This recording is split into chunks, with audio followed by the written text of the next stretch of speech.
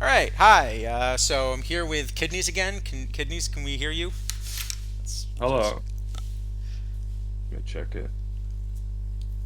Say something, Charles. Yep, I can. I think we can. Everything working? Yeah, it sounds fine. Okay, Uh, great. Hello, chat. And thanks to Nersha for the raid too. There's a deep People electric like. buzz in the background. Oh yeah, there is, which is weird because I don't hear that through your mic on Discord. So I maybe, also don't hear that. Yeah. so maybe check your stream input. Like, see if it's the same mic going through Discord because the one going through Discord is working great. Um, Other people don't hear any issues. Big disagreement over whether it's actually a problem. no, Um, I definitely hear it. It would drive me crazy if I was watching the stream, so you should probably fix it. if I can figure out how to. Did that work? Nope. That just completely cut Kidneys off. So that was the wrong thing to do, or maybe exactly the right thing to do. Heck, why would you do that? All right. Did that fix Mm, it? no, not at all. All right. I think we probably should just go on then. Yeah. Let's not debug stuff live. Uh, Yeah, we'll just go for it. All right. okay. Great. So welcome. So we've got Kidneys here, and thanks to Nersha for the raid. So we're Mm-hmm. kind of back to our, to some extent, we're back to our weekly stream. Kidneys may have a few things to Small say caveat. about that a little bit later. So we'll get to that later. Uh, but yeah, we got a bunch of new cards to look at this week, and it's an interesting set. I think that was our Hmm. consensus, right? I if Ezra Denny's here, he can take a drink of water. He's been on my back about using the word interesting, which is normally just a code word I use a lot of the time when I want to say something I probably can't say on stream. It's very fun. Not that you were saying it there, but there is I, that word. I know there is the word. I think Anyway, I think I think I uh, sometimes use the word in the same context, when we're talking about diamond cards. Um, uh, yeah. I mean, there's all sorts of things to love and hate about diamond cards, right? So yes. we're passionate people, as everybody probably knows if you're a regular viewer. So.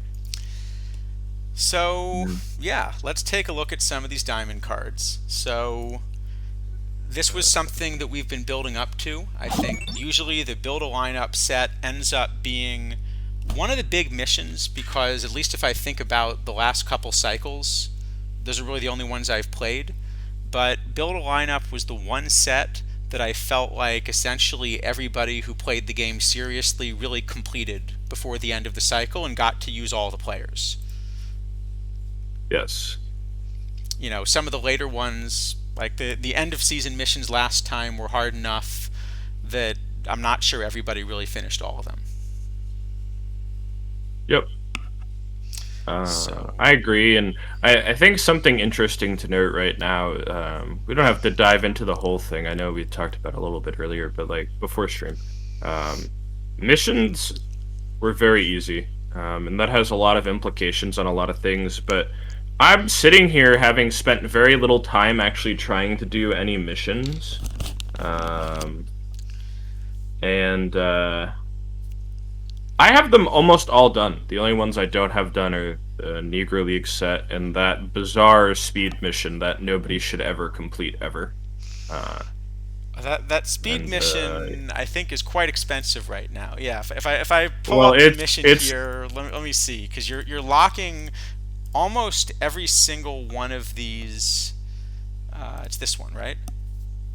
Yeah, it's one of those things where it's the only reason to ever do the mission is if you have to complete all the missions, which I would really encourage people to learn how not to do because it's probably the most wasteful mission I've ever seen in Out of the Park. Like, you're locking a brand new diamond card for one diamond pack. It is never worth it. It will never be worth it. It's crazy. So, don't do that mission. Ever. Uh, Yeah, I it- think the only reason to do that mission would be if for some other reason later in the game you've locked all the cards necessary already or something. yep, so like another mission comes out and you have to lock Kendall or Hamilton because I would never lock Ty Cobb because I don't think he's good and he will always be overpriced. So, I agree. Or maybe you Yep. have to lock Kenny Lofton for something else because Kenny Lofton seems excellent, but I don't know. Yep. Anyway, back to build a lineup. So are we Yes. starting from George Davis? I see. Sure. So we can take a look at some of these, but I do think it's worth coming in realizing that these are supposed to be really the big mission cards so that players that aren't competing with packables are going to be able to compete on an equal footing. Yes. So I think This we want to is come into that with that expectation. right. I mean, what they've done, especially what they've done by giving us the perfects on May 18th, is they've raised the floor dramatically, right? So the gap between your average player playing the game, to win, and the people trying really hard or the whales is a lot smaller, right? And um, I'm not really sure why this was necessary. I mean, I was, like a 600 win percent team in League with a bronze card on my roster and some silver and gold cards. Like, I think League is extremely easy right now. And to be honest, if you're having a really hard time, you're probably just playing the wrong kinds of cards. Um, so, I think I found that to really compete at the high end, you do need some expensive cards. And I guess what we'll see is whether that's something that changed. I think the intent. Okay, actually, that's a good question. What you think the best balance should be? My sense is that if the game's well balanced, it should be the case that competing requires kind of all three of some high-end packables, some really critical missions, and some tournament cards. And of course, you can yep, buy some of those instead of actually, you don't have to rip the packables, you can buy them with points. You don't have to win the tournaments, you can buy them with points. As you point out, you don't have to finish the mission, you can just buy the topper. Uh, but if it's balanced, then I would think that doing really, really well in the game should mean that all three of those contribute. And since they get released with a little bit different timing, usually the latest thing that comes out is going to be the best, then I think the expectation should be that when we're releasing build a lineup cards, for at least a brief period, these should be mostly the dominant cards. yeah, I mean, I agree, like 100%. I think maybe a take that you would also agree with because we've talked about it, but maybe not everybody in chat would agree instantly was I also think it's better if they're not all great parts. I think kind of the power level of what I've saw out of these isn't terrible. I do think there's always implications with when the perfect build a lineup set has come out the past 3 years, or earlier when it was build a legend or whatever, right? Like, um, raising the floor this much has a lot of interesting effects, um, and I don't know. It just seems to be maybe it was done to counteract what happened earlier with um, making mostly good league teams are a bunch of super expensive packables, and um, you either have them or you don't, right? And Right, but not I shouldn't say it's a good league weird. teams. I should say the best league teams, right? But Yes, but it's actually a weird sort of way of doing it. And let's come back to this when we talk about the perfects, because I think we should talk about the diamonds first. But hmm but remind me, I actually want to point out when we talk about the perfects, it's a weird sort of change because on your typical roster, half of the cards are going to be pitchers. But yeah, you're getting a full lineup and you're only getting 4 pitchers. And so what it means Yeah. is there is still significant value in packables to differentiate league teams. But if you were to make these all the best hitters, basically all the best cards in the game, then all of the power ends up being in pitching, Yep. which is an interesting thing to look at. But let's start with these diamond cards, because at the same time, I think one of the big things that OOTP really seems to have tried to do this cycle, there seems to be a goal both to convince people to play not just tournaments, but daily and weekly tournaments, particularly dailies with a lot of format. So, really trying to move people away from quicks. And similarly, as a result, to make sure that a lot of cards have some format that they play in and are really essential. So I think with Yeah. that in mind, let's see how they did. What do we got first? George Davis. So I think the simplest thing to do to start, let me just pull this up real quick. Hmm. I just want to compare the George Davis that we got in Diamond with the silver George Davis. Yep. So here's the comparison. Hmm. And I guess the question is, which of these is a better card? Forget the overall posted on it. You got to play one of these at shortstop in, let's say, a low diamond tournament. No, you don't have a choice. You're actually forced to pick one of these I'm cards gonna to make play you pick. on. I'm gonna make you pick one of these cards. Which do you I want? mean, So here, I'll start defensively. even even in League, it's not close. I would take the silver card. I actually think it's comparable. Yeah, I mean, I think what you've got here, you can see the defense. Uh, Essentially, the diamond comes fully trained at third, but you're not running him at third anyway because the bat's not good enough. And Izadafo also has an excellent point. If you compare it to the bronze card is just better versus lefties as Versus well, left, yeah, and has versus, a versus better flip. lefties, actually, you would even take the bronze. Yep, you Two would. ways, two ways, you would you would certainly take the silver. I mean, well, Warbot's going to love the eye on the silver card, Right. and the gap power is a nice bonus. So I kind of don't understand what happened here. Like, this card really looks to me like this should have been the silver card almost. And as a silver card, it's in the same kind of range as your other silver shortstops. It would not, this would not be the meta silver shortstop. Do you play this at silver at third base? Like, if this said silver third base, would you play it there? I'm unsure I you would, I don't which think is I don't impressive. no. I'm almost certain I wouldn't, because that's someplace where, at least right now, I'm still trying to run a bat. Yeah, me too. And even if you think like third base glove is good, I'm still unsure this is the best card you could play there. So I'm actually gonna go out on a limb and say this is probably one of the worst diamond cards I have ever seen in any perfect team ever. Um, I think it's the one that's really the one bad. that's comparable for me was the live Buxton. The wait, oh yeah, that's true. That's true. So I I will think, yeah. say I will say though that like if you made this card a 69 and you said I could put this on my bronze team, I would have to think about it, which is really not a great thing to do There are when some it's good bronze 90. shortstop. I mean, I might even run Bridwell or something over this I card. think I would I think I would play at bronze third base. I think I would, but I would not play at bronze shortstop. Okay, There yeah, are better you're right. players. You're right. Third base. I think you would run it because there the defense is valuable, and the others are really DHs. Mhm. But yeah, this. I just don't understand this card. I guess we can be generous and give it an F.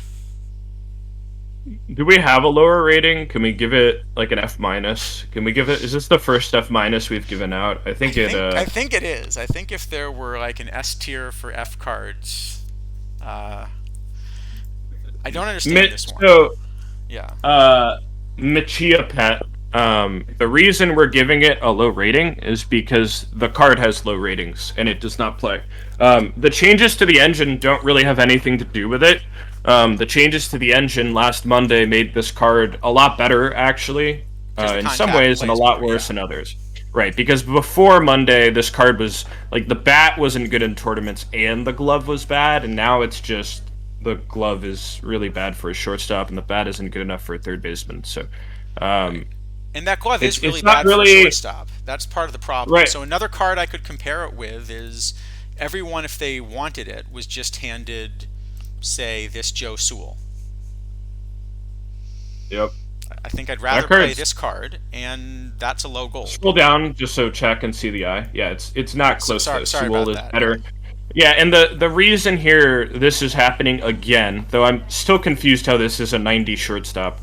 Joe Sewell is also a shortstop, and he has a little bit worse defense, and the game's probably penalizing him a bit more. But like comparing the two cards is not close, right? You would play Sewell in every single situation. You could play George Davis, right? So yes. So Tycho Lore suggesting he wants even more range, and I think especially at the diamond level, you're going to be able to find shortstops with that range. So Yeah, I mean, even at the silver level, there are shortstops with that range if that's the avenue you want to go now, right? absolutely, yeah.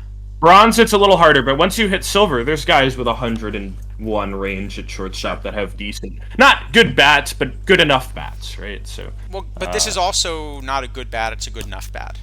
So Sewell's yes, bat's a no, little better. Sorry, I meant the George Davis. All right, so I think that one. Yeah, F minus. I'm just We can go I'm to just Reggie. confused by that one because it's worse than the silver. So let's look at Reggie Smith. Okay, so what do we got here? The right field defense. I know this number says 102. It's But worse, but it's not bad. It's the still shape above is average. not great, so it's probably going to play a little bit worse than that. And then Yep. you've got this bat. So I know What do you corner think of the outfield. bat, Charles? I know corner outfield has been tough. Mm-hmm. So the bar in corner outfield is fairly low, but I just don't have this card anywhere close to the meta. What's so for me? Because I bought one because I saw the future a little bit with it. I in low diamond I would have to play this card or Jason Hayward, which is a very funny comparison. It's not really a comparison. Well, it's a landslide. Hayward, I still have as the best right fielder in low diamond. I still want one of those. No. I'm yeah. saying, but if you don't have a Hayward, right? Because there's 25 of them, Sure. I think. Right? I mean, look, Hayward's defense What is would better. you The play? eyes- Yeah, Hayward's a mile. It's not comparable, right? But what would you play if you don't have a Hayward, right? What would be your next low diamond right fielder? Sure, yeah. So first off, I'll just say, looking at what Warbot comes out on this card, this is not in the top 20 right fielders. Okay. But to give you an idea of what I'd run right now, one which is a little sneaky because he's listed at first base is this Bob Yep. Allison. I've been telling people all cycle to play that card. It's so good. Much better So bat. good. The only reason I might not play him in right is I think I like him even a little bit better in left. Well, you do because his arm's really low. He's got like a 50 arm. Yeah. So it'd be a little better in left field. If you want somebody who got better in the current meta, if you want your defensive option, then I don't have this as the top quite option, but this Elmer Flick is really cheap, and this is a much better bat. It's also not as splitty, and it's a better outfielder. I sort of wish this card could play center. There's a lot of. I mean, imagine if Hayward could play center. I'd be so Hayward happy. would be incredible in center. You can't really train him in league there either because I think that the age on the card is wrong and he's like 48 years old when it's like close to his rookie year, and he's not 48 still in real life like 7 years later. But that would kill training, wouldn't it? I was under the impression that older cards train slower, but I think Paul said recently that's not the case. But I I don't know. I haven't tested it again this year to see. I Um, haven't yet had a card that I felt was worth taking the time to train in League. So I'm not quite I mean, sure the what the live rate is. cards. I think the live cards train a little faster, if I remember correctly. So, like, in the first month, I had Trout in both corners done and Judge at first because it was funny, but not really anything As serious. far as some other options, I'd run this Sammy Strang quite clearly over the Reggie Smith, but we can go further down. Yeah, Um, yeah. I'd run this Bautista, not this Bautista, this Bautista. I'd probably still run him despite the lack of Oh, outfield. really? I think so, Interesting. just because the I feel bat's like so much. I mean, okay, but I'd run the PTCS Harrelson that I don't think I've seen in the wild. Actually, I don't think I've seen this card in any tournament build. But I think I'd run this card in right. Actually, I think with the I don't. power, I'd still I run don't it. know if I'd go that far. For what it's worth, PTCS Harrelson and Batista, I don't even play in gold chat. So, but if they're I don't know. I think I would have Reggie definitely better than those cards personally, but I mean, certainly he's not on the level of like an Allison or a Hayward or probably even a Well, they're other Barfield or gold a card. Spock Seabold or You definitely run this. I think before the Reggie Smith there yes, too. that is the card I'm running all the time everywhere I can. That card is fantastic, and it's an Um, 83. if you want to run a build a lineup card, Oh, Isadafo points out Mutual is now really good too yeah, with the Mutual's new. better. But Yeah. you might even just run this Berkman with how splitty he is. I mean, the problem is that Reggie Smith's bat here. Um, you're just not getting anything with this bat for an outfielder. So this is a bat where this is barely competitive with sort of shortstop bats at the top end in low diamond. Yeah. But Question, he's not at a just premium defensive hypothetically. position. If this card had all its what is he? Oh, they're all switch Oops, sorry. hitters. That's right. If this card had all its contact attributes on one side of the card, is it a playable card? Like for example, if you moved the 85 power to VL, is this now 90, 85, 66? Is that a good card now or no? It's a little closer, but it's just still not that good. The problem is all of the cards we're looking at. Low diamond is just really good. And Yep. so all of the cards we're looking at in low diamond probably have a minimum of 20 or 30 more points of eye and 20 or 30 more points of power if you're going for an offensive player. And this is the wrong shaped glove to really be a premium defensive player. Yes. In most formats, yes. But in the other formats, you probably still don't play this card because the bat isn't the right Then the shape bat's either. not good So. enough. And yeah, you mentioned usual. Um, hmm I would you certainly see, be playing this is a Mutual over this card one. that just also has a lot more eye, more gap power. Actually more power versus left, so not as many split problems, and is hmm eligible at all three positions. So this Reggie Smith card, you don't really want to play it in left. I mean, yeah, there's just sorry, not this Yeah. Reggie Smith card. That Yeah, one's a it's got little center and right on better. it. And you can't play it in center, so it's a right fielder. It's just a right fielder. Yeah. Alright. So F. I think that one's better than the Davis, but I think that one's not an F minus. But that one is just completely unplayable. So all right, Gary Lavelle. Uh, This is at least a little more interesting mm-hmm. because the split. Mm-hmm. So I guess the first question is, do you have room for a specialist? You know, but the interesting thing is, so go That's ahead. always an interesting question, right? Because in terms of a lefty specialist, this card's actually, of course it's excellent VL, right? Even ADP BABIP is probably closer to like 300 BABIP against now, but it's still really good. The question is, can you make this card face enough lefties that it's worth it? And I would actually say probably not, because when it faces righties in a low diamond environment, it's going to have a meltdown. So that was my thought when I looked at it on stream, and then I ran the model, and I actually got a pretty different answer. which was a little surprising. So Uh, there's a huge split in this card, obviously. yep.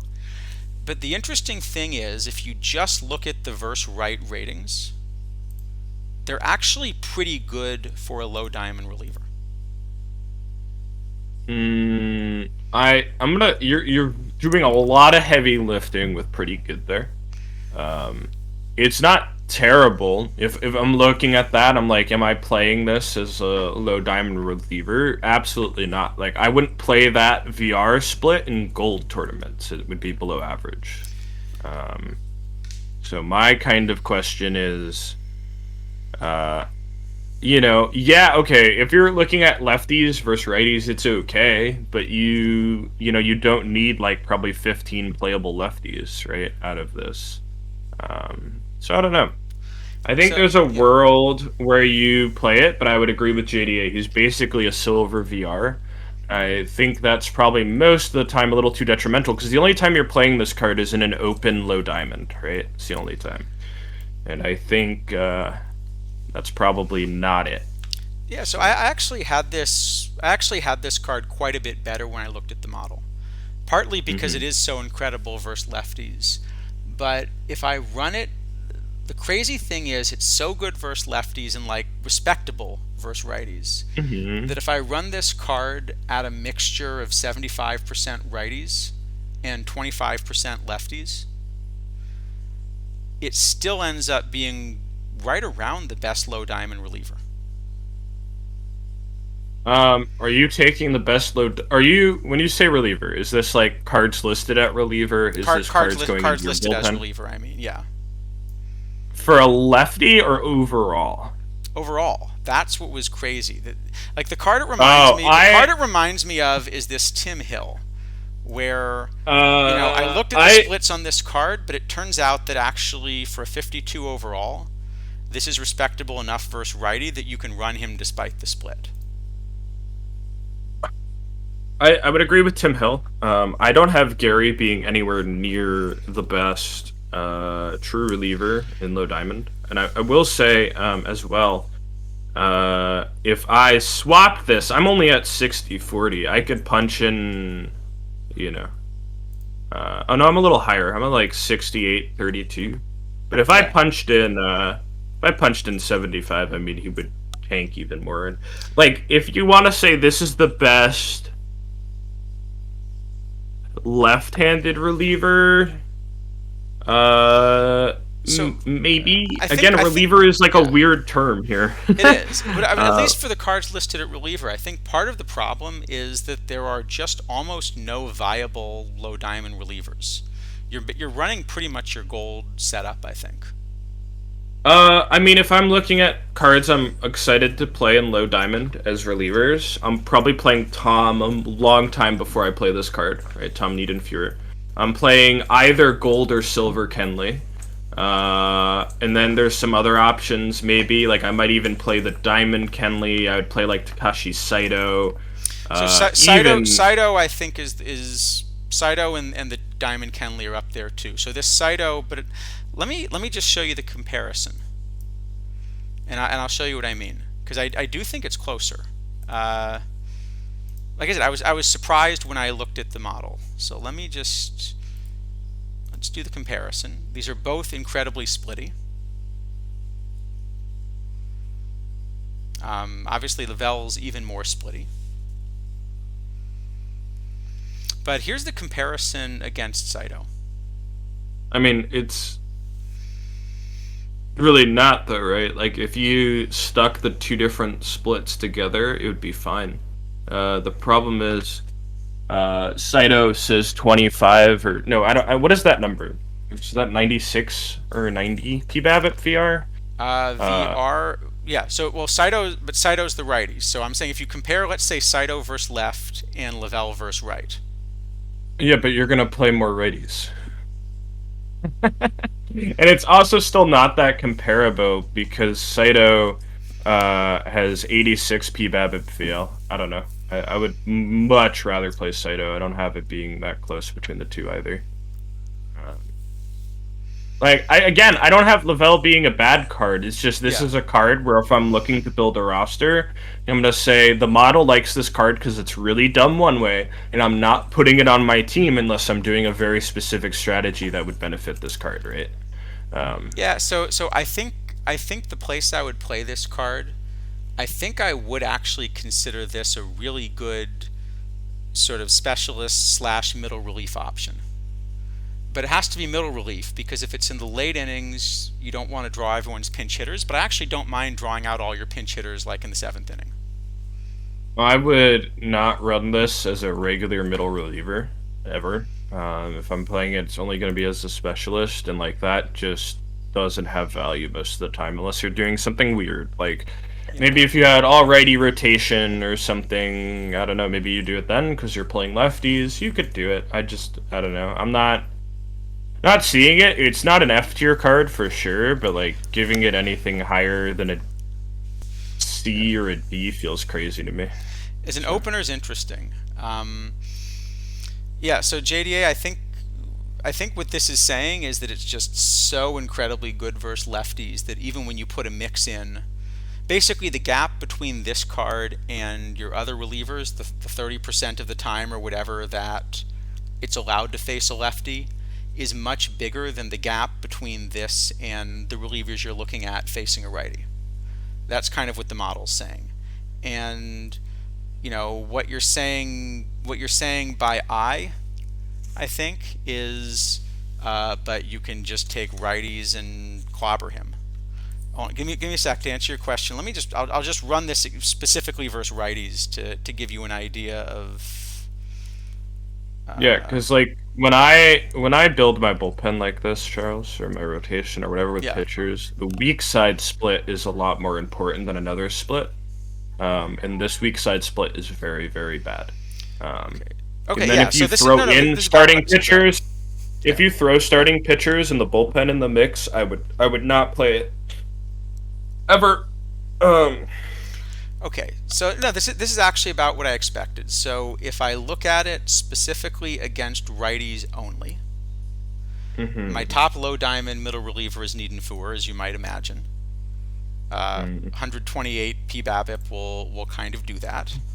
Um, but among cards listed as relievers, I have Lavelle 20th against righties, So which is, he's not playable there, and you're cutting out all sorts of starting pitchers you can also put in the bullpen.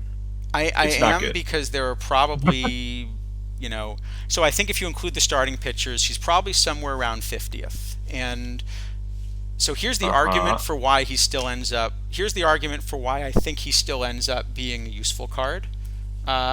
And I don't know if it's the right argument, but here's the argument. Um, you know, yeah, I think the idea is if you've sort of made the point in the past that you end up thinking that pitchers are kind of fungible. And so the idea is that Lavelle versus righty is the kind of card that you really don't want to play. You're giving up a bit by playing him, but he's sort of below average rather than atrocious. He's kind of in the Yeah. frame. He's in like the bottom end of that muddle versus right. He's worse than not just the average card. He's worse than the card you would put in the back end of your bullpen if you're trying to avoid splits. But he's so good versus lefties that you know that if he still gets to face 30% lefties, it comes out pretty well. That's the argument. Uh, the problem is, I think there are two things that combine to really kill this card, even given sort of what it is. The first is there just isn't. Uh, so JD, I'm not exactly doing ex woba, but for kidneys you'd have it 15th. You said. If I'm looking at low diamond pitchers, lefties versus righties, Yeah. he's like number 15. And again, in a gold model, he would be actively below average, and you just should not be playing below average cards. I've talked about this a Oh, lot. I agree. Uh, But the question is, are you willing to play a card that is below average 70% of the time, and by far the best option 30% of the time. That's really the Uh, decision, and that's why I think it's the card also is maybe viable. it's also going to be a lot worse than below average because again, this is a gold model and he's below average, right? Like Yeah, it's really really bad VR. I think people who are saying he's average VR, just a little bit below, are really missing the point, especially with the BABIP change, right? Um, I, I don't know. I would not do it. There are team builds that would use this card. yeah, If you are just a regular person playing low diamond, you should not be playing this card. definitely. Yeah, I This think is. there's I a think there. that Yeah, Charles, you are one of the only people who probably should be playing that card. Um, except that there's a so. problem, which is if you want to play that card, you've got another problem, which is all of the low diamond formats that are open right now. Because anything else, you're certainly not running a specialist. You've got to run two-way guys. All the low diamond formats that are open are like dead ball type things where you still don't run this card.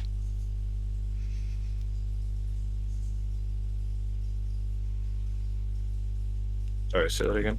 I'm saying all The the low diamond cap, you're not running this card because it's a cap and it's dead ball. The the problem is the low diamond daily formats, which is where you'd think about running this card, are in era settings or cap settings where you still can't run it. Well, yes, right now there isn't a format where you can play it. Yeah. I agree. I'm just hypothesizing like open low diamond because it'll probably happen at some point over this cycle. Maybe it happens next month. I don't know. Yeah. So where would you? So I don't know. I don't even know where to rate it. It's definitely a better card than the ones we've talked about. This is a card that there are reasons it could end up in a meta. I I think. think we give it Yeah. C tier based on how we've rated cards in the past. I But think I so. think Yeah. any higher would be stretching it too much. So. Okay. Mhm. All right. No, but I think that's an interesting discussion because it does come down to how you're going to build teams and do you trust the bullpen management and things like that because you really have to. No. So with that uh, in mind, let's talk Kenley. Uh, yeah. You certainly could argue B tier as a Dafa. I think it probably is like a B tier card in the hands of like maybe 5 or 10 players in the game right now, and everybody else it's probably D tier. So I'll give it a C. Um, I will say it's a card. uh, I will say it's a card if not for the Lavelle that got released at the perfect level. This is a card where if I were running one of these live series, what was the name for the live perfect team series thing where you get the oh live yeah, yeah. manage Oh God, the World Series. Yeah. that one format. I'm pretty sure I'd be running a version of Lavelle. Well, I'm pretty sure there's a 3 batter minimum in that format. So you put it at the end of an inning, I guess, then get the crucial out. But they can pinch hit as well, so it's still rather scary. Well, Uh, put it at the end of an inning or draw out their pinch hitters. But actually, it's uh, even a card that in that format in a one-off game, it's the kind of card that I put in the bullpen and don't use, but have sitting there as a threat if they pinch hit in the wrong way. uh, yeah, no, I mean for sure. Like that's a type of card that gets a lot better if the AI is not running the game. But the AI is running the Yeah, I game, think so the AI hurts this card a lot. So, all yeah. right. So this Kenley's also kind of interesting because I don't think it's a bad card, and just in terms of the ratings that are there. Yes, I mean, if I pretended that we did not have another Kenley Jansen in the game, which is a very big thing to pretend, you could probably play this card in low diamond. It's like right on the edge, right? Um, the problem is the gold and the silver ones, respectively, blow this card out of the water. So Um, let's just put those up against each other and take a look. So Diamond oh, Kenley, should we JD, put up the diamond? Do you want to put up the gold or the silver? put up the silver. JDA has a great point where if they ever made a diamond only format, it'd have to be low diamond only. You could play it. Okay, that's I don't think definitely I'd play true. it in high So diamond only. I think But diamond only diamond only, especially modern settings, you're probably gonna play this Kenley. And you'd think Yeah. about Lavelle even. No, well, No, you'd have to think you about would probably Lavelle if it were low diamond only, because most of the relief options just aren't low yeah, diamonds. no, no, low diamond only you'd play both those cards for sure. The All right. problem is looking at this comparison, it's not remotely close, right, at all. The silver has way more of the numbers that are way more important, including some of the highest pitcher BABIP in the game right now. And the difference in stuff in control is not even coming close to offsetting that. So, I have it as closer. uh, Um, JDA, my understanding of the BABIP fix is they just took kind of I don't know how to. You'll understand, JDA, like the line of best fit thing, and they just slid it up. You know what I mean? that's So what like I had as well. Yeah. instead of 50 pitcher BABIP being 300, it's now like 80 pitcher BABIP is 300, right? And it's roughly the same uh, range of effectiveness. You just move the graph up. So it probably changes a little bit of how some things works based on weightings, but I don't. I don't think it's like a massive change in what to evaluate. I think in some scenarios you might even find pitcher BABIP more important. I think if anything, it makes stuff more important, actually, quite a bit.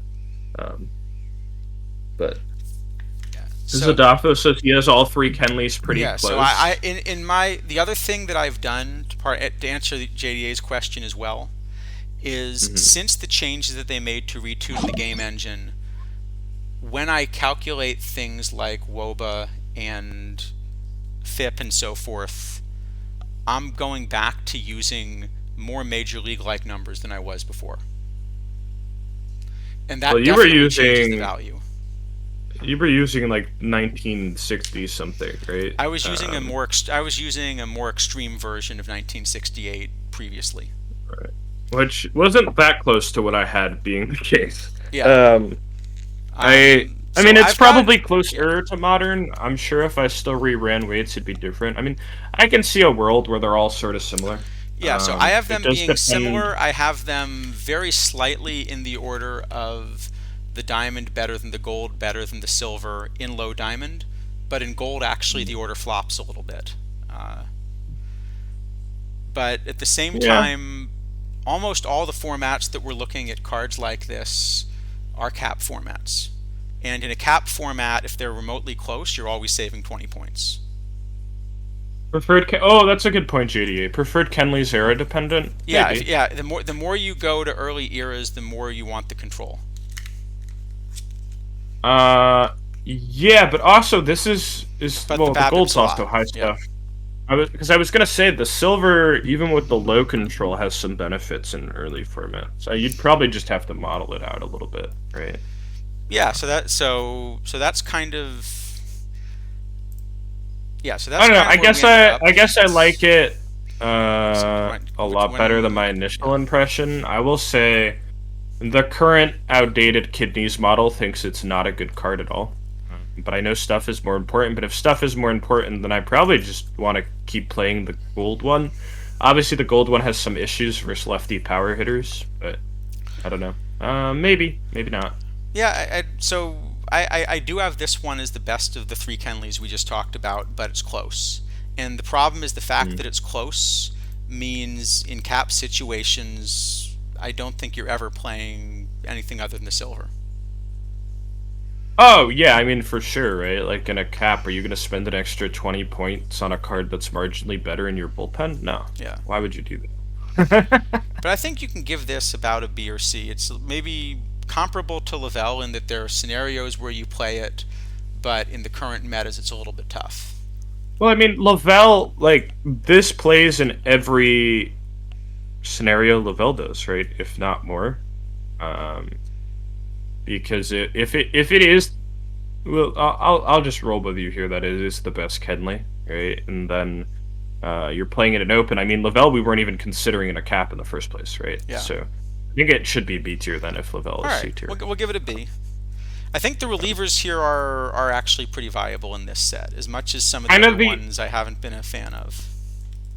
the Yeah, I agree with Adolfo, and I think one thing to point out for chat too is your people always asking what's the implications of Monday? How did things change?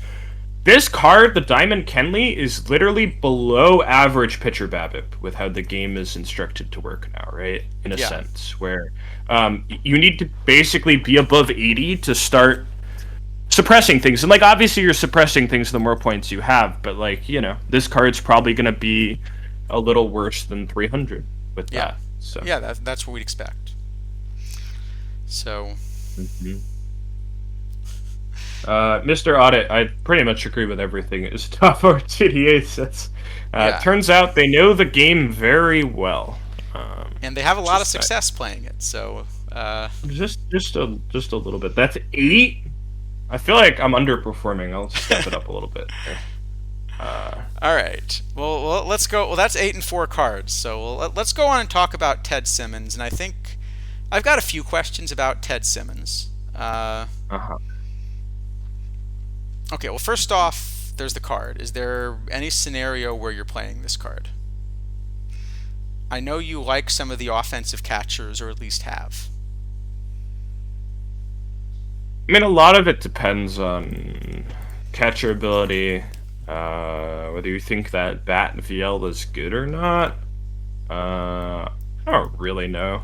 Like, it's The weird split in eye. So if the eye were verse right, then I would, I at least if I'm running offense, I would just platoon this with Hoyles and I'd be happy. I would be a mile happier if this card split I the other way. Yeah. I think you would probably play it. Actually, yeah, I mean it's definitely gonna be better versus lefties. Does it beat Hoyles though? No. Nope. No, not, and I it's not don't. close. Here's the problem. Yeah. If you look at Hoyles, I think you're probably getting a better bat, and you're certainly getting a better glove.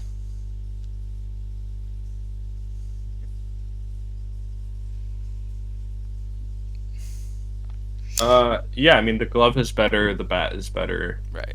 So I think, Maybe VR the bats are comparable. They probably are, but then the glove is still better. Uh, yeah.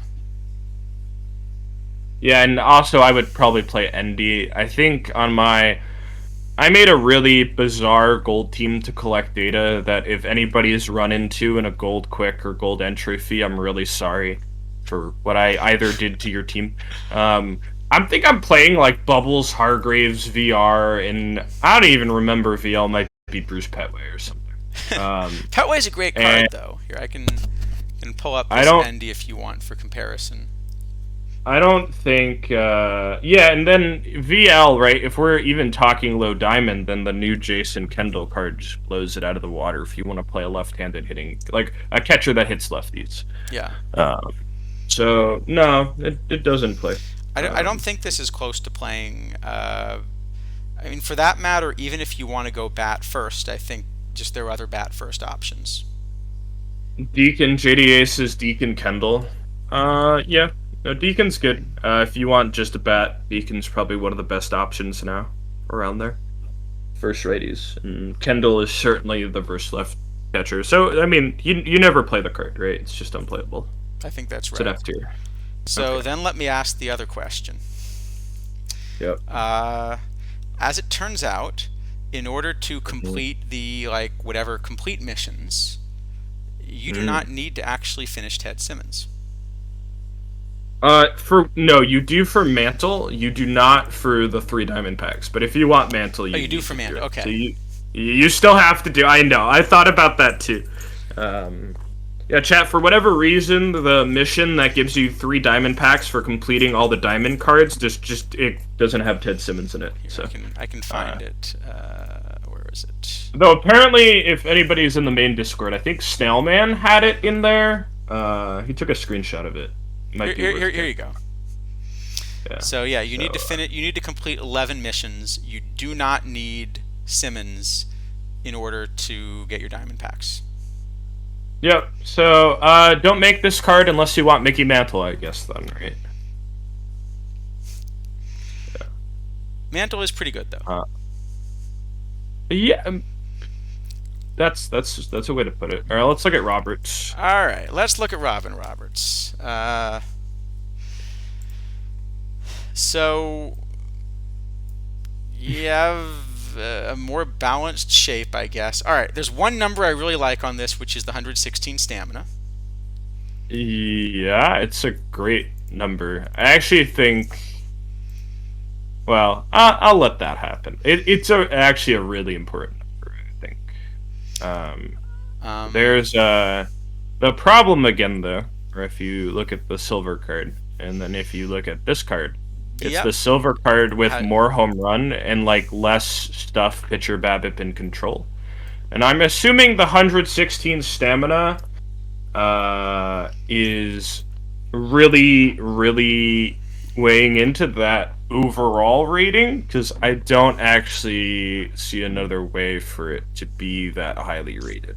So I mean, to be fair, this 99 stamina is great too. I'll put up the comparison, but this card actually really worries me. The fact that it was released okay. this way, because Hmm. here's the comparison, and one of the things that we keep hearing about is that the way they rate these cards is not just some overall formula, but they've got some model where they estimate the power of the card, and they have a model for how well it's going to perform. Mm. And the problem is, there are a lot of modelers in the OOTP community as well. I'm one of them. You're one of them. I suspect a bunch of them are in the chat, and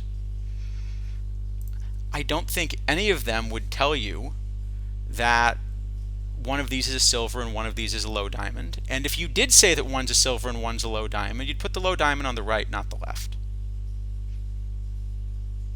I think so.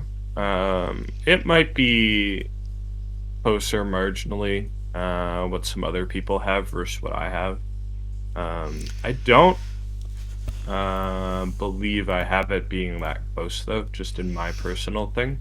But I It's know all JDA is yeah. saying he has it being extremely close, and honestly, to me, maybe if you're in a low diamond tournament, you play the low diamond one, right? But I'm still a little confused why we're having this conversation when the cards have 16 points of overall difference. Like, I know it's really hard to get overall down to an exact science, and it's probably actually bad for the game if it is an exact science. But comparing a silver to a diamond card is, you know, It's not. it's Yeah, I mean, it's a big gap, and the fact that I think there's definitely situations where you would highly prefer the silver card, based on eras, or even, I guess that's kind of more acceptable. But even in modern, I'm looking at these two cards, I and don't have it as that my thing close. is, I I I have it about a half a point of war in favor of the silver card. Yeah, There's some intangibles on the low diamond card that make it a little more appealing, but like the loss in pitcher BABIP is so huge. I don't know. yeah. I It's don't. not I great. actually don't have it. Not only do I not have this particularly close, I think the silver card's quite a bit better. But you're not running either of these cards in anything modern, low diamond or otherwise, and you are running the one on the right in the current low diamond dead ball era tournaments. The silver card is playable in low diamond. The low diamond card is not playable in low diamond. Yeah, and just in general, like I don't know, like it's a weird thing to look at, right? And you know, pointing out in the chat, right, that I think it's fine to do some strong overstated cards if they're like hard to acquire. Great example of this would be like a really good tournament edition silver, or something like that we're kind of missing right now. And um, everybody who has the low diamond also has the silver card, and I would Yeah. just almost in every scenario encourage people to play the silver card instead of the low diamond, and that's, I don't know. For me, that's something that I just don't think should be a thing happening. Yeah, You so know. so I rock this. I think the problem we have isn't that the card is bad. I do think the Yeah, I card's mean, if you bad. guys wanted, I do think, yeah. Charles and I could rate every card on this list in probably an hour, Yeah. with Like an this is actual gonna be an F power tier rating, card. Yeah. right?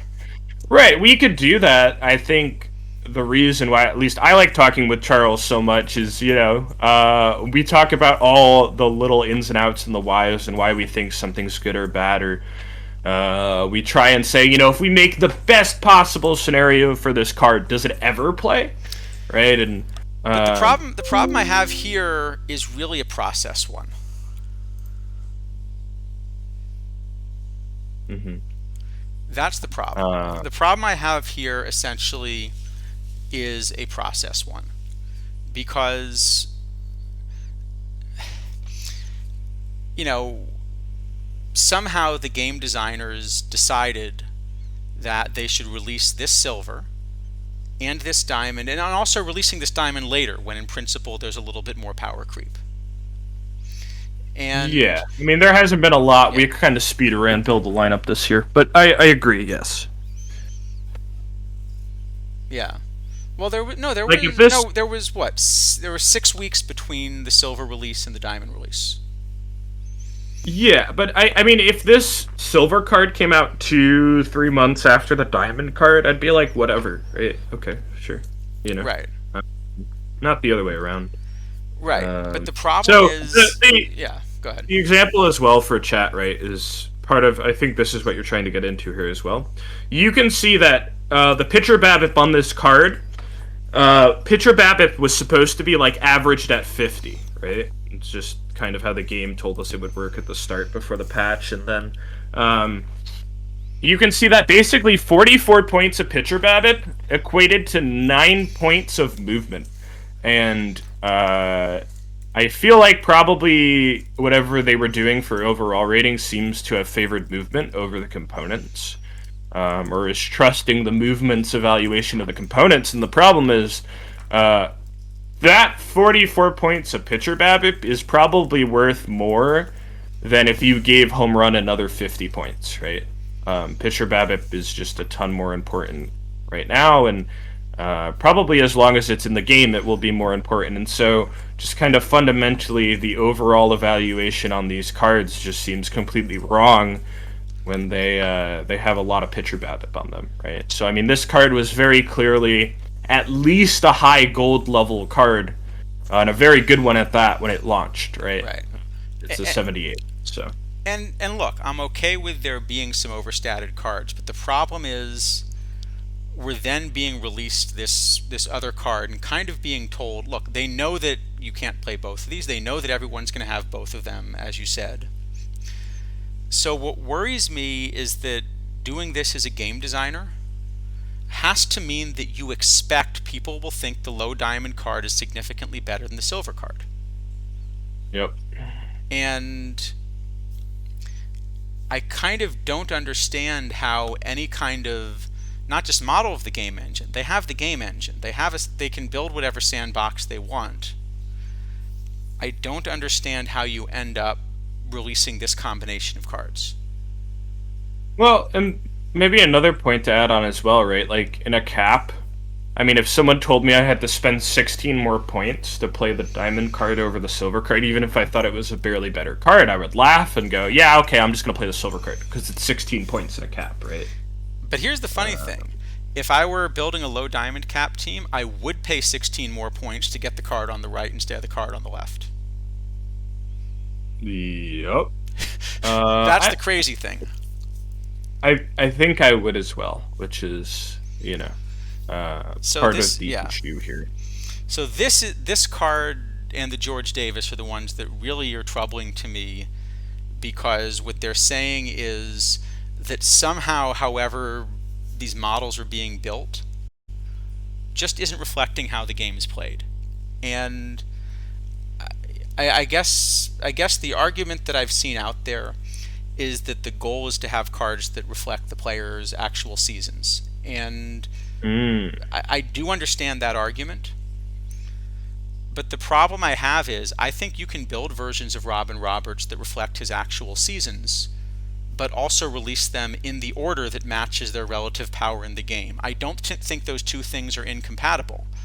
I think if the card on the left had been released as silver and the card on the right had been released as low diamond, we would feel it was okay. Yeah, I mean, it'd still probably be a little too strong for the silver. But, like, for example, if you made the gold card a silver and the low diamond card a gold, and then the silver card a low diamond, now it makes sense, right? And I actually think this year the cards have been extremely accurate to their single season samples. There's been a few exceptions, but it's been really good. I think there's an entirely different argument about whether cards should be just face value single season samples. That I'd probably have at some point, maybe. But in general, like, okay, so this is, yeah, it's what Roberts did in 1954. Awesome. This is what he looked like. But why is it a 78? Like, that doesn't answer any of the question, right? Like, when we're seeing some of these cards, right, and like, you know, it's a 97 with a bad split that makes him a bad card, right? And somebody brings it up. The answer has been, oh, well, that's how he played that year. Well, cool, but why is it a 97? It just shouldn't be, right? Like, there's something that still is wrong. I'm not saying the card is inaccurate historically. I think the cards have been very accurate historically this year. The card shouldn't be a 97 then, right? That's the difference. And what worries me is that it seems like, so I appreciate the goal of making these work historically, but I think what this is exposing is the model for how OOTP thinks the game should be played right now is very different from how people that are playing the game as well as possible actually play it.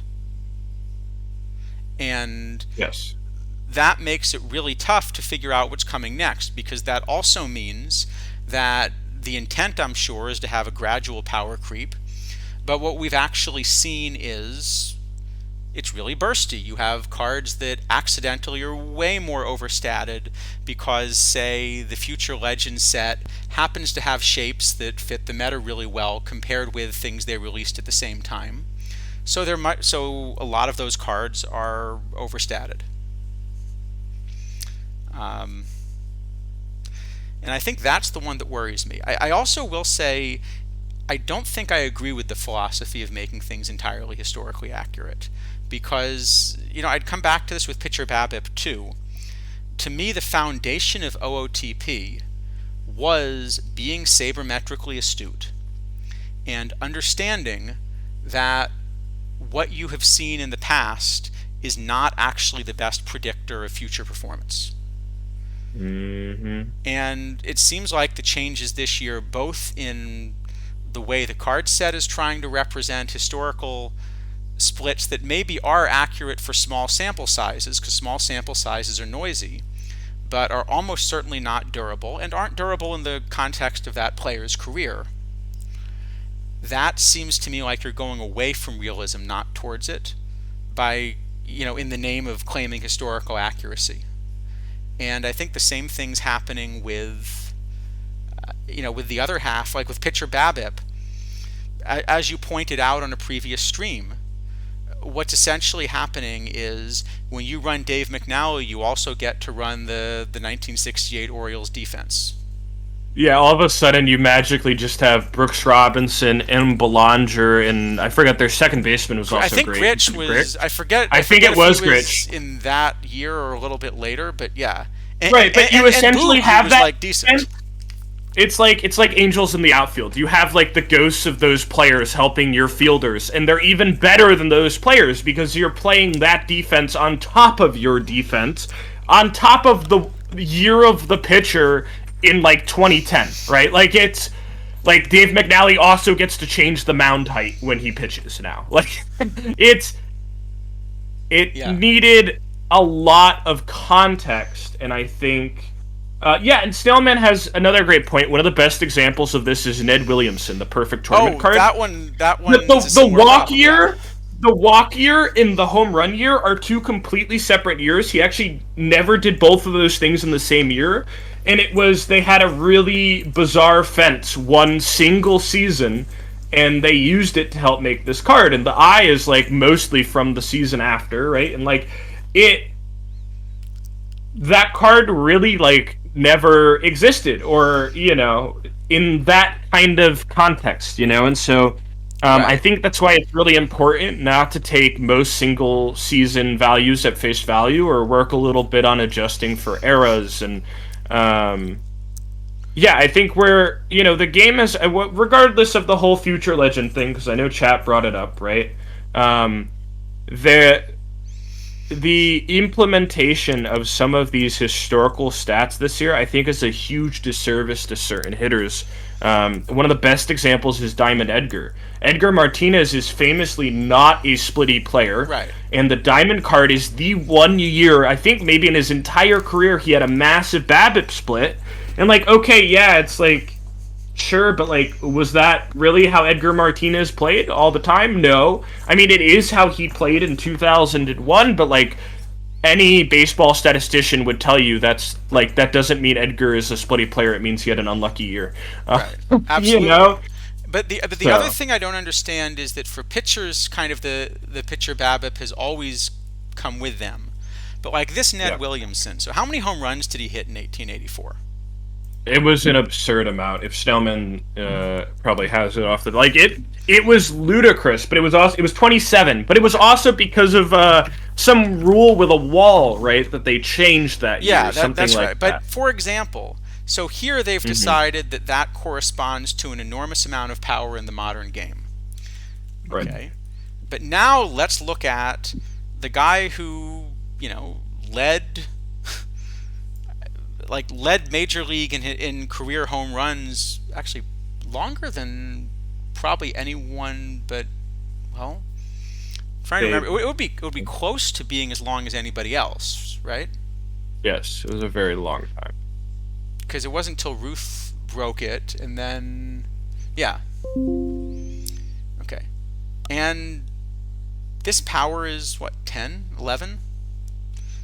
So there's kind of no era adjustment. I do remember on a earlier Spore stream. I can't remember if it's the start of. I think it was before this game came out. Uh, he mentioned that he would like to reduce the power ratings on dead ball cards, but it does seem to have been a very selective process and not an engine change, rather than like, oh, I see Roger Connor probably came out with 90 power, I'm going to make it 10. Because if you look at the silver Roger Connor, he has 60 power, right? Yeah, So, something. Yeah, well, I think that would be fun to have Spore on one of these streams, and it would be interested to hear about the philosophy because we're wondering a bit about where this comes from. yeah, absolutely. And I think, I did offer, as always. Anybody is always welcome on my stream if they have things to offer. Yeah, I'd love to invite Um, Spore to come on and maybe come on one of these streams and tell us, because I also understand that if you're going to release 30 cards in a week, you don't expect all 30 cards to play. Power creep yeah, really no, they shouldn't work that shouldn't. way. Yeah. Yes, I agree. Um, Um, so 85 is quite dead ball. I would have said mhm. 1885. I mean, but all right. So should we go on to Zobrist? Ooh, this is the one I think I'm most excited to talk about, actually. So what do we got here? What we've got. So, Michia Pet, the way a lot of the cards have worked in the past, from my understanding of how they have like a library of like 30,000 cards, and when the Spora says, oh, maybe, this is an interesting season for this player. And he clicks a button and finds in the library, and if he likes the card, that's a card that comes out, right? It's not. None of these cards are really like being hand curated. I'm sure there's adjustments being made by hand, but there is an entire library of basically like every card you could ever want that they kind of can look in and pick from. That's how it worked with Jardine. Jardine's talked about that. Maybe it's completely different now. I don't really know, but I rock this. They call it that because they call it like the early eras before. There's a lot of different rule changes. Yes, they call it the early years or whatever. It was still mostly dead ball, and it was using still the dead ball. And Snowman is probably one of I would trust almost everybody in the world about how early Yeah. baseball worked compared to other things. So he was a person that I think would be like a great asset for somebody trying to make early year cards, because there's that one year, I think 1884 or 1894, where the mound had been moved back the previous year, and like all the pitchers blew out their arms, and so the next year all the batters hit 400 because all the pitchers couldn't pitch for the whole year, Right. right? And things like that that would be very helpful to have built into some era adjustment tools. So I rock But this that it's fair if you want to think about them as being different eras, but just to point out, the Ned Williams I just showed you, that's labeled as an 1884 card, and the mhm. Roger Connor, if I can, is 1885. Yep, they are the same, probably set of rules for that. So I would think the conversions should be really similar. Uh, yeah, Zobrist. So what we've got here is not this Zobrist. There is some Iverse left, and so this is almost a playable bat. Maybe not at corner outfield, but at second base. The problem is we're no longer looking at the low diamond model, are we? That is the biggest issue right here. Because if this card is a low diamond card, uh, if this card is a low diamond card, it's great. It's flexible. The bat is good enough. You could probably play it VL in left or right field, and then it's close enough. It backs up second base if you need it to, and it's still got Ivers righties. It's awesome. Um, why in the world is this a 95? Yeah. This is by far, I think, the biggest miss of the content set, because I think if this was something that was thrown by somebody that plays diamond tournaments, they would have taken one look at it and said, "Oh, well, it's a 94," and make it a 94, and then it's a good card. Yeah. And it's definitely not a game-breaking low diamond. I think there's been cases where there's been 94s that they should have made 95s, right? This is the reverse of that. This is a card that if it was a 94, all of a sudden it is an excellent low diamond option.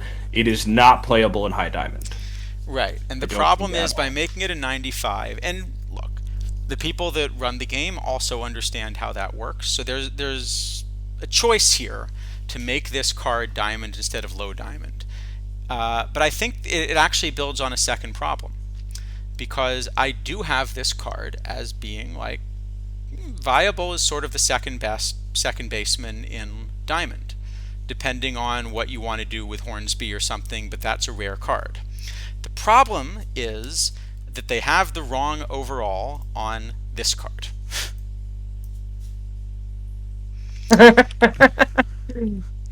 Yeah. This card Um, needs to be a perfect. And if this card were a perfect, then maybe Zobrist being a diamond would be fine. But as long as this uh, card is a diamond, even if Zobrist is the second best option, he's like 3 WAR behind this card. I wasn't really considering it as a second base though. Like I agree in general. Yeah, he's a mile behind Volpe, but most cards are. And like looking at this card as a corner outfielder, I'm like, yeah, I could certainly do this. But hold on, you In want Rhode to look Island. at it as a corner outfielder. There's another Mhm. card that needs to be a perfect Oh, and really? isn't. Is there another card that needs to be a Yeah, I mean there is, right? And I know this maybe card's listed as Zobrist. center field, but it's not a center fielder. No, I mean, and that's, well, I'm sure that might be why it's not a perfect, but again, they need to stop penalizing cards for positions they're never going to play. I think a great example of this is this card. It's also the Curtis Mead card that is a Oh first yeah. baseman listed at third base that has one of the most dumb bats of any gold card in the game, because the game overall says, oh, he's bad at third base. We'll take down his overall. When in reality, nobody will ever play that card at third base. He's just probably the best No, gold it's first it's a it's baseman a by a first mile. baseman or Okay. DH. Um, yeah, I mean, if you don't have all the cards, you could probably stick Zobrist and High Diamond VL. It feels like such an easy miss. I still can't play him in the corners. The problem is I still think I'd rather play, say, that Jason Hayward and right if you can find one. Or I now that mean, I do you mean platoon the two? I'm not sure you do, because like there's a few other no, options there there's too, Jordan right? Like Walker, there's there's that Bob Allison. But if you're talking full diamond, I mean Duke Snyder's a really good outfielder. I know he's yeah. expensive now because of missions, but Yeah, I mean, I guess on a budget, looking at how expensive the right field VL options are, like you're playing this or you're playing Bob Allison. uh, Um, or you're playing you're playing Sammy Strang again or something. Maybe you're playing yeah. I don't think I quite get the string here, but I do think. We'll come to him in a second, but in principle, you play this Berkman. Well, they'd be little friends. I don't think Berkman can play the outfield though anymore. No. Um, so uh, So I just don't understand why this is 95. I'm thinking maybe we give it a D for Diamond. I'm What do okay with D for Diamond. Yeah, it's you it's know? a But it's very. Can we give it a lowercase D because it should have been a low diamond? all right. Thanks. We'll give it a lowercase D because it should have been a low Diamond. Uh, All right, excellent. but Next one. yeah, but I think that's the problem. Is it just really you know? So I rock this. I actually don't think that's true that all these cards play for the average player. I think that's part of the problem. Is No, if you you're gonna play George Davis for the average player? Or are you gonna play the Robin Roberts or the silver one for the average player? Are you playing, I don't know, Reggie Smith as the average player? right? No, No, I but don't think even so. no. So I'm not playing Zobrist in the outfield. I think, but also the problem I rock this is just the price because if you were to use the same resources it takes to get this card, especially given that the market now for diamonds has tanked based on the way these missions were fairly easy. I just think you can get so many reasonably cheap options that are going to be better. Like that Bob Allison we were talking about, that's an excellent card, but how much does it go for? Here you go. You can have that Bob Allison for 10K.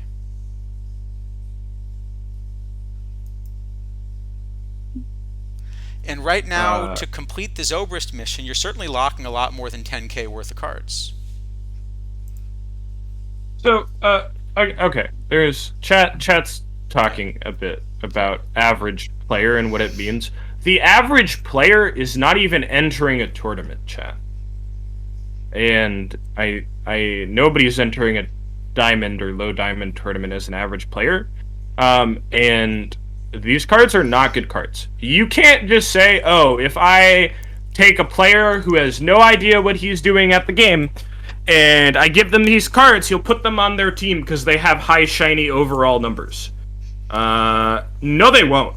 I don't even think average players are even playing bronze and iron cards. Um, and that is not a way to design a game because those players don't care even what are good cards and bad cards.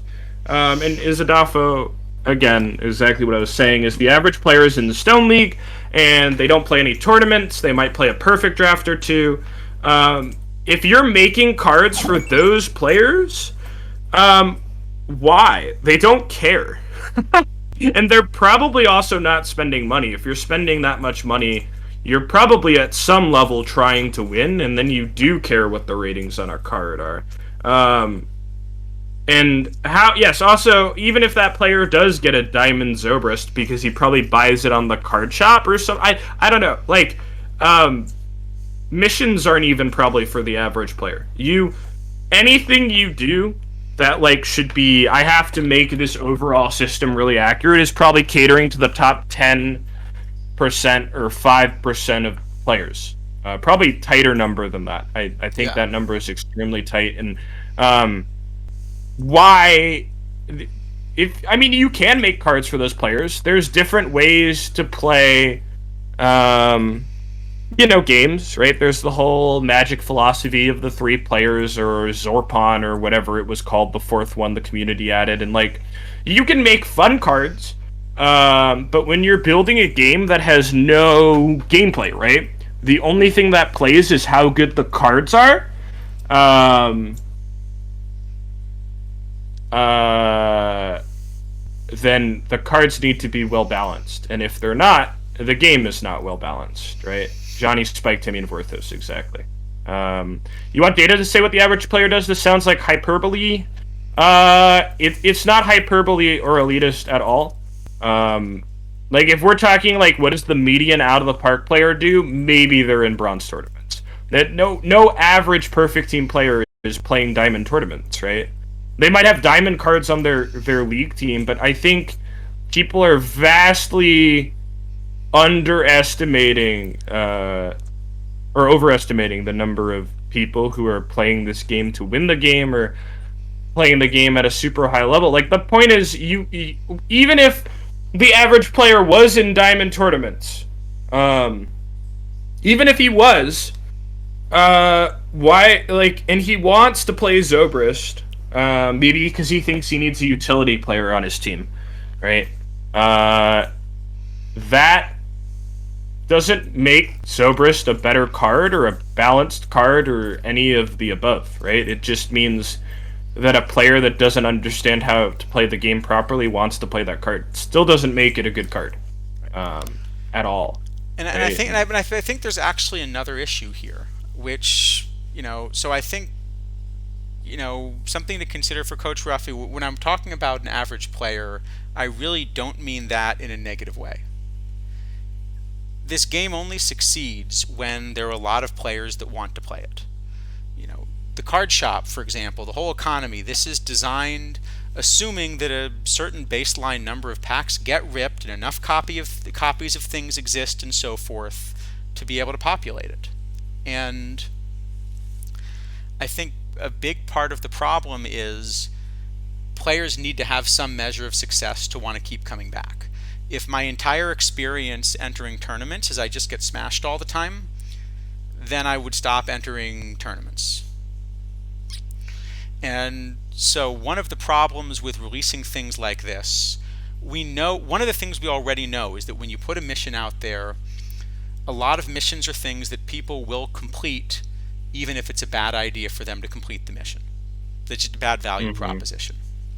People have to click submit. Like, anybody, again, I kind of said it earlier, but if you should never click submit on the speed mission unless you've already locked all the other cards for different missions. That mission is just never going to be worth it to do. And, there's a lot of people, tons of people who will go complete that mission because they have to click the shiny submit button, right? Even really good players are going to do it, and so there's, people do how they want to play the game. They do things that are fun.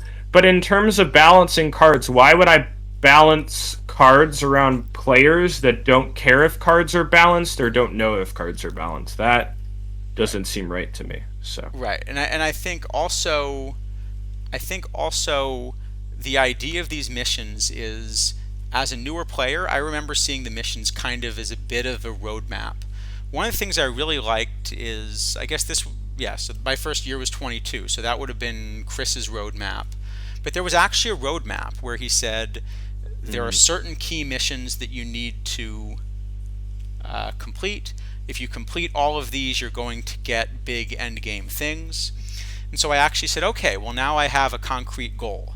So I should be trying to first complete all of the live missions because that's a natural thing to do. Okay, now I'm getting better cards for that. All right, now there's a next set of things. I think it was Future Legends maybe. So there was kind of a roadmap there. And I think the missions are a roadmap, at least by implication. So when you put these build a lineup missions out, I think you are strongly encouraging people to try to play in a way that's built around these missions. And Hmm. so you want the missions to be good things for teams to do. So I do think you want the cards to play, and also there's a teaching aspect to it. When the developer says literally you can take this silver Robin Roberts and do a bunch of things and upgrade it to this gold Robin Roberts and then upgrade it again to this diamond Robin Roberts, they are telling new players, when you look at a card, to validate your way of looking at it, you should understand that the silver is worse than the gold is worse than the diamond. But we know that's not true. So I think you're making it harder for newer players or inexperienced players or people that don't ask the community. That's kind of where streams like this are trying to help, is to say, well, okay, it doesn't matter what's painted on the card. The silver Robin Roberts is the one you want. Right, and also probably the biggest issue with Out of the Park, and specifically Perfect Team as well, is there's almost zero info on how to play the game like competitively or properly, or what's optimal ways to do things. Right, the game does not tell you anything. A lot of players, they make a league team and they go, "I'm not making any money," because the game doesn't really tell you what a tournament is and that it's free and that's how you get your income. And I think there's a lot of little places in there where something like having a roadmap of clearly planned in advance progression over the entire year, and say, hey, if you're a new player, just do this, right? Or if you're a Red Sox fan, just do all these Red Sox missions and you'll get the best Red Sox card in the game, right? And I know some people didn't like it for other reasons, and that's fine, but I think in general, telling the player base what to do is by far your best option, right? Because they don't know. Like, the average player is really probably max in Iron League, and they're pretty missing out, I feel, on all the things this game has to offer because nobody's ever told them that. The average player isn't on Discord or even the forums, right? Or probably watching Twitch streams. Anybody who's doing that, or anybody, there's a thing in a lot of video games which I think is very true. If you're seeking out info on how to improve at a game, you're probably already one of the best players of the game, Yeah. right? Just by looking for it, And Master Dave, that's a good point too. Sorry, go ahead. Yeah, no, but there's nothing that tells you what to do. And so for a lot of people, they're like, oh, I'm just going to do every mission because clearly they're good, and they're not, right? Like, if you did the live missions during the first month without a specific reason, you did throw away a ton of money. Probably like, over 100K perfect points at a minimum, just by doing those right away and not waiting for more cards to come out. But new player might not have known there was more cards coming out to fill those missions, and it is one of the greatest issues with the game, is that basically to play it successfully, you need to be constantly trying to get more information, or you need somebody to literally take and hold your hand through the entire process that actually knows what they're doing. And the number of people that actually know what they're doing, again, is a very small portion of the population. So. I'll say there are two questions I've gotten more than any this cycle. One is about the missions and which are the good ones to go for. But the bigger one from new players, because we get a lot of players asking us questions because of the stream, is I just saw these tournament rankings. I want to be in the tournament rankings. I'm playing a lot of bronze tournaments. Why am I not in the bronze tournament ranking? Right, and it's because it's literally the hardest one, because it's the one everybody's playing. Well, no. And for almost all of them, it's simply because they're playing bronze quicks. Yeah, well, there's that too, right? And they're just, the fact that you can't go in game and click on a button that pulls up, hey, this is how you qualify for PTCS, right? And this is how you play tournaments, and this is how you make money, is lacking, right? And I understand it's a small company and there's things to do, but I feel like there's so many people that probably would love Perfect Team that click on it that have no idea about probably like 80% of the features because there's zero explanation. And by You the know. way, I see a couple first time, new players in the chat. So we really love those in the chat here. So yeah, thanks to Xeros and Delian McCall. And this is something we should probably get on to rating cards, or this really is going to be a 10-hour stream. But something I was going to mention if we had time, I'll just mention it quickly because we don't have time. There really should be more of a guide for new players, and I've been thinking about trying to build a bit of a community group and put a resource together. So if anyone, particularly some of the people that are posting a lot in the chat here that are thoughtful about the game and would have really good things to say, are interested in a project like this, please DM me and let's talk about it. I think this would be a really useful thing to have available. Because, Liam Hmm. McCall does explain that, Liam McCall does explain that, you really want to be able to figure out which are the good or bad cards, and overall rating doesn't help, but you need a guide to doing it. And Xeros, you're right. You want some help with the tournaments and drafts. I do actually have one success story to share. I'm not going to call the person out unless they want to identify themselves. But we did we did actually have someone that asked us after the stream last time, how do I build a low diamond cap roster? And we convinced them to sort of try to build one. And then they knocked like all of us out and won the thing about a day later. So, you know, Hmm. so even if you're just learning how to build these, you're not far from being able to win them once you start doing thoughtful things. We're very far As long from as winning you're, them. You have to take, it takes luck and a good build, but yeah, yeah, once you have a good like build, you're pe- you're in the regime. people don't realize how small margins are in baseball, and people all the time talk about things like high variance players and all that. No, you need more data, and you just need a bigger sample. And playing the game is the best way to win the game. The people most of the time who are the most successful are the ones who just play the game the most. Because even the best players in most formats never really get above a 60-40 margin, right? You're not doing that. It's baseball. That's how it works, Right.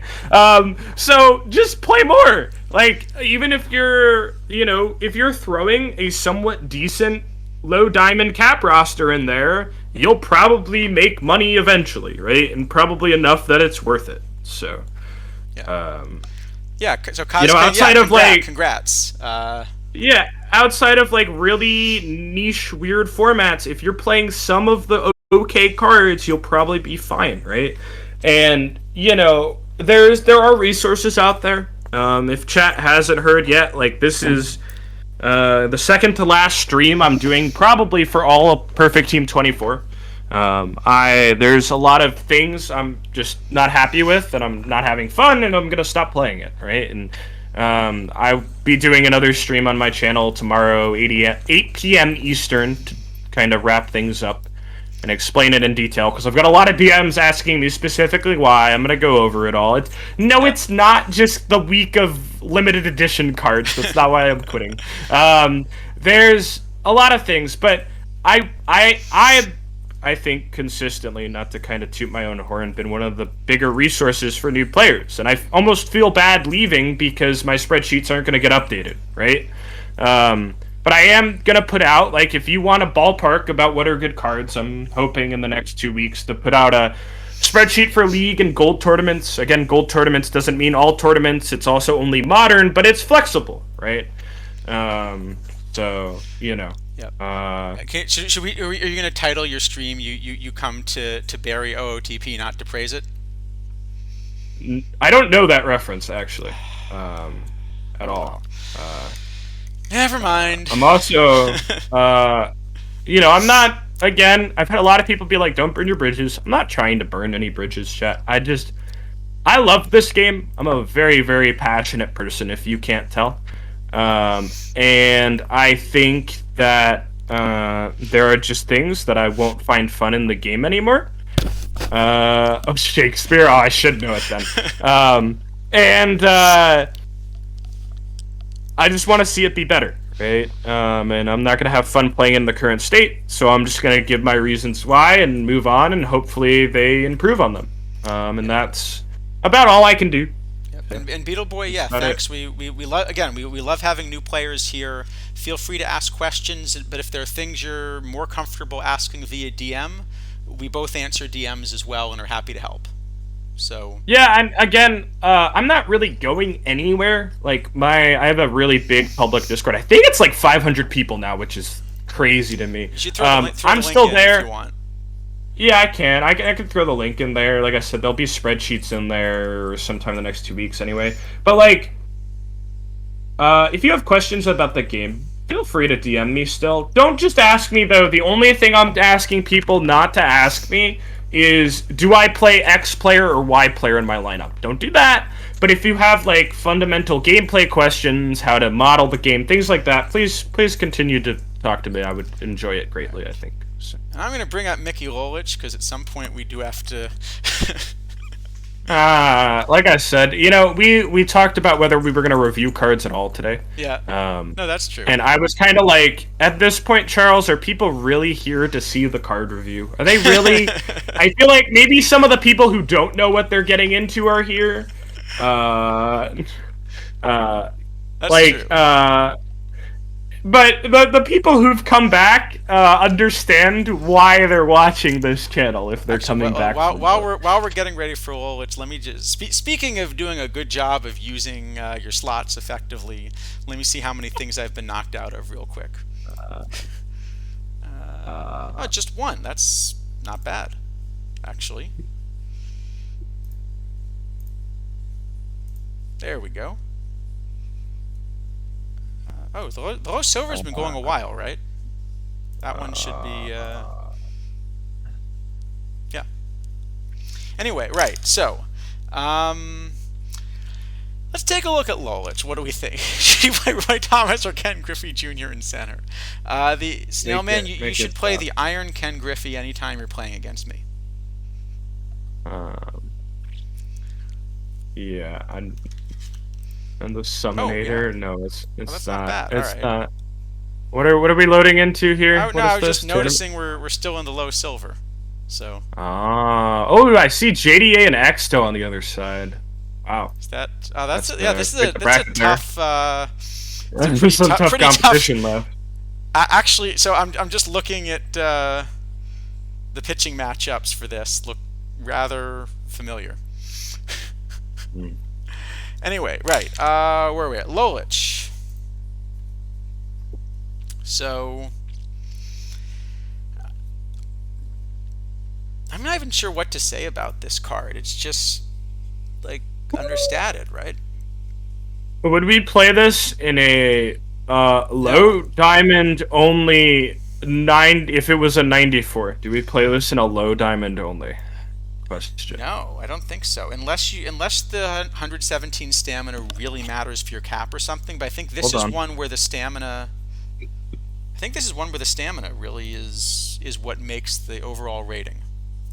All right, so here's the cool thing about this game. Oh wait, no, I'm filtered. Hold on, I had an extra filter. Never mind. I was entirely looking at the wrong pool of cards.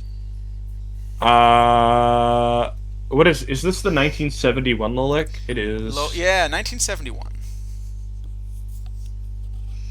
I would not play this if it was a 94 in a low diamond only tournament. All right, we can give it an F and move on. I think we can. Yeah, we can go a little quicker. This is just completely understated for what it is. So let's look at Eddie Murray. In the interest of moving on. All right, Eddie Murray. Interesting splits here. Again, the eye splitting the opposite way of the contact really is frustrating for being able to use this card. You said interesting. I did say interesting. Ezra Denny somewhere takes a drink of water.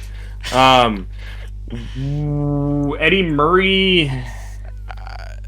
Are we okay? So a high diamond, not a low diamond. High diamond. Yep. And so I at least this one at least hits the board for me. I've got him, I think, 10th at first base. I have him 10th as well, actually. Exactly. I have him a lot better versus lefties than righties. You may even have the opposite Yeah, with I mean, your level of no, I I think he rating. still is, but the problem is if the eye were switched, then he'd be a lot closer to a platoon bat, especially because you've got something like Helton or, you know, Yeah, this again is one of the examples of the massive flaw with taking a single season of baseball literally. You get a card that looks like this. That if this card was more well rounded, probably like how Eddie Murray was as a player over the rest of his career. Like I'm not again, I'm not asking for every card to be a peak card, but if you said this is a 1982 card and then you added 1983 and 1984 to it at diminished values, you still get a much better looking card probably that doesn't do this. And yeah, there's, and yeah, Buck I think, Leonard. a very long list of cards I would play over this card, probably including Curtis Mead. I So mean, Buck Leonard's too good, but the thing is, so is Rudy York. If you want a righty, yeah, or Eric or is there? Yeah, James, or are you playing Thames James is a Wood at lefty first that base? clobbers lefties. Right. Are you playing James Wood at first base? You could, there's such a long list of cards I'd Or rather or, play. or, So or you just, play that randomly splitty Edgar. no, don't do that. Don't do that one. I know I'm saying It, if you wanted to platoon him, you know. I still would not have that remotely close, but No, he does have big I eye rating. actually like the 86 Edgar better than the 91 Edgar. I also like the 86 Edgar better than the 91 Edgar. We can give it Uh, an F and move on to Berkman. I think so. I mean, here's the thing. Like looking at Murray, how many walks did he actually have versus left and versus right in that season? Because I know it looks like there's a split, I'll find out. but Split. I wonder if What it's is even. this I card? wonder if it's even a statistically significant split. Is what I'm saying. Well, I don't know if I can eyeball that. I'm not actually a trained statistician. Sorry to disappoint Chad if you Let thought me I pull was. up. I'll just pull up real quick. You know, because I'm gonna bet that that's not even a statistically significant split, and that's part of the problem here. So let me see. What was it? It 19. doesn't What's really the year? seem to What's be, the year but we've got here on him? 82, I think. Okay, so this is Um, 82. So in total, 70 walks to begin with. Now, where do I?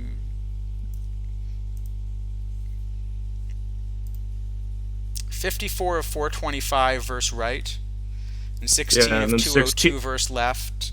So the 16 is probably, like root n is going to be like 4, and root n for 54 is going to be like 7.3 or 4 or something. So Do you think that's significant over a 200 plate appearance sample? that's going to be only like 2 sigma. No, Uh, less than that. No, it's going to be like 1.5 can, sigma. Yeah. can you translate for the class, including me? Okay, sorry. So if you, I'd have to actually work it out. But the idea is, the idea is, let's say you have a coin that comes up, heads 90% of the time. Yep. I flip it 425 times. What are the odds of it actually, coming up sort of at least 54 heads? They're not all that low. So Hmm. what I'm saying is I'm kind of eyeballing it. I'd have to actually calculate it, but kind of eyeballing it, I'm guessing that there's something like a 5 to 10% chance that he's completely splitless and would generate a split that big and that many plate appearances in each side. So you're saying you could basically come out with these results by flipping a coin because the sample size is too small? I'm saying you'd be unlikely to, but not impossible. Like if you did it with coin flips, I'm saying my estimate without calculating it would be somewhere like 5% of the time you would generate You something could that have looked this. like a split this big. Basically just because walks are relatively rare. So, and this is the greatest problem, chat, with using single season samples isolated. Yeah, in the same season, next season he had the same plate appearance split and twice as many walks versus lefties, and that's the point, chat. Right. We love to package baseball stats over a season because there's a long break and people are getting older and sometimes there's rule changes, so we kind of have to do it.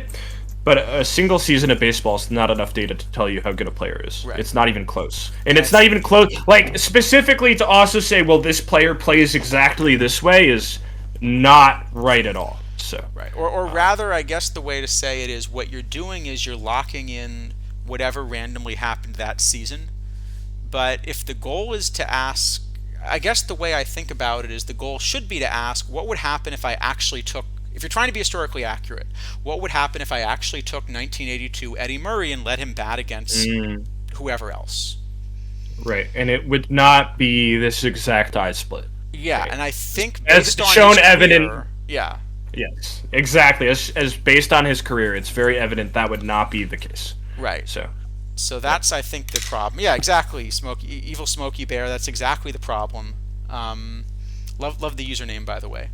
But that's exactly the problem. Is yep. I just think the model isn't quite the model you want. Would be the way I'd say it. Like if you're trying to be historically accurate, locking in the history is tough, and the more you pick rare events, it's going to be worse. Zadofis's home runs are going to be even worse. Um, like I'm imagining the season where a guy that is a platoon bat and only got 60 plate appearances against lefties or something, you know, happened to strike out 14 of them and ends up with some, yeah. Yep. Yeah, exactly, GT Sundown. I think the point is we actually know a lot about how baseball works. And with Eddie Murray, or a player with a career that long, we know even more specifically about what Eddie Murray was like.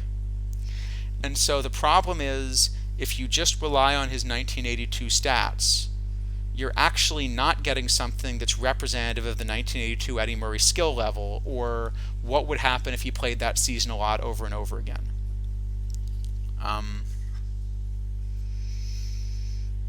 Yeah, okay, if the OTB base game uses multiple seasons, then yeah, I think that would be exactly the way to do it. And I think if you Right. use a So, three-season average for Murray, you'd probably get something more reasonable.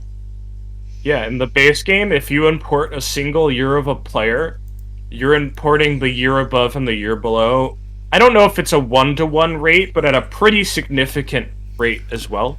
So a lot of times people just import the biggest war year for a player, not realizing there might actually be a better version of that player you could import Right. based on the 3-year full window. And I would very much like if something similar was done to these cards, so we stop seeing such weird splits. So a lot of the time when I say a card is weird or interesting splits, I'm gonna uncover the veil a little bit, chat. They're just kind of bad, and if they didn't have those splits, they'd be a lot better cards. So. And JD is right too. Like if we had sabermetrics on players from 1980s, it's a no-brainer how to make it work. But right. We don't. But there's also better ways to do it too, I think. So. All right, Lance Berkman. Yeah. Big bat versus right. Mm-hmm. Not such a small bat versus left. You don't really want him playing the field, but you probably could stick him in left if you had to stick him in left. Yup. I would actually say I would never stick this card in left field, but that's fine. To me, this is just a DH, and if it's just a DH, are you playing this or Manny Ramirez? Manny. Don't actually think it's remotely Manny. Close, right? Well, and then this card's not playable. So yeah, I mean the funny thing is, the card I'm thinking about playing DH, as stupid as it sounds, is James Wood. I know he has defensive value, but the fact that at DH I get to keep his bat in the lineup almost every single day means at the moment I'm running him at DH a lot. Right, but if you're playing James Wood at DH, you're also again not playing this card. Absolutely. But right. The problem is there are like 10 cards that are going to be better bats, even two-way.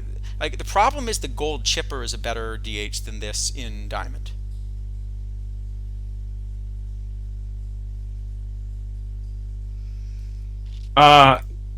Yes, I would agree.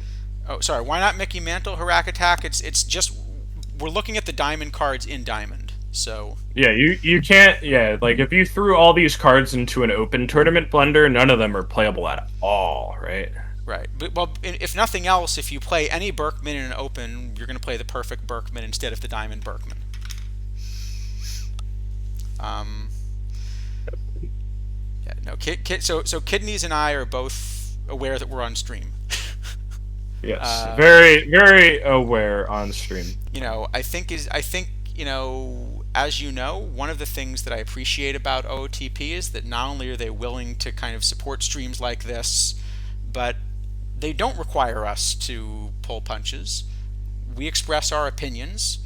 There are a lot of things I like about the game, but there are a lot of things that I don't like about the game too, and I feel free to say them on stream.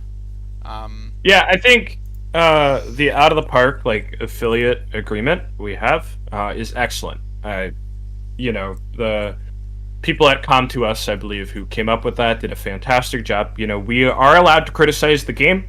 Obviously we just can't be personal.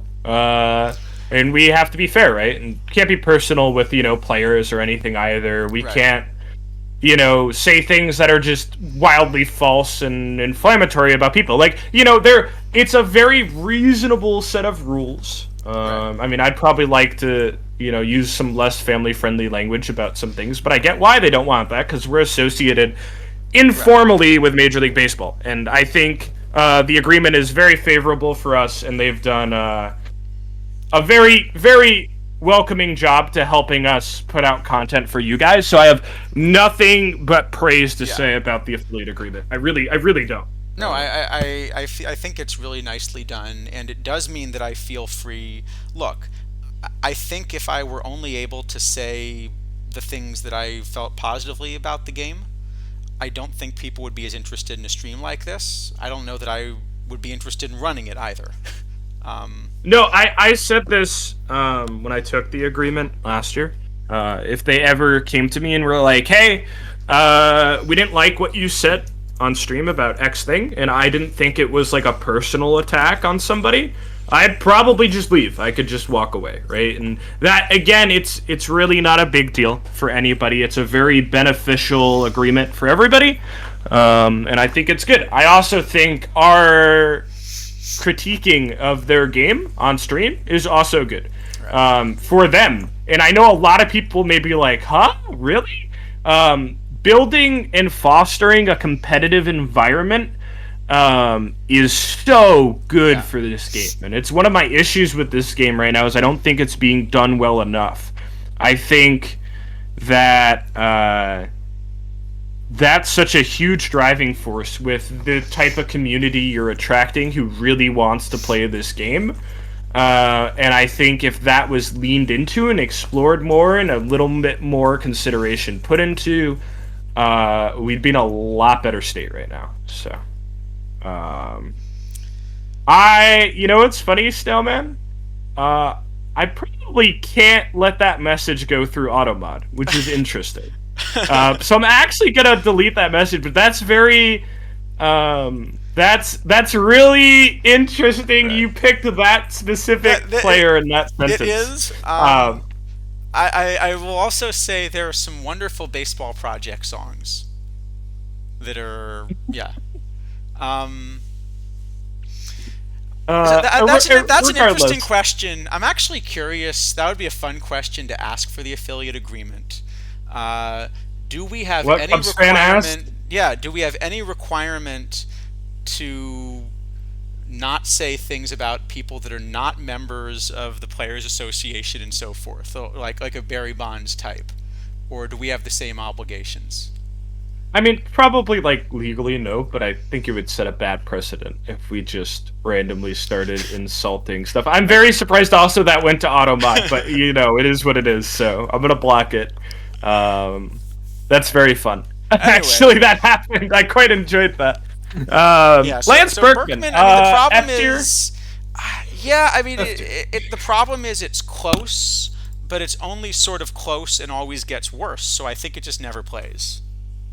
Yeah, this is Yeah, the thing I talk about all the time. If you're not playable at a position, you're on not a release. Yeah, good card, right? Like, even if this card said first base and third base, and actually, if this card said every position, I would still not play it. It doesn't change the needle at all. Um, I'd almost play it at short if you'd had any, no, all right, if it had 90 range, I would play it at shortstop. Actually, All right, no, you no. pulled You my know leg. what? No, you would play this at catcher. I would not play this net catcher unless it had. I mean, maybe if it had like 70 ability, I might. All right, chipper. What do we got for chipper? So, okay, this might be the biggest contact number we've seen in a diamond. It's a big BABIP Ooh, 122. Yeah. It might. I do think something to remember is I'm pretty sure contact always seems to get cut off at 125, but I believe the sum of the parts can be greater anyway. You know Yes. what I mean? I think it Yeah. usually cuts off at 125. So. But having said that, I'll just put them side by side. Let me just put Oh, it chipper is. up against gold chipper. What do I do? Try it this way. I'm just gonna It is, by the way, by far the biggest number on a diamond card. Funny enough, Rennie Stinnett is the second highest, which I would contest. Then something is wrong with contact formula, but sure. Well, that's probably. See, I still think that was intended to be a much more playable mission reward than it was. I mean, it was. Wasn't it a topper? Yeah. Yeah, but it's so bad. completely If that unplayable, card came yeah. out, if that card was like in PT 20 or 21, it would have been great. But we're a little far away from that. So Ironicus points out that it's not better than gold chipper in a cap. I certainly agree. But here's the thing. I don't think it's better than gold chipper not in a cap either. I think I disagree. So for both of these are probably DHs. I mean, if we're DHing it, are we ever playing it? I think we have to consider this card at third base. It is 70 range, 70 arm. I think it could play. It would have to be an extraordinary bat. The problem is the gold one is reasonably worse at defense, isn't it? It is reasonably worse. So so the gold one is clearly a better bat. Let's start with that. You're getting. I guess it is. Well, is it better VR sure. too? It's better VR. I mean, because in general, what you're doing, yeah, you've got that eye-popping contact number, but what you've done is you've essentially picked up 30 points of BABIP for 33 points of homer power, plus some eye, plus some gap power. But even if it's just 30 points of BABIP for 30 points of home run power, the home run power is worth a lot more. What cap are you building, Arachnus? I'm probably not playing either of these cards at third base in a cap, would be my answer. I also don't think bronze floor. What's the ceiling on it? No ceiling. It's open At open bronze floor. Yeah, so I do have this. I think I have this as like the third. Sorry, not this. I have the gold chipper as something like the third best DH in diamond. But well, in the old format, I would not have it in the new one being that high at all.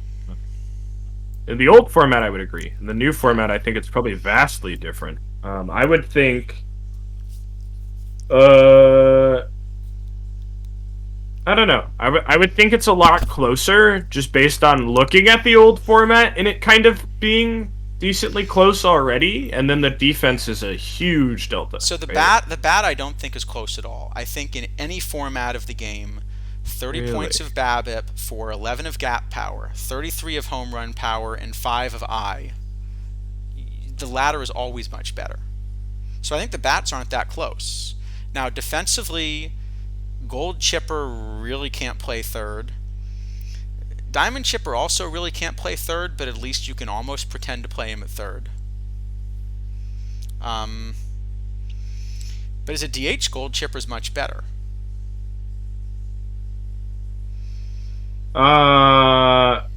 Zeros in general, it's better not to prioritize certain ratings. Like, they're not all created equal, but different profiles do different things, and a lot of times certain ratings are good in tandem that might be useless on a different shape of card. Um, I Yeah. would probably play Gold Chipper at DH, but if we're playing third baseman, I don't think it's close. I would play the Diamond I one. think if you're actually playing them, I think if you actually have to play one at third base, including the defense, your pitchers are going to be really upset. Uh, but then, Yeah, yeah, I'm interested. I I'd my still play the gut gold. reaction I'd and actually still play the gold what at third if I had to just punt third base defense. I don't think you're quite punting with the diamond. I don't know. Maybe I'm missing something. I think based on what I'm looking at, I'm actually rather surprised that I have you and Izadafo and JDA kind of telling me I'm wrong here. So I guess I'm gonna agree with you guys, but my thing does not agree with any of the statements y'all are making right now. Like I would agree, Gold Chipper is probably a better bat versus lefties. I would contest it versus righties, and I would say at third base it's not close. Then am I ever playing either of them over Well, I some of the think, other cards? Probably not. But yeah, I think if it's ever close, you just never play this card is the problem. So, well, I mean, what's like the top diamond third baseman? I guess if you're rich, you're playing Volpe or Volpe, Jordan Walker VL or Brett Beatty VR. If you're not, you're Schmidt. playing like. I'd rather play Schmidt. What about Alex Bregman? Sure. Pops Bregman? Oh yeah. I mean, if I'm willing to pay up a little bit, Bregman. Sorry, Schmidt's the really cheap option. Bregman is better, and still what 20 or 30K now, I think. All right, I got Chimera also saying gold is better. All right, I'll take the L on this one. there must be something, maybe something fringe with the 111 BABIP in the All old right. model that Well, I'm I'm missing. thinking. So. I'm thinking we can give him an F for fringe then. What do you think? I guess, yeah, sure. Because I just I'll do think, it. I mean, the problem, if the gold didn't exist, he'd be a little more Look, interesting. If you can't play him over the gold, This is where I've grown a lot, I think, as a person. Because if this was 2 years ago, I'd still be fighting over this. And I'm gonna admit we can bump it up. You want me to bump it up a little bit? What do you Uh, want to give him?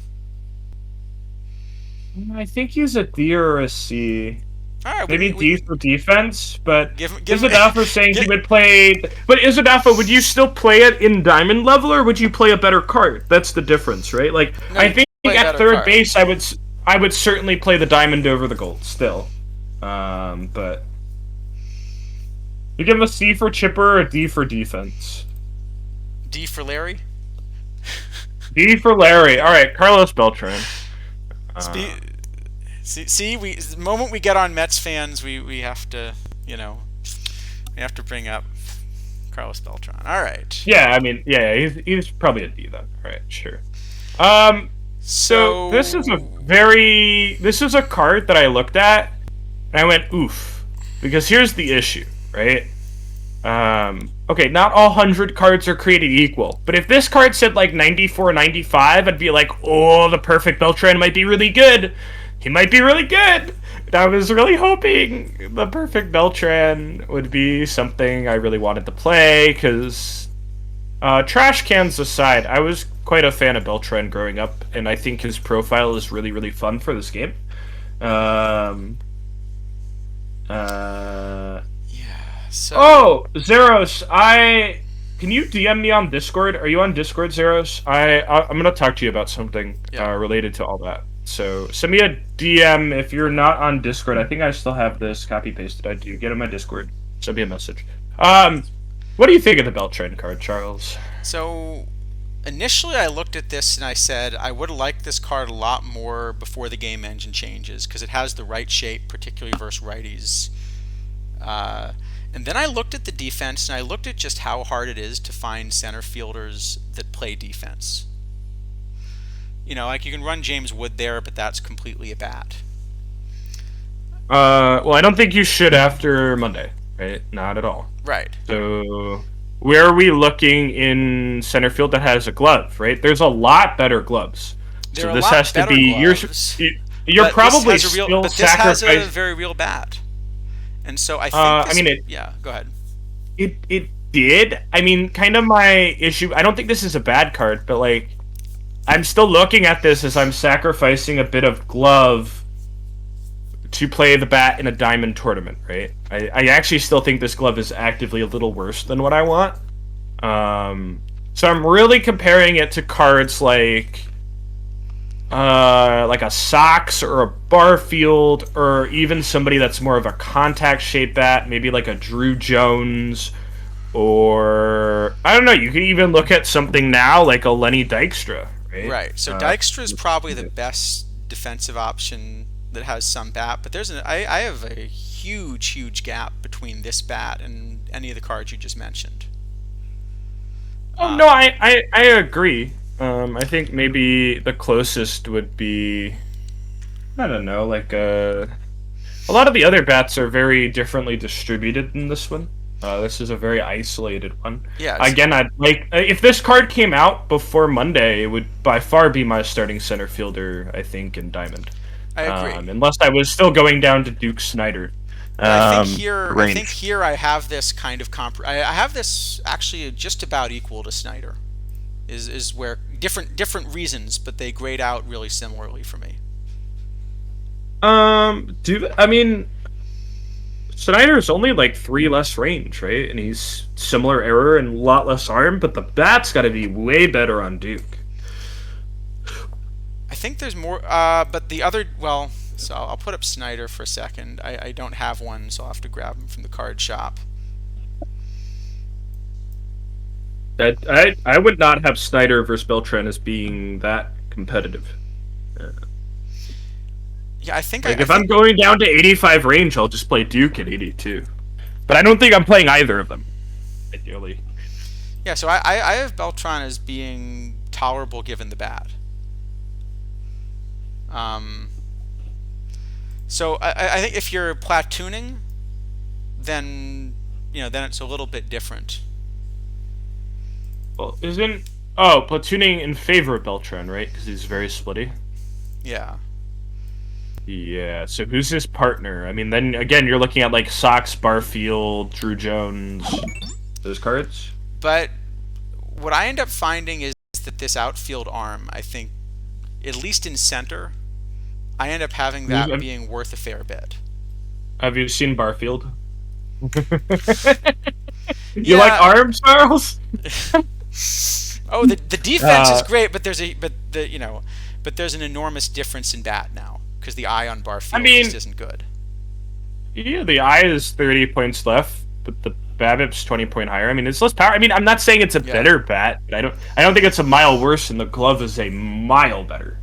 Um, So I think Beltran. So yeah, so Snyder right now is way more expensive because he's in a Jackie Robinson mission that nobody should be completing after the Future Legend thing. Uh, wait. I would not agree with that anymore. Uh, Pre-Monday, yes. Post-Monday, I would much rather have a Jackie at second than a Volpe. Um, I'm still running with Volpe if I can do it, but I mean, if you gave me 2 cards and said pick one to play at second, it's absolutely going to be Jackie now. It's not close, I think, anymore. I mean, I'll play Jackie or Volpe at third base or first base, but I'm not playing him at second base anymore at all. So. There's I fly think ball, Jackie probably works line better in drive, League. ground ball. The male gamer, from what I understand, that comes out of the card's ratings. It is like kind of more a cosmetic. Like this is the type of hitter. It's a lot less of like actually influencing where balls are placed, from my understanding. I don't really think it matters.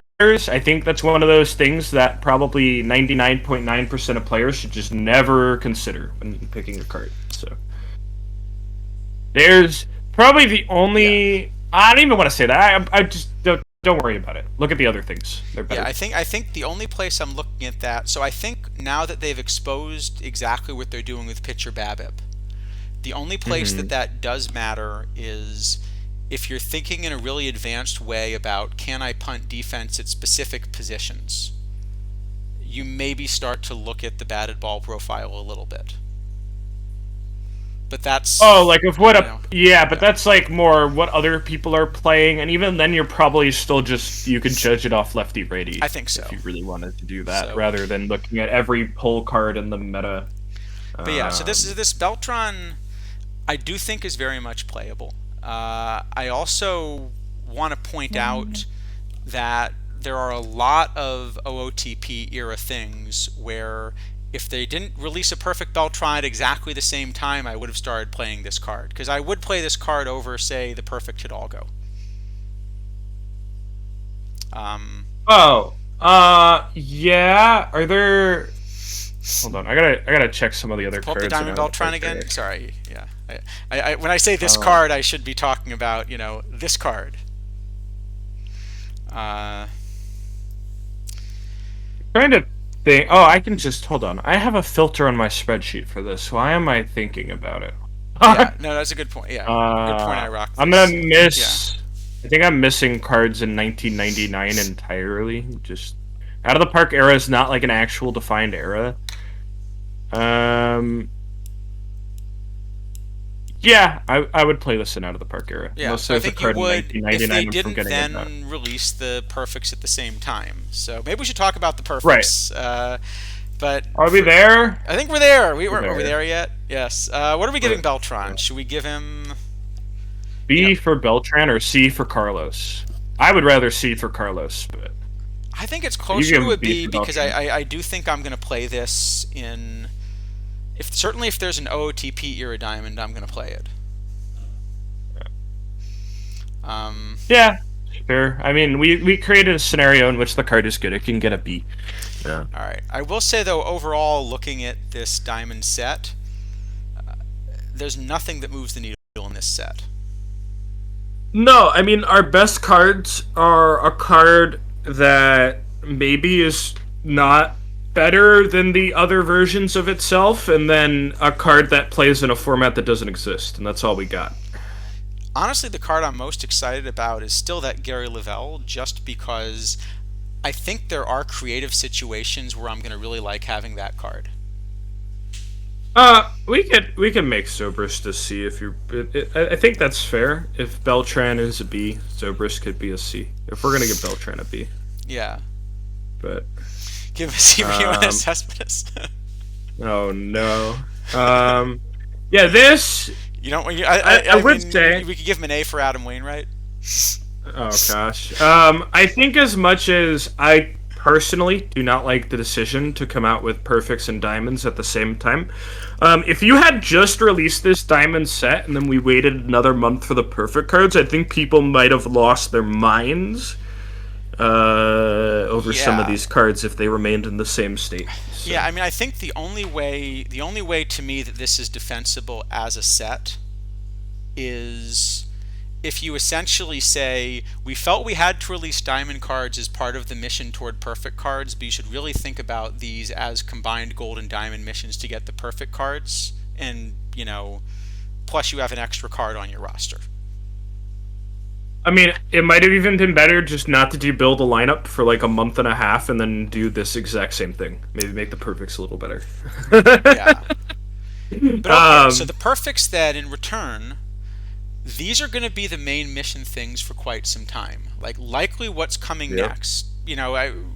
I think there's going to be a mixture, just design wise, between high end packables, good mission cards, and good tournament cards. And we know what's coming next. We know there's going to be a tournament refresh because they showed us one of the new batches. That's going to happen fairly soon. So there will be Yep. some big tournament card set, and clearly they're going to keep being packables.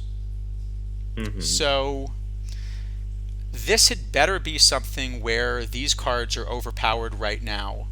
And I think that's part of judging them is we're not just judging is this the current meta card because a lot of these should be, but are these cards that are going to be able to hold up for a month or two? Well, they have to exactly. They have to last. Like if you're gonna spend all this money completing these missions, and yes, I know these missions were a literal mile easier than previous iterations for the perfect cards. Probably some of the easiest missions I've ever seen. Right. They still have to hold some time to put this money into them. Right. I think the idea is this has to be something that can hold up because, especially if you're making these easy, what you're doing is you're trying to tell the free to play players this is something that lets you compete. So I think we now need to judge this by the standard of, is this card good enough to compete? And hey, Yep, Nut Bunnies, exactly. welcome. Yep. So I see it's a That's TTC. So what's the theme on your team? the thing is as well. This was one of my complaints with the live update. A lot of time people just pick up pitchforks and they have no idea what they're supposed to be doing with them. Um, you know, there were people saying, "Oh, the live update was bugged because Garrett Cole didn't go perfect," and they don't know how a live update works, right? And I think, yeah, there's always people who are saying content is really bad at certain stages, and they don't really understand, what either maybe some of the bigger picture or the bigger implications of certain things, and so I don't know. I think this for me has been a bit of a rough one. Well, I think And the I think problem I that's a have, very yeah. different tone than I've normally had regarding content, right? So I look, I tend to give game designers a lot of latitude. I've been a game designer. Uh, Mm-hmm. One of the things I understand in game design is in order to manage a game well long term, you're going to do things that sometimes in the short term anger the player base because you have the picture of where you're going and the player base doesn't. Yep. So I try to give game designers a lot of latitude. The problem I have with this set is not it's a lousy content set. We had Mm-hmm. the Speed Demons set, and yeah, it was kind of fun to put out a set, but I don't think any of those cards was a particularly impactful one. Uh, Yep.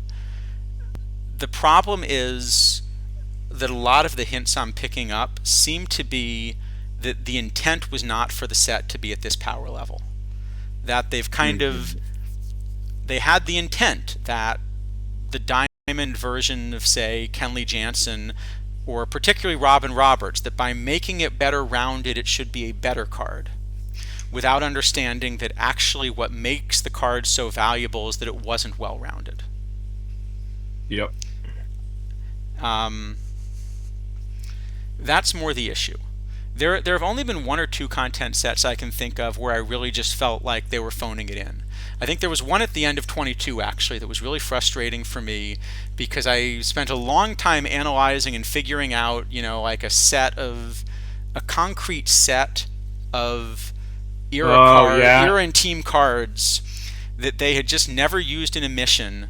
And then at the end, they basically put one mission together and said, like, essentially things we haven't put in missions yet. Mission. Yep. That was a mission that happened. Um, yeah. So All right. anyway, so the Where are we question is, starting? are these Eddie good Murray. enough? Are these good enough? I guess the question is this. You're a free to play player. You put all your resources into finishing the build a lineup. Are you now competitive at the high end of the game in these positions, or are you basically going to be stuck very quickly? Let's find out and start with what do we got? Eddie Murray. Mm-hmm. So here we go is But our peak Eddie Murray. You notice yep. his split is a lot less in I. Um, Yep. A little bit. all right, peak Eddie Murray. I guess I should pull up the model to be safe. Although this one looks pretty clear. What do you think? Where are you at on peak Eddie Murray? Is this the first baseman that you're playing now? No. Um. Is this close It's to the first not baseman you're even. playing now? No, like even obviously it's better versus righties. We're looking at for like options you can just grab for nothing. Just in a vacuum. I might even rather have Casas if I'm platooning. The Berkman is both Berkmans are better apparently.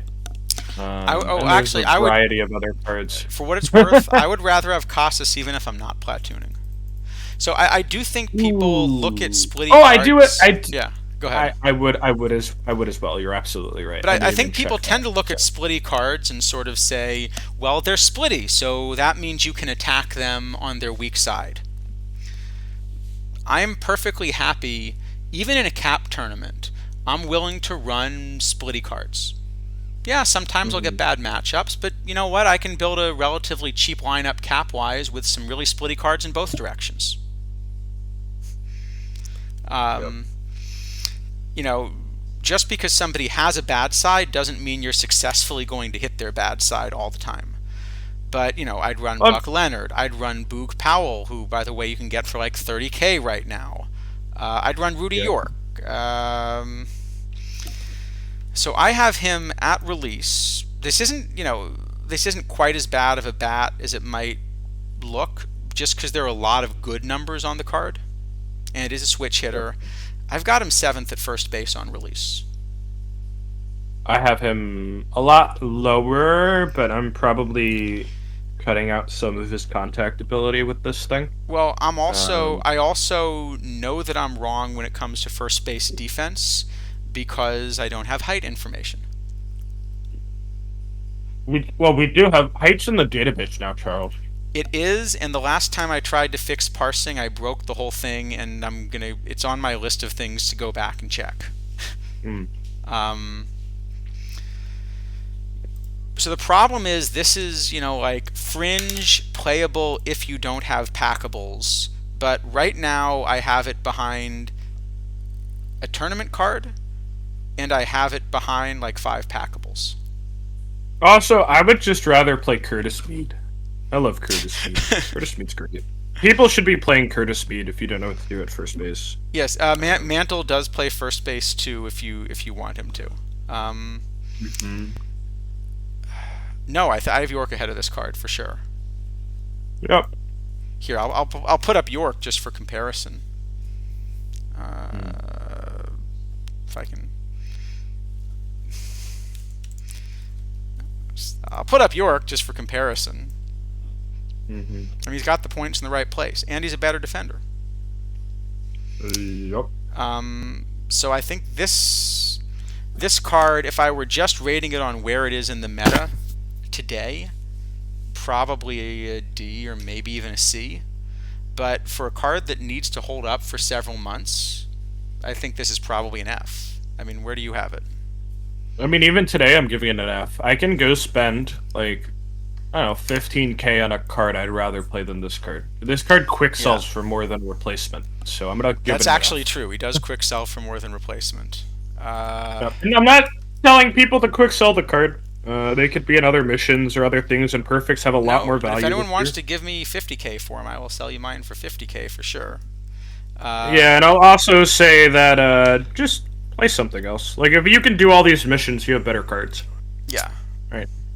Quick sell all All right. Kaminides. That may be a sore spot here.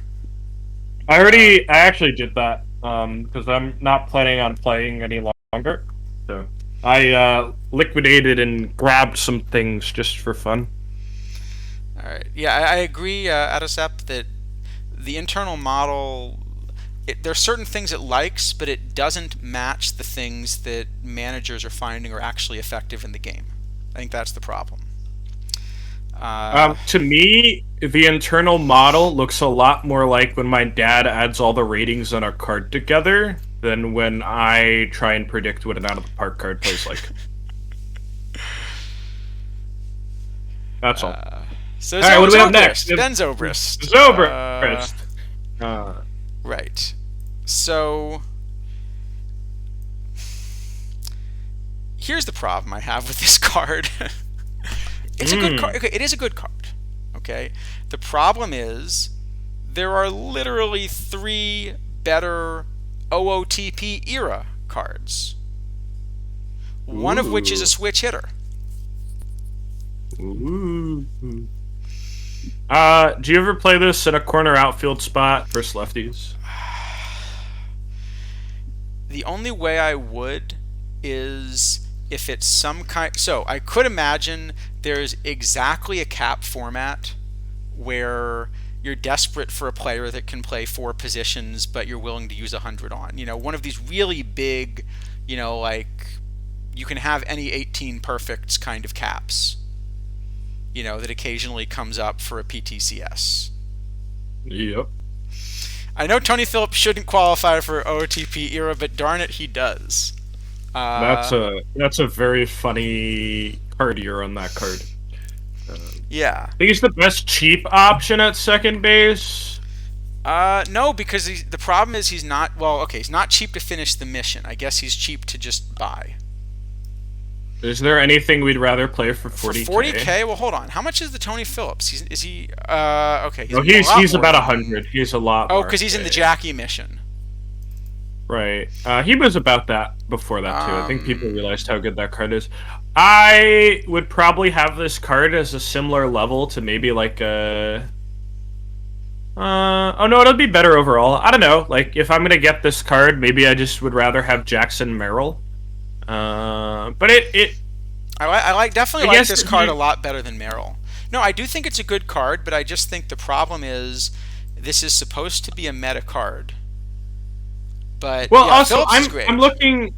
I'm looking again at the context where defense isn't that important, and I think now that defense is a lot more important, this card's probably a lot worse than I think it is. Maybe there just isn't a reasonable, cheaper option, and you play this card.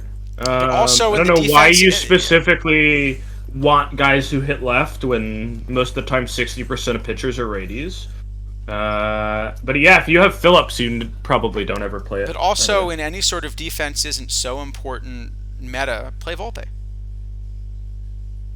I know you have to get the If card. defense- But, If defense isn't important, I mean, I think it is just everywhere now. But, But I also agree with JDA. Like, I would rather platoon Merrill and Randy Reddy, I think, than this card. You don't always have room to platoon. that's that. true. And I Reddy's know it's really fine. and Reddy's really cheap and plays multiple positions. Yeah, so I just don't think the card. Like this is the card I was most disappointed in because I thought we were going to have a real meta, multiple position card, which is hard to find. And I will admit that what I do like is I still will draft this card in perfect drafts a lot, I think. Just because if I don't quite know where I'm going to put him, I can sort of make that decision later in the draft. Yeah, I mean, if this card had a little bit more infield range, It was I'd be a lot 82. happier with it. Yeah, I mean, like you're never playing him at short, for example. No, that's throwing games. I still think at second base there's probably cards I would rather play with much better gloves and much worse bats. But I don't know. I think maybe B for Ben, C for something else. I'm not really sure. So Sean, defense became more valuable in tournaments because there are more balls in play that would otherwise turn into hits, and the league didn't change at all on Monday. Right, but League, it was already that important anyway. Like, if you weren't, like, the people playing Charlie, or not Charlie Geringer, Chuck Knobloch in League, just throwing away wins, right? Doing that. So, I think C grade is probably the highest I'd give this, even though I'd love to give it B for Ben, because Ben is objectively the best first name someone can have. It's a fair point, but I actually think I would give it a lower grade, because the problem is this is a card that has to hold up. And not only is it going to start out not being in the meta, but even if you think about this as a multiple position option, it's not clear that it's going to hold up very quickly. For example, a lot of the Negro League 1 set played a ton of positions. Some of them are, of this level. As soon as Negro League 2 comes out, there are going to be even more of these meta multi-position cards. Yeah, Jackie's multi-position, Willie Wells is multi-position. So I think this card is sort of a C tier now, but is going to drop out of the meta really quickly. Oh, you know what's... So I'd give it more like a D tier, maybe. You know what's extremely funny? My model is telling me it would rather play the Diamond Ben Zobrist in the outfield than the perfect one. In the outfield, let me look. At second base, I would rather play the perfect, but it is pretty close. Yes. versus lefties exclusively, I'd rather play the 95.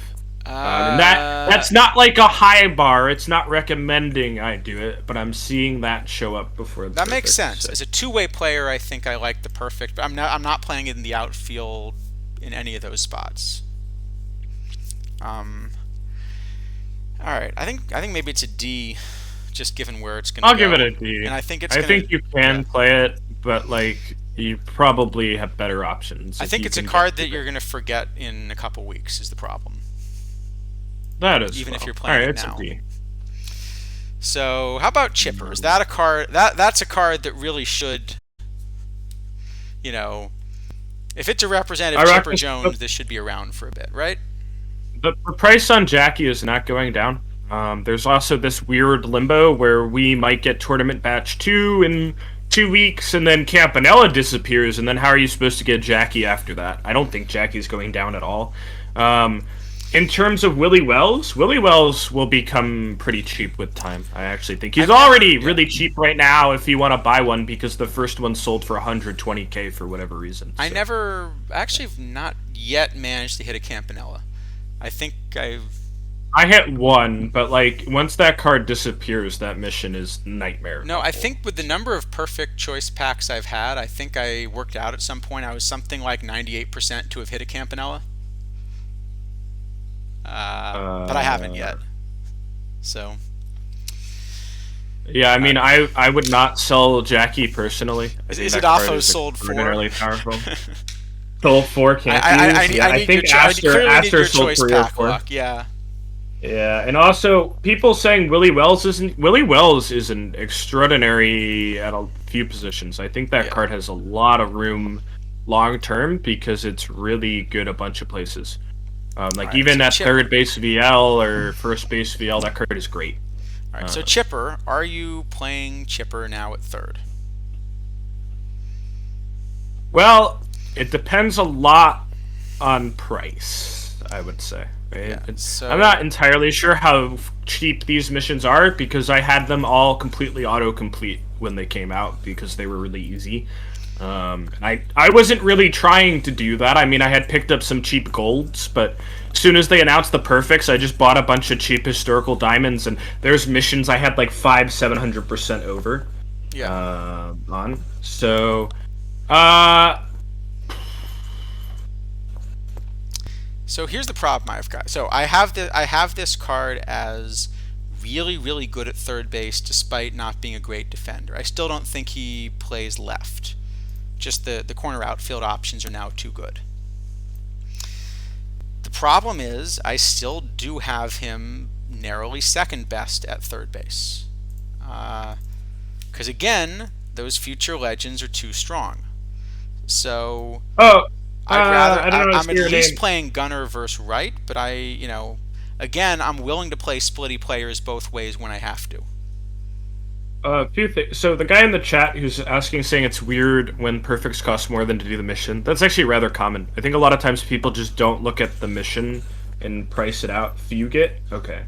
Um, Yeah. and if you price it out, it's really easy to figure it out, right? And that was like for Mookie. People were paying 80K for Mookie when you could pay 80K to get Mookie, Bregman, and Trammell, right? Like, Yeah. why would I not take the other cards? You know.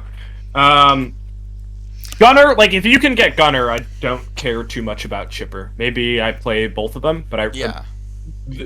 I guess we have to almost look at this card in terms of I don't have Gunner on my team because Gunner is one of the Right. most expensive But I think packables that right to now. me that's a Right? difference because I think this chipper is excellent. And if Gunner didn't exist, I think it's sort of an A tier card that lasts a while in the meta because the next best third baseman to be released is probably going to be something like a Brooks, which is more a defensive heavy card. But the problem is there is already a packable that's better. And I think that really hurts sort of where this is going. Yep, I agree. So I I think the think that bat has to knock it is. down a bit.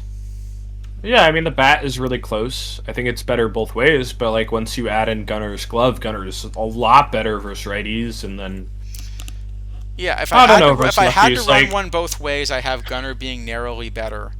But I don't have. But if I'm going to platoon them, then there become other options again. So I think this is still a solid card, but I think the problem is right now, the best league team in the game may not run this card. If you have literally access to the whole card library. Uh, and I cards will never get say, better, they only get worse. uh, okay, so I think in the scenario where I have like all the cards and I'm building a team, I'm probably just like playing this at third VR and then Wells at third VL because I think Wells is certainly on the team. And if we're doing that, I don't really care about having Chipper. Yeah. Right. So in that case, I don't play Chipper. I think most people will probably should and will still play Chipper. But it's not a ceiling card; it's a raising the floor card, which I think is a lot of this set, right? So Ajax, I disagree with you as far as if they're cheap, they shouldn't be the best. I think the idea is for this game to work, I think you want every type of player to feel like they have a shot. So if you make it so that the only way to have a competitive team is to buy enormous numbers of points, then essentially only people that are willing to buy enormous numbers of points are going to compete. And then the game disappears. If you're somebody that's willing to sink thousands of your own money into the game, you want to try to win, of course. But to win, you need people to beat. And to give you exactly an example of what I mean, let me take the format which I think most of all tournament formats, the one that I gotta enter. Speaking of tournament formats, I gotta enter some tournament formats. The tournament format that most caters to, really strong builds are these two big entry fee, the 5K and the 10K. And in total, 2 months into the game, one of them has run, and it was yesterday.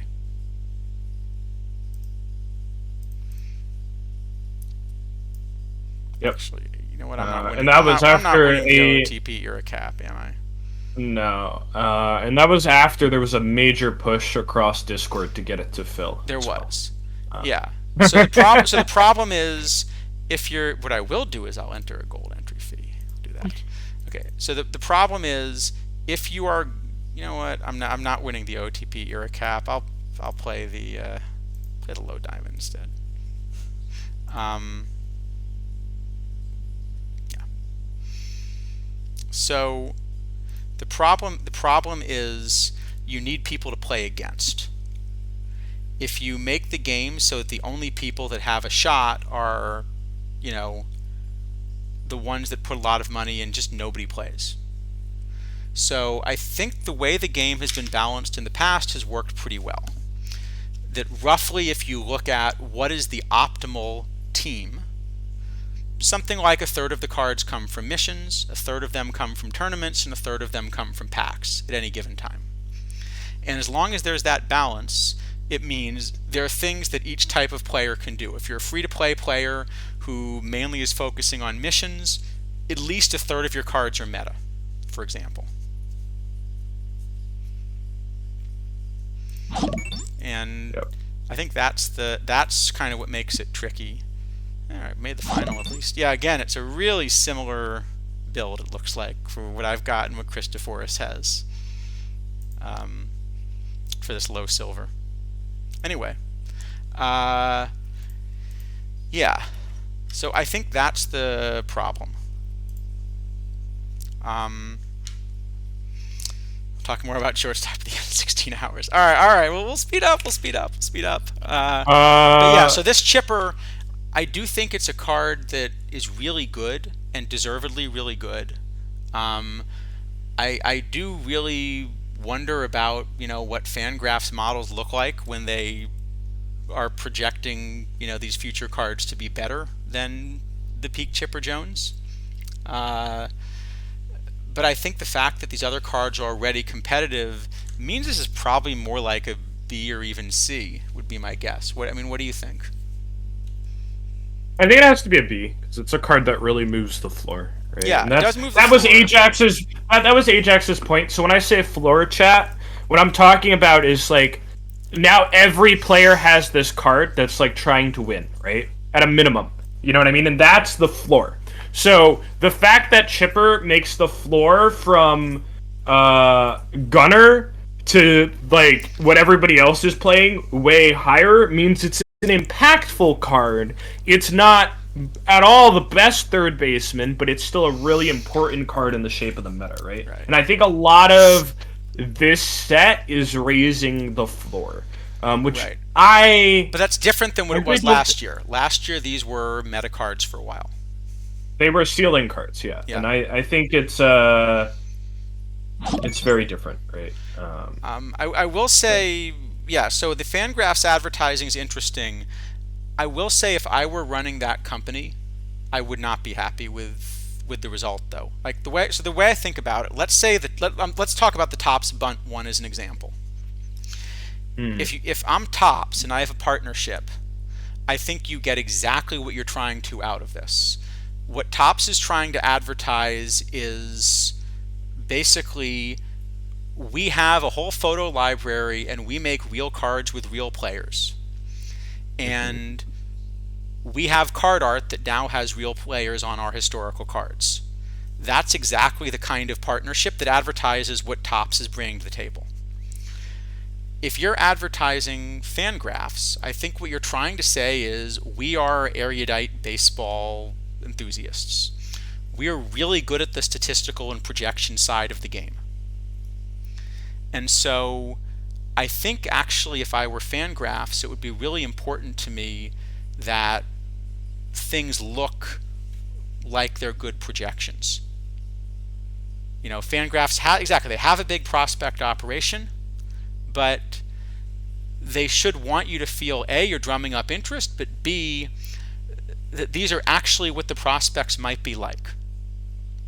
Yes. You know, essentially saying we have a really good prospect model. Look, it makes Gunnar Henderson a better third baseman than peak Chipper Jones. If that's actually their take, fair enough, but that's not the way I read their prospect model, and that's not the way I read their prospect ratings. I think there's something for like Gunner where maybe you could make him comparable, right? Gunner's one of the most hyped prospects in baseball right now, for sure.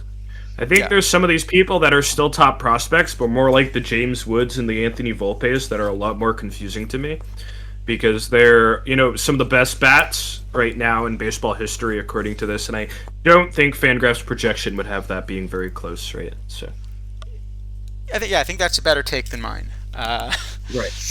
I think Gunner. If you want to throw Gunner in the vein as Chipper, fine. He's one of the most hyped third basemen there's been in quite a while. But yeah, I think Fangraphs might want them to be relevant, but I think there are other ways to make them relevant. So here's what I would do if I were Fangraphs and wanted their cards to be relevant for the whole cycle. What I would do is I would take, a much more representative James Wood card, which is going to be a lot weaker. But I would take a James Wood card that should be like a low diamond and release it as a silver. Make it a John Kruk level silver bat, and then it's going to be relevant the whole cycle, but you're still releasing it as a silver so it feels more fair. I think I might do that. Yep. I don't. It might be Brie Dave. It might also just be complete coincidence. I don't know. All right, Ted I think Simmons. some margin to make there, maybe with those cards, like make them have high potential and lower like overall ceiling. You know what I mean? Like maybe Yuri and Gunner are perfects or high diamonds, and like kind of scale it down a lot more, right? But making them good is, fine. But there's a level between good and what Volpe and Wood are, right? Like you can have balance. I mean, I would argue maybe it was like 4 or 5 months too early, right? One of those things I think is really important right now with how things are going is a lot of time, right? Some people were saying missions are too hard. Well, are the build a lineup perfects the solution? No, you could do some math and make it balanced out, right? I think there's definitely ways to find it. rather than having a very important set of missions actually make the market have less value instead of more, which is something I don't know if we've really ever seen at this scale. So, Yeah. uh, yep. All Ted right. Simmons Ted is Simmons. really good. The bat's Um, great. The bat's absolutely great for a catcher. I shouldn't say it's great. It's great for a catcher. yep, Um, relatively very good. so, JDA is already giving it a grade. That would also be my grade. Because there's probably one or two guys I might rather well, I play. think if you want to make the decision, I think to me, there's exactly one really obvious comparison. Oh, I Whoa, I forgot Jim wonder. O'Rourke plays catcher actually. Yeah, you can get away with it in some tournaments, but Um, don't try it at home, kids. so defensively, we'll start with that. Napoli, 7 more points of catcher ability. Yep. Um, and then here's the bat. And so, Yep. to me, to be an A grade card, Napoli's really been the dominant catcher in the meta so far. For Hmm. me to be an A grade card, you have to be better than Napoli, I would have said. I disagree because you need two catchers on a team, and this is your second catcher, so I think he's an A grade card. That's true. The problem, you need two catchers in league, but because the tournament scene is so cap heavy, in a cap you're almost certainly not carrying two perfect catchers. Yeah, but in a cap, I mean, I don't even know if I'd carry either catcher in a lot of scenarios. I'd I'm probably I'm, just I'm punt. running a lot of Zunino Perez right now. Sunino per. Oh, yeah, the irons. I was thinking the Yeah. silver Sunino, No, and I no, was no, like, huh? no. No. I'm running a lot of Iron Zunino, Iron Yeah, Perez, yeah. and just yeah. No, they're both not first base bats. Like if Zunino Perez, if you're in a cap tournament, you don't know what to do with your catchers. Play the 46 and the 45 or the 245s, whatever they are. Yeah. Um, they're by far the best cap catchers for your buck. If you want to spend more, it's probably Petway, and I really wouldn't go too much higher than that in low caps. Yeah. And yeah, I still think it has to be A tier. It's great. It's gonna raise the floor a lot. And a lot of people are gonna play it for a long time. So I mean, maybe one of the I knocks am on this curious, card is which of these cards do you play if you had to pick one? I'm a little unsure. It might be an era dependent thing. I looking at my model here, I think it's extraordinarily close. Actually. Because I'm Yeah. gonna have Simmons being a slightly better bat, but Napoli has the 7 more ability. That's where So that's yeah, I have it very similar. I have Napoli slightly better, but with one exception that I'm not currently valuing in this, but that I do include when I build the roster. Yes, I know I'm admitting that I don't just go by the model. there's a Um, flaw in your model. Someone clip this and post it every time Charles says he knows what he's doing. Do it right now. Very no, important. but the kinds of Save things it. you think about Document when it. building a roster. So Yeah. it is the Like case why that Lavelle is actually bad. so it is the case that Ted Simmons is also a switch hitter and Mike Napoli is not. And so if you have the Mm. bats equal, you should remember Then that his you're not just getting their splits, but you also are changing. Basically, pitchers, I was going to say always have their bad split. In a lot of the gold and diamond tournaments right now, you have reverse splits. So it's funny that you Yep. almost want, you know, the opposite. But, most of the meta open pitchers do have splits. And so there is some extra value just that comes from being a switch hitter. Like if everything else on the card were labeled as identical, but one's a switch hitter and the other isn't, there's some value to the one that's a switch hitter. Uh, yes, and I know chat's then gonna go, wait, but all these cards are switch hitters. Why haven't we been talking about that this whole time? It really hasn't mattered. Like we're talking very marginal here. Yeah. There may be cases where it's even detrimental if you're not planning it out. Probably you come ahead most of the time. It's small differences. Looking Like, at this, for example, I give me a meta pitcher. I'll pull up. what Right. meta? I don't know. Sure. We're talking Grover. about open right now. Grover's a meta pitcher in every meta. Right. All right. So the funny thing is, Grover actually has a very tiny reverse split. Yep. So in this case, you're actually but Napoli Napoli would actually has an actually be better advantage. against Grover than Simmons if the two had identical numbers on the card, because Right. you actually prefer the identical numbers with a right-handed hitter against Grover. So that's what I mean by Right. it's a little more complicated. Yep. I think they're so close to each other though that like if I can get Simmons basically for free, I don't ever need to spend money on Napoli unless I'm a whale trying to win everything and playing both in true open. So I think Simmons has to be A grade. Yeah, I think that's Um, fair.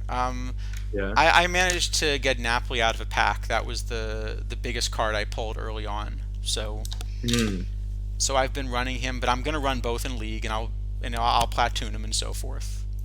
Oh, JDA saying Napoli plays in the mismatch. Yeah, I mean he deletes that tournament. Deletes That's it. true. Napoli does play in Mission. So But in I think in Mishmash, that is tournament Napoli you're good playing enough that him. you don't run him at catcher? You run him at first. I think you're supposed to. I'm a little unsure, but I think you might. The biggest play you've had, the Joss. The Joss. Both very nice I've pulls. I've Um, also pulled two Josses. And yesterday, when I opened all the build a lineup packs, I pulled a Delahanty, which was rather I bought a interesting. Joss. Yeah, Joss is good. Um, all right, we'll give him an A. Uh, Is Adolfo locked Napoli to get Simmons, so he'll always have both now. there you go. That's the plan. All He's an right. A. Mr. Peak Beltran now. Okay. Well, first off, I do have to point out they have not, two things. Number one, we now have a peak 2006 Beltron and a 2006 Beltron. That's probably fine. Yeah, but my Whatever they question were is, using if to. this is historically based, why are they very different shape cards? Peak is, from what Jaredine explained, Peak is always pick and choose. It just probably means whatever they did, they wanted something or most things from 2006. They're not really historically accurate. It's very much cherry Okay. picking things, which leads me to question if we're cherry picking, why is his bat maybe worse than the diamond? Um, The bat's worse than the diamond, but the base running is enormously better. right, and the defense is a lot better Yeah. too. Like now, I'm considering this more as a center fielder. Yeah, this is Um, definitely a center fielder for me. right. Um, so I'm torn on this card. And the reason I'm torn on this card, okay, so there are two kinds of comparisons you can do. One's going to be with the Mantle coming up, where Mantle's got a much bigger bat. I still think Mantle's better in a corner. Uh, No, you're not playing any. You're not playing Mantle and center ever. You shouldn't be. Um, yeah, I have you'll get Mantle. I much have bigger Mantle as the best margins. center fielder, but is much more the best corner outfielder. Yeah. I mean, the margins will be way bigger somewhere else. You're not playing Mantle and center. So, But the his really competition that's like real center field is probably Turkey. VR. Like, no, Turkey needs glove. It'd be like Bellinger and Lofton. Would probably be the big boys. Even Mookie Betts could maybe hold his own VR. I think Mookie Betts is a Mookie's lot got better what, than 90 people think he range? is. Mookie's 90 range as well. Yeah. So this is yeah.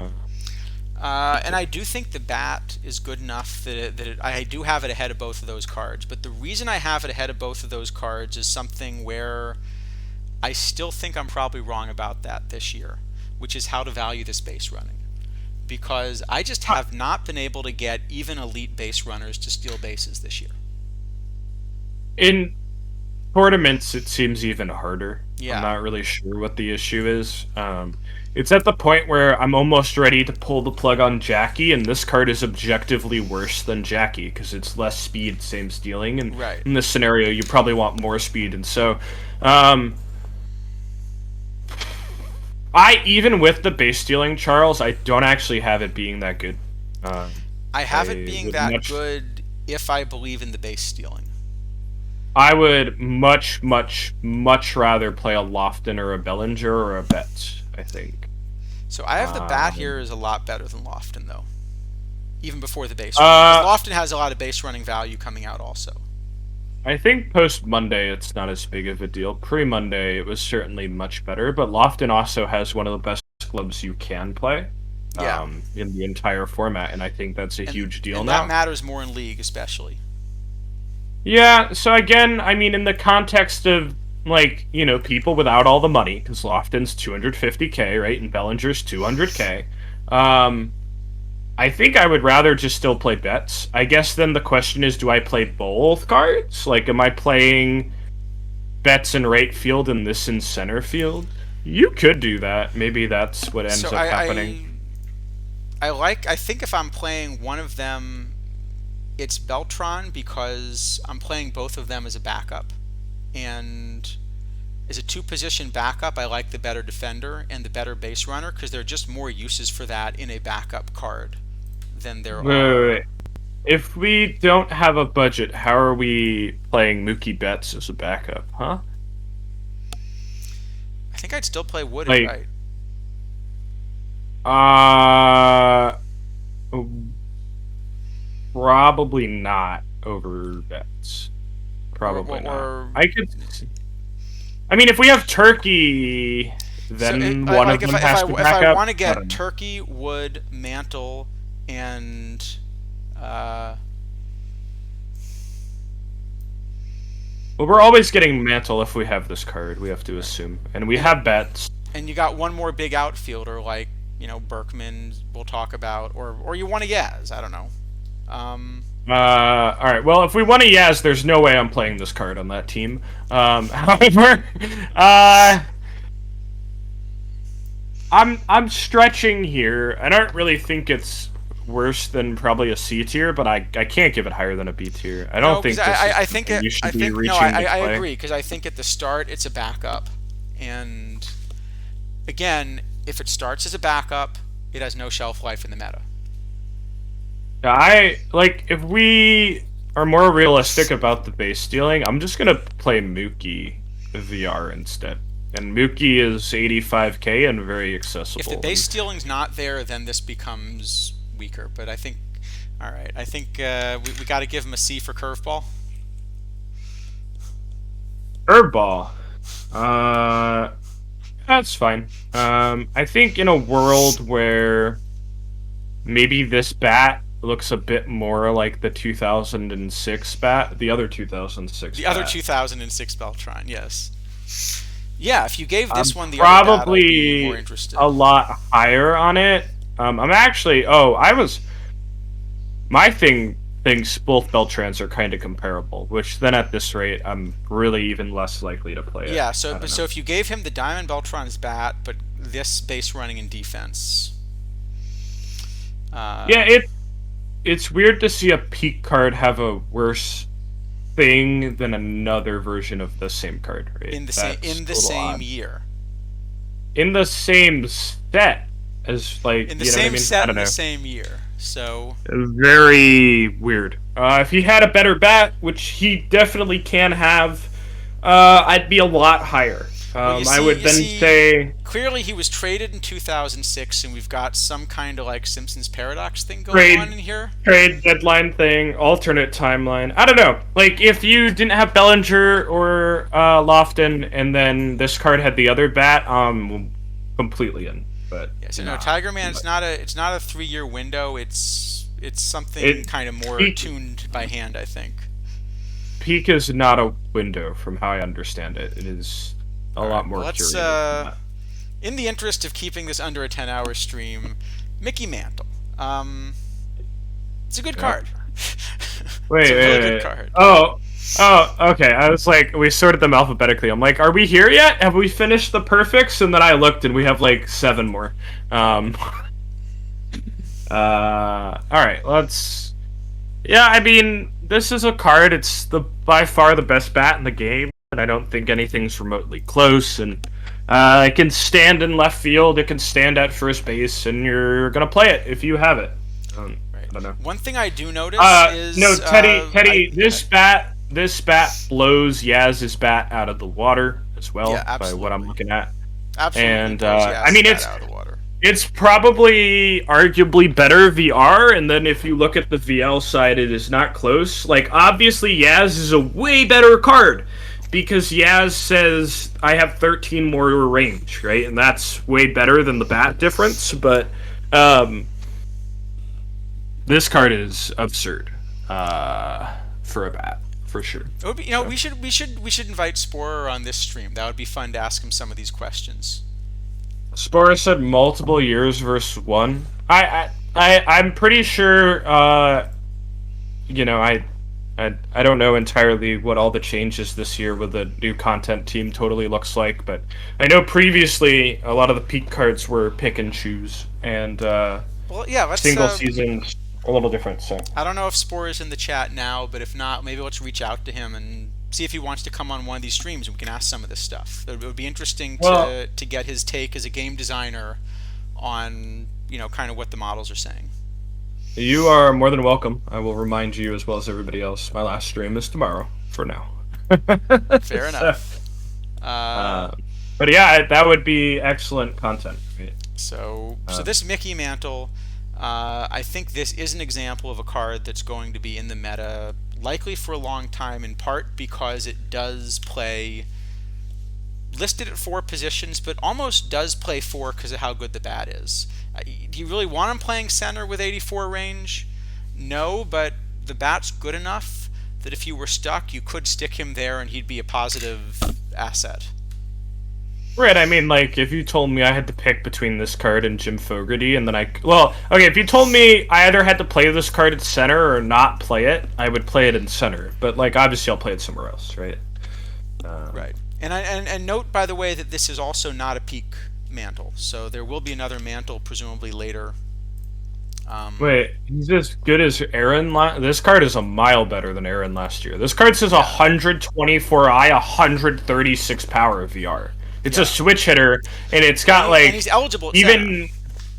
Yeah, and he even has like different splits, different ways. Like he's much more of a contact guy. The other, I don't know. This card is ludicrous levels of power Right. compared But to I the think this is a card that, because he plays all these positions, this is the kind of card that may just end up sticking around in your roster almost the whole season, just because of the positional versatility as well. Is it Dafo pointing out in the year on the card he only played center field, so it's weird he might be a peak that's mislabeled if he has all his positions fully trained. Is definitely weird then. Be interested to know, because I know Dish pointed out that he was a non-peak on stream, but maybe he is a peak. It's definitely listed as a year. Yeah. But I think this one, I think this is what you expect for an S tier card in a set like this, right? I think it's probably a little better even than what I would expect. Like I said, it blows PTCS Yaz's bat out of the water, which up until now is the best bat in the game, and it's not close between them. The gap between Yaz and, like, I don't know, whatever the second best card is probably smaller than the gap between this card and Yaz. It's very silly. Yeah, so I mean, I think this card is as good for the power level as it is now as, say, a James Wood was for the Future Legend set. Yeah, I rock this. I don't think Dish knows anything about future content. I think he was just pointing it out, because it certainly does not say peak on the card, right? So, all right, Kenley. Should we do Kenley? We can do Kenley. Oh, I see. It's alphabetical by the listed position on the card. That's what happened. Yup. All right, which is why we got first base first. Yeah. All right. So Kenley, it's a good card. Yeah, the card's great. I think know. this I don't really. This is a meta. No. Yeah, absolutely. You should be playing this. It's better than the other pile of Kenleys. If it's an open tournament, you put this on your team. It's one of the best ones in the game. I do have him as being narrowly second best behind the limited edition Soria, but they're very, very close. Oh, I mean, I also have Mike Adams and Joe Barry being a bit better. But, sure. I mean, they're all up there, right? They're all very good. Yeah, so I think this is the other thing about the way this meta works is because you're not releasing a full lineup worth of pitchers, it's easier for him to stick around. And there does seem to be an emphasis on OOTP era stuff, where at least for an open there, again, a lot of, like, Soria and Adams play that, but so I think this is probably a solid A. I don't think it's going to really move the needle in terms of what a bullpen card does. If this had the pitcher BABIP that, like the silver did, this would really move the needle. And I still think in a cap I'm playing the silver over this card most of the time. Oh yeah, you're not playing in a cap. I mean, unless you just have so many. No, you're not playing in a cap. It's an excellent reliever. I was hoping we'd see one of the years with more pitcher BABIP again Me for too. the peak Yeah. here. Yeah, I'd say Also, it's it is a in. peak. Yeah. It is a peak, and again, it's a little different in some of the ratings. So maybe the structure of peaks has changed since previous out of the park. So that seems likely to be the Could case be, but I now. think it's an A or a Uh, B. I mean, I think really to be an A, I would have liked it to be at the top of the meta, and it's not quite at the top of the meta. Um, I think but I it's think we can give it an A. I think it's certainly an A. I think a reliever would literally have to be almost game breaking to ever get an S. I would agree with that. Joe Barry. I So gave Joe Barry an S on release. Yeah. yeah, I would concur. All right. All right. Berkman. Berkman. Lance Berkman. Mm. Um, really splitty bat. Really splitty bat. Uh, technically plays four positions, but I think this is a first baseman or DH probably. No, Is you that? can't play this card in the outfield. You're throwing games if you're putting 60 range even in left field. It's just not gonna happen. But even as a two-way player, Uh, I would have had this sort of about the fifth or sixth best bat. And obviously, if you're willing to platoon him, he's that much better. The problem is he really should be platooned. yeah, I mean it's a little better than I think people are giving credit for VL, right? Like it's still 85 power, 100 eye, kind of 70 everywhere else. It's not bad. No, I Is mean, this what it reminds me of is the Tristan Casas, where, you know, the bat is so incredibly good versus right that you forget that this is still playable versus left in a pinch. Yep. So I actually don't Um, platoon this card. I play him in caps. I'd rather, I mean, I'd platoon him in like a open gold, but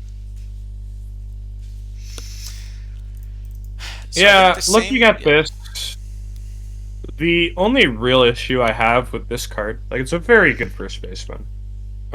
If I have all the cards, I'm not quite sure it makes the cut. It's probably close. No, I think Um, it's that's the problem. Is it's kind of fringy for where it is, and it needs to be platooned. And the problem is the fifth best bat isn't your DH, and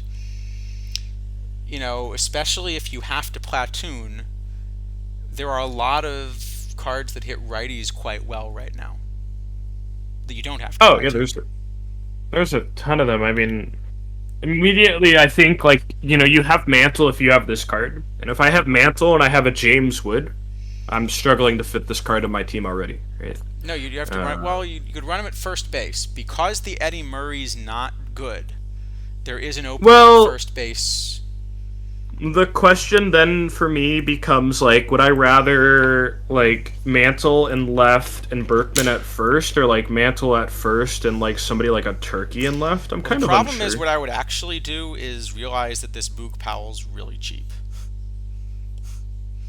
I mean, the Berkman's gonna be the same as the Boog. Yeah, but I think the Boog It's, probably is cheaper than the Berkman even. I would rather play Berkman than Boog. I think for sure. Um, well, It's closer. Um, anyway, yeah, so I think this is probably somewhere, again, if you're starting out as a backup, like this Beltron, you just get stuck pretty quickly. So I think this is also is probably it about is it a. Go ahead. is it a backup though? Like, I'm unsure. I think on a lot, like probably 99% of teams, you want this card at first base. Um, So you just run him at yeah, first. I think so, right? Like, if you run this at first, you run Mantle on left, and maybe you DH James Wood, right? And then you're fine. Like, Do it would you. have to be that there's a left fielder that's worth more than this card at first base, right? So is that Turkey Stearns? Probably So not. I Maybe that's guess the what only it. one I Yeah. have. Well, I guess yeah, because like right now I'd be running like a Buck Leonard, and this bat and Berkman's probably 2 wins better than Buck offensively. Yeah. So no, I think this is good. I would play this. Uh, I think it's A tier. I don't think it's like the best card in the meta, but like I again, think the I think fact that it has everybody. to be platooned means it's probably more like B tier then. I don't think so. I think that was a mistake a lot of people made last year with a card like George Brett, where I said that was the best card in the set. And a lot of people are like, no, it's so splitty, and then it was the best card in the set. Um, But I I think think the it's reason fine. Brett I was think so good is because Brett was good enough defensively that, and his good side was so good. I feel about Brett the same thing about Lavelle, that when the good side is good enough, you actually don't have to platoon him. You just put up with the bad side. Uh, all right, yeah, we'll give him an A.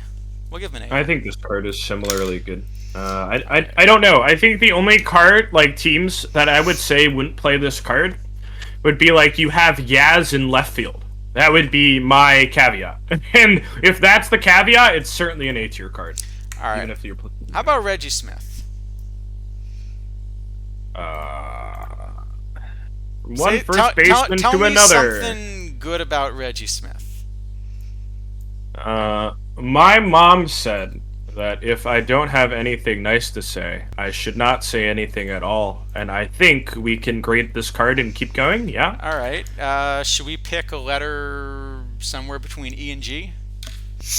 Yeah, that's okay with me. We can keep going. All Yeah, right. we'll just pick one of those random letters in there and then move forward. All right. Gary Lavelle. So I think we're again gonna, well, split on this card. I am willing to put up with the righty side, which is, by the way, at least decent because of how good the lefty side is. And I think I'm gonna find a lot of ways to use this card for a long time. So, again, just a perspective thing for chat here. Sorry, I'm very hungry. We've been going for a long time. I'm eating and talking. I apologize. We can do a quick break. Actually, I just it's remembered. Actually, I probably have to do my Twipped draft. whip draft, dude. You got 4 hours. You could do it later. Come on. Yeah, but we have like 5 more cards to go through. I mean, I've got, it's gonna be close.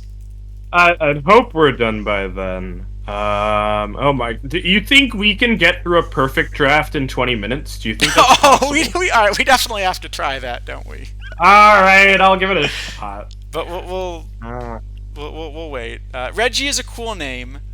Reggie is a fashionable name, and we're gonna give him an F for fashionable. The thing is about Lavelle that I was trying to get to, by the way, is chat. You have to look now at like 80 pitcher BABIP as being average. So just contextualizing that, the card is probably a little bit weaker as it's certainly probably a little bit below what you want VR, but I think the card respectively is a ton better. And I would also probably give it like an A or a B grade as a relief pitcher. I think it's a great card. Yeah, I do think I'm probably going to struggle to ever use this card in high leverage situations just because I don't trust the AI. Oh, yeah. But like just as a middle reliever, maybe you batter face him, maybe you put a specialist on, whatever. Like this card is really, really good. You should probably play it. So I'm tempted to say it's even close to an S tier card because of one other feature we haven't talked about yet. This Charles, card that's has not. what? No, it has Charles. Scroll down on the page before you say what you're gonna say. No. And in Gary's box, scroll down, and you see the problem with what you're about to say. You see it? No, scroll down more in there, in the box, all the way down. This. What's the? No. In his little pitcher rating. Yep, and count how many there are there. No. There's 2 of them. No. I do agree with that. However, Oh, I know what you wanted to. Okay, all right, fine. It's not S tier, it's A tier. But yes, he's an opener. I agree. All right, sure. no, there is an opener. No, well, I think there are 2 things. One is this is an incredible opener because you're now giving people the choice of go ahead and put your opener lineup in, and I'm not going to run this guy at 3 batters faced the way I normally do for my openers. Right. But the second thing that's incredible about this card is he has 35 stamina. And I know that means I can't start him because he doesn't have enough pitches. But one of the things last year that was a lot of fun about Tug McGraw is that somehow he'd managed to throw 110 innings a season for me. So I I could don't run a think shorter that's bullpen. I don't think that's going to happen this year because remember they bug fixed stamina at the end of last year. Be very surprised if that happens. Still, maybe it would with this card. This card is quite the outlier, but Yeah, so I think this is a card that's, at least A tier, but I suspect I'm going to find a way to run this card as an opener or something almost all cycle. Let me ask you one other uh, question. As much as you're going to say that about the two pitches, mhm. can I run this as a starter in 1919?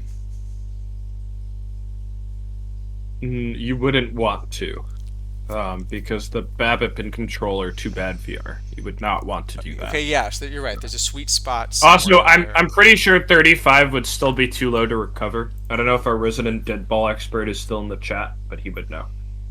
Also, you're one win away from a perfect pack apparently, and probably that silver floor thing Oh, or silver let me see how ceiling. we're doing. We are one win away from a perfect pack. All right.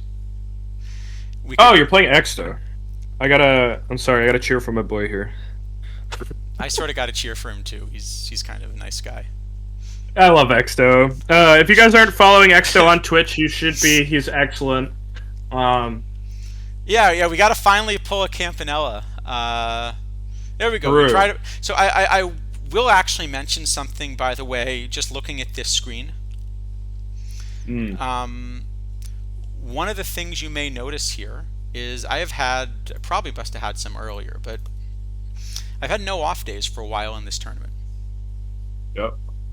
And one of the mistakes that I see people make a lot is building tournament rosters and saying, look, I have to have a perfect path to win a tournament, so I'm not going to worry about some of the depth stuff, because if I end up with really long series back to back, I just lose, but I need a bunch of luck to win.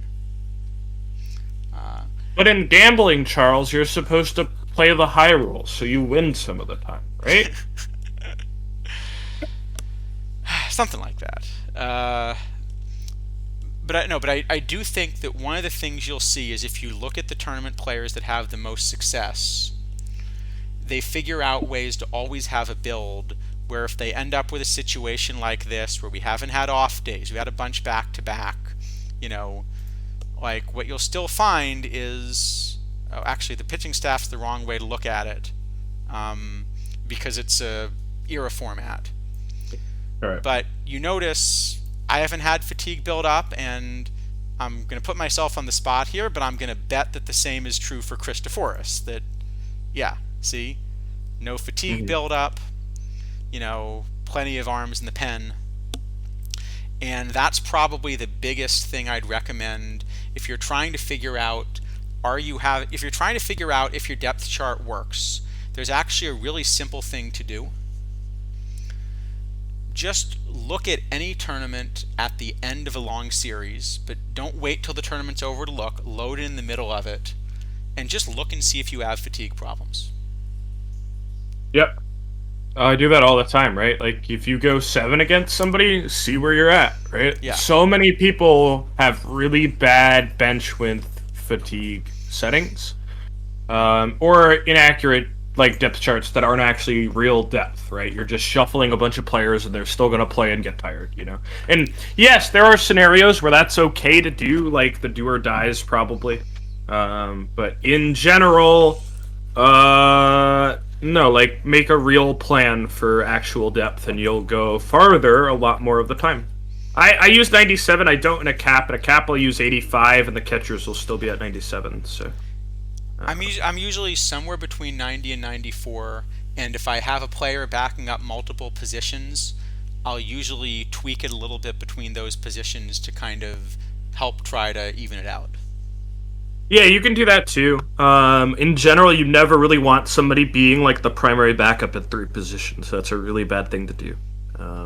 They could cover 2 if they're also like, not playing, right? But, Yeah. Yeah. Anyway, right. So Lavelle, we'll give him an A. Yeah, he's an A. I kind of want to give him an A plus. Can I give him an A plus? Yeah, I'll let you have it. It's such a U card. Like, It it's the is. perfect. I am gonna If run that card. This is somehow gonna be an end game ah, card for me. That's what I'm if saying. Charles could make a reliever, it would probably look exactly like that, like with the same points distribution. So, you're saying I can't use Dink as my non-shortstop backup for everywhere at the same time? Well, No, you actually can't, JDA. the problem Um, I have is that whenever I throw Dink on a roster and a cap, the AI looks at it and says, "This is your best backup: catcher, second base, third base, center field, right mhm. field." Yeah, is it Dafa with the good point, right? Kenley, like, just straight up in a vacuum is I better, but agree. Lavelle has a lot of potential. Well, Well, but that's here's just the peachy. It's difference. something Yeah. something that Exto taught me. If you don't know, when you're drafting, you can click on the buttons on the right and go look at your lineup and tell the AI to set up your team and check your depth chart while you're still drafting. Um, which That's a most good people I tip. don't think most people don't know you can do that. It does de-highlight the cards that you've already highlighted, but like doesn't really matter. Like just for that specific round. So if you're perfect drafting, you can check your depth chart or your rotation or anything during the draft. Right? It's very helpful. Yep. Yeah, that's a good tip. I haven't tried that one. The one that always gets me is if you crash something in the draft, or actually if you do what I usually do, which is I start a draft and after about 3 rounds I forget the era settings and have to go load in again. It resets the Yep. counter. Yes, which is really bad. So don't forget the arrow settings. They really should be displayed while you're in the draft. That would be probably a very easy fix. That'd be very helpful. And yeah, you can also see if Yeah. it's DH, no DH by looking at the lineups in that way. So Yeah. What I'd like is just see how if I go to this home screen here, I can see okay these are the rules and so forth. yeah, I'd like something similar for perfect drafts. yeah, or Um, even just like in the top, like where you see it where it says Friday Low Silver Round, like just below that, just put like year equals 1953 and then DH or no DH. That's all you but I need, will right? say It's just those two things. we're So. about to see here what I think is my biggest like quality of life thing pet peeve that I would love somebody to fix. And I Oh. hope we're about to see it in a minute, which is one of two, right now, one of two things is going to happen in this series. Either I'm going to win and the tournament's over, or I'm going to lose and there's going to be another game. Yep. When if you look at this thing in the top right, when it says like, do you want to load? If this is a countdown clock, I lost. If it says simulating still, I won.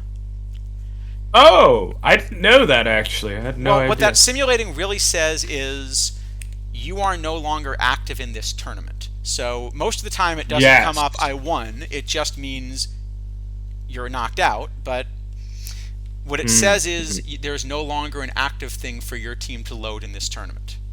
And I would like it to change so that as long as the tournament is still ongoing and there is a countdown clock, it just shows the countdown clock. Yep. Because otherwise it's like a major spoiler if I actually want the fun of being able to like go load and watch a game without knowing the result. Yeah. Um, yeah, exactly. You do like a block screen, you tab in, but then you can catch it out of the corner of your eye, and then you've messed up the whole thing. Yeah, exactly. So you can hold your hand over it. See, everyone has their own little fix for this. Yes, I rock this. It does it with hide scores. See, I've got hide scores checked here. I can uncheck it, Yep. but even with it checked, yeah, Mm-mm-mm. yes. I rather enjoyed this tournament, by the way. This what is this? Like it's the high silver The low ceiling, silver. low silver ceiling. Yeah, that's good. I Yeah. think I like a lot more of like the small wiggle room formats, right? Yeah. Where you have to flex I it a will little bit. definitely enjoy this tournament if I win one more game in it. uh, Uh, all right, let's well, look like at I mean, Lolich. Yeah. Sorry. these the two starters are very similarly rated for me, and they're both uh pretty close to being S tier. I don't think I could quite give them that. They're certainly both A tier. Uh, So yeah, I think to to me right now for a typical Oh, what? interesting. Actually, I would give Lolik S tier, um, and not Roberts, which is a fun discussion. So as we can see from the countdown clock, we're going game 7. Game 7. um, Sorry, I predict that we will discover we went game 7, but let's check just to be sure. Oh, Imagine they fixed it and you're wrong. Lol. I'm gonna bet we went 7. I would also bet you went 7, but considering you also didn't get any of the "you did well in the tournament" messages. You don't get that if you have hide scores. Oh, I didn't know that. I never play with head scores. But Yeah, we're going. shockingly enough, we are going 7. Oh, what a surprise! Who would have guessed? Now the good news is this is the one scenario in the entire game where there's no spoiler. Because true. no matter what happens in game 7, we're out. I mean, we're like not active in the tournament. Yeah. Anyway, yeah, so I have Robin Roberts a little better than Lolich. I do agree with you that Lolich might last longer in the meta as a lefty, though. And so that makes him the better card. Here's the problem, though. Here's the problem. Okay. So I think, to me, the dividing line right now for playable starting pitcher, for a team that doesn't quite have every limited edition in the game but is pretty complete, is somewhere around Johan Santana as your 5th starter. Is that about fair? I would think it's a bit better than that, actually. Hold on, let me check. Be like Lolich, Tannehill, Joss, Yuri, Robert. Sorry, I'm saying before the build lineups. Oh, before? Yeah, Johan's 5. He's about your 5th starter. 6. What am I actually running? So, well, I invested a ton of crap and got a Grover. So, so I've got a Grover, but I don't have a Feller or Tannehill or a Hammaker. So I've got Grover, Joss, Luque. I think Santana might even be my number 4 at the moment, but for a stronger build, number 5. Yep.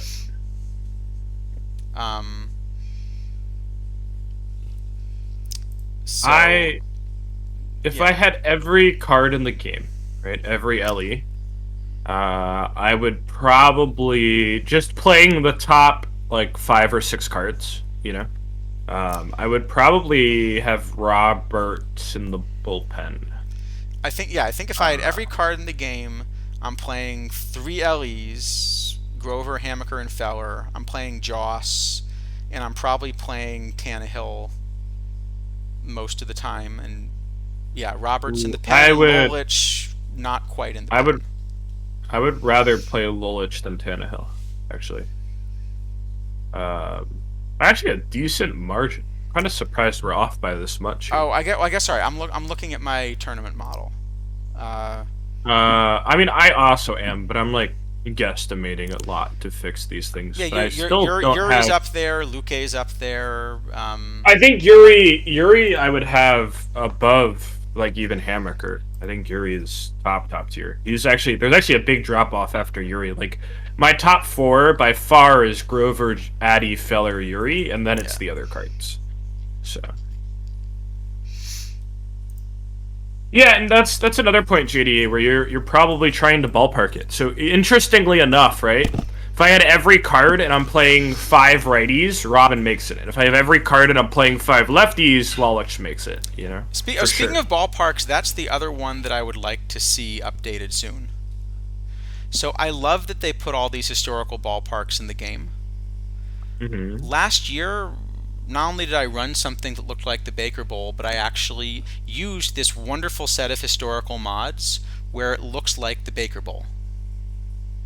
And this year they put all of these historical parks in, but they didn't actually put the imaging in. And but I'm also not allowed to overload that image with my custom park. Maybe a licensing thing, my friend. Probably might not be in that exact thing. No, but it'll be nice to be able to override it, overload the image the same way we could in 23. because there's a lot Oh, of really nice hmm, community generated content. you're right. Um, You should definitely be able to do that. I didn't realize that it changed between 23 and no, 24. that's the problem. So I can now claim I'm in the Baker Bowl, but I can't actually use the imaging. It looks like Perfect Park. Okay, yeah, Right. FTP, TVD, yeah. Slide the app halfway off the screen. Yeah, everyone's got a little trick for like, how do I avoid the spoiler? Um, Yes, and the best part about Roberts is the absolutely ludicrous stamina number. yeah. Um, So I think, I go ahead. I think that card probably breaks the game in a lot of ways that people are going to explore with time over the year. So, So I think both of these, you know, it depends on how you count the LEs, but I think both Lolich and Roberts' starters are probably around the bottom end of a rotation for a team that's complete but doesn't mm-mm. have LEs right now. And are going to drop into the bullpen pretty quickly, and I suspect both will then be gone in a month or two. Well, all right. Interesting question. I still have Lolich as the best lefty starter in the game.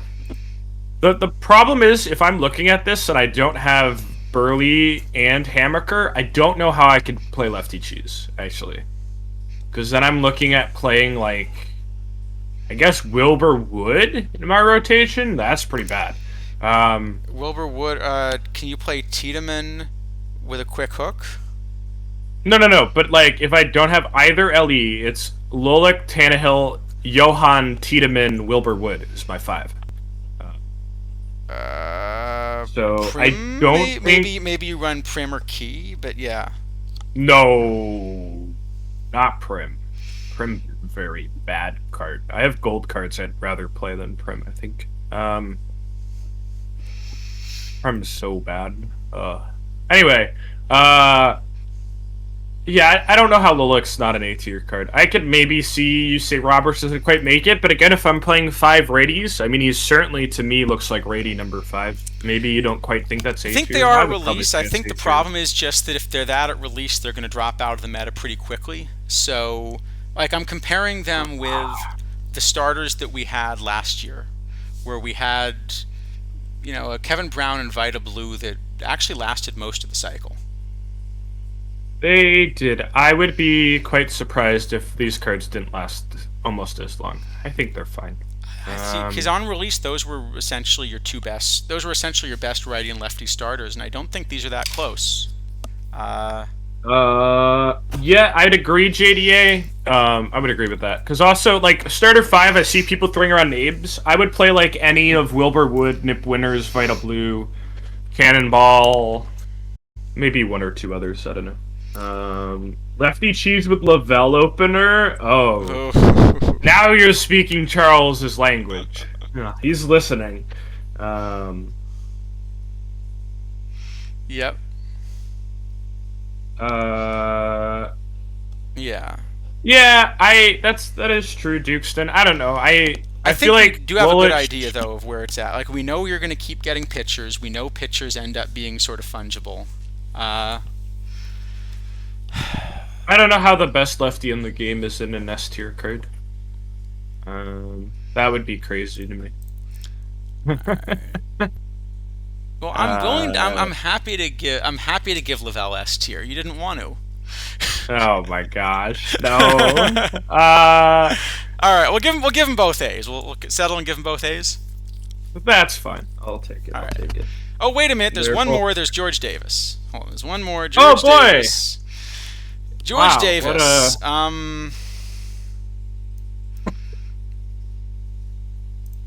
Should we just pretend we didn't remember this one? wow! I didn't know Jimmy Ryan gained some eye and played a really bad shortstop at third base.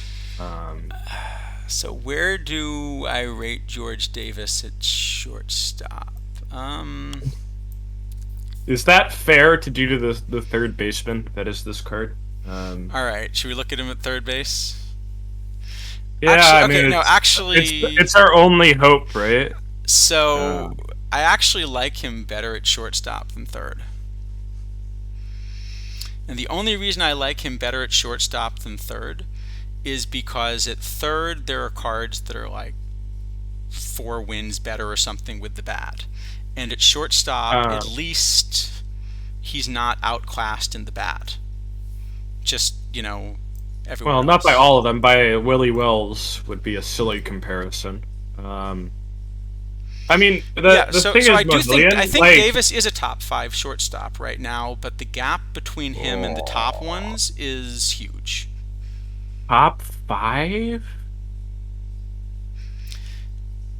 Because the problem is counting to 5 No. is tough. I don't think it is. I think I'd rather play Ron Hansen than this card. I do. No. Yes, absolutely. It's not. I don't think it'd be that close either. Um, Let me pull up Hanson.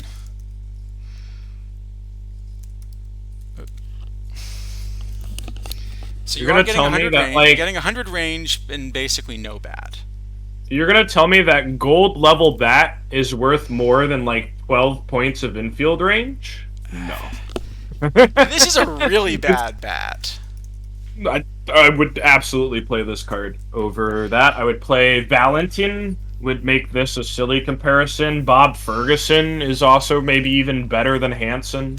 Um, So I'm not Valentine, buying it. so I've got this bat as significantly better than Valentine. So I have this bat as being about equivalent to the Tony Phillips bat.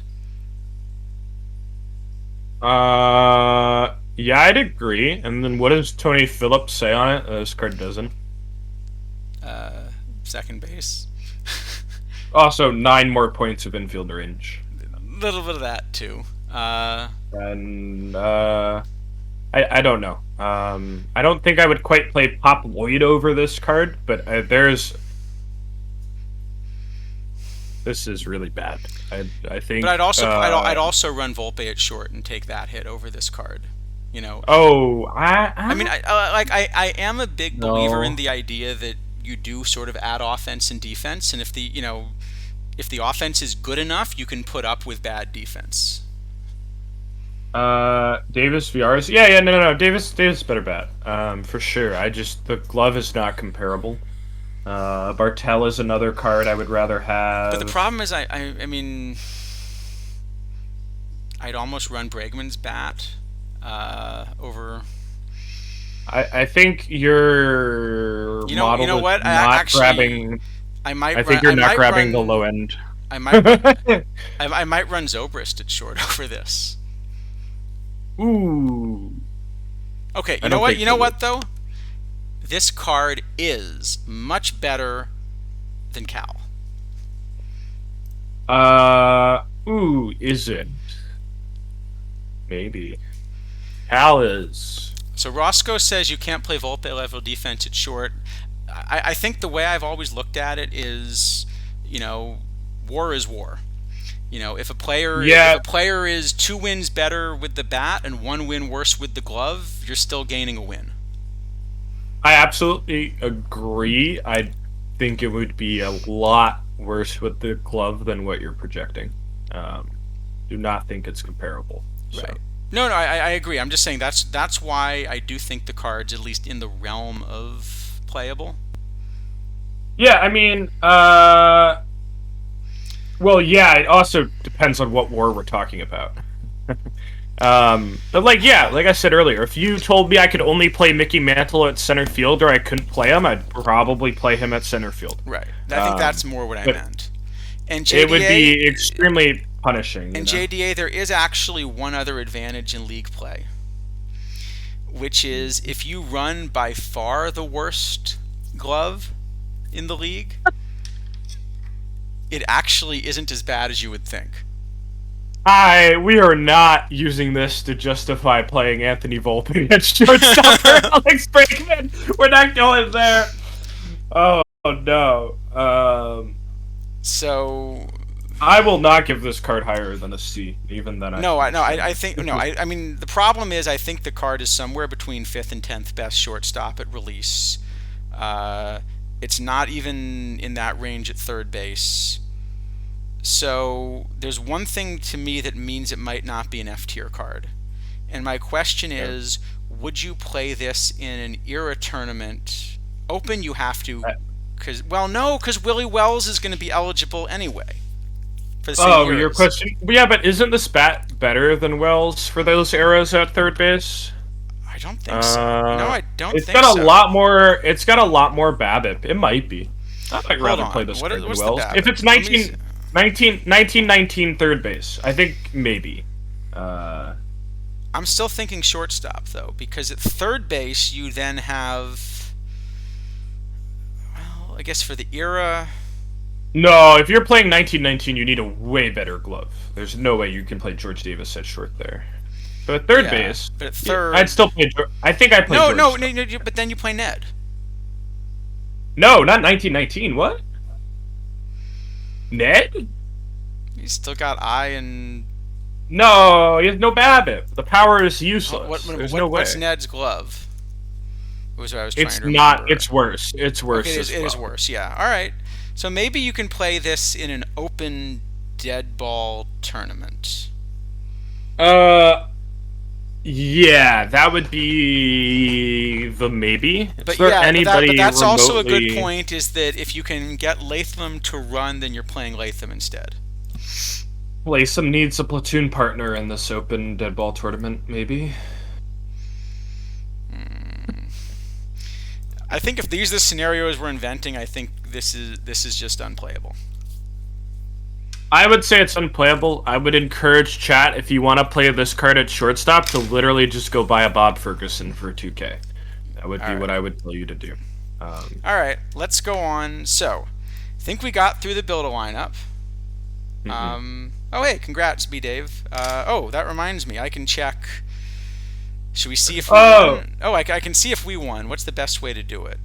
I could go to Diddy highlights. also pointing out that Pee Wee Reese is a card that most of chat has, and I would also rather play that card than this card.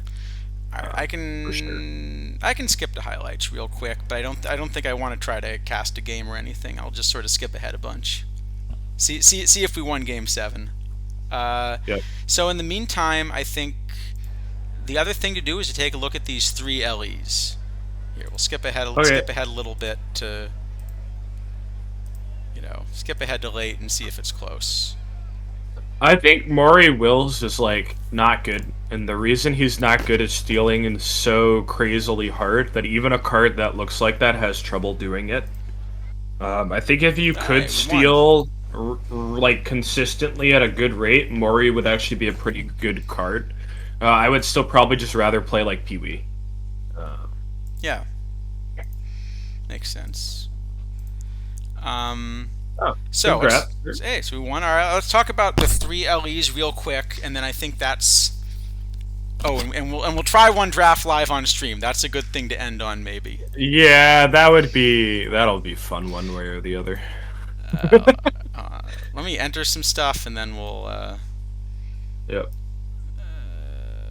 Latham. Oh, at third base. Yeah, I mean you're playing Latham's really good. I think Latham just needs a platoon partner and the ability to steal. I also think stealing might be a lot harder in 1919 as well. I can't remember.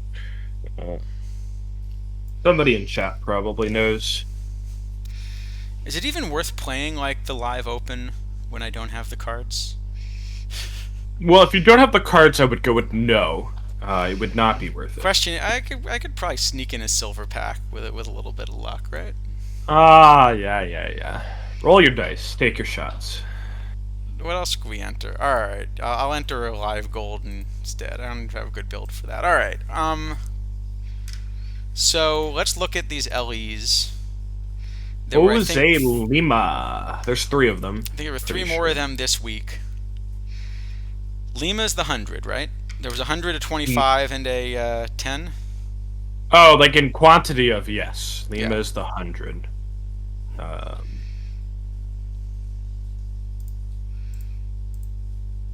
So let's start with Lima.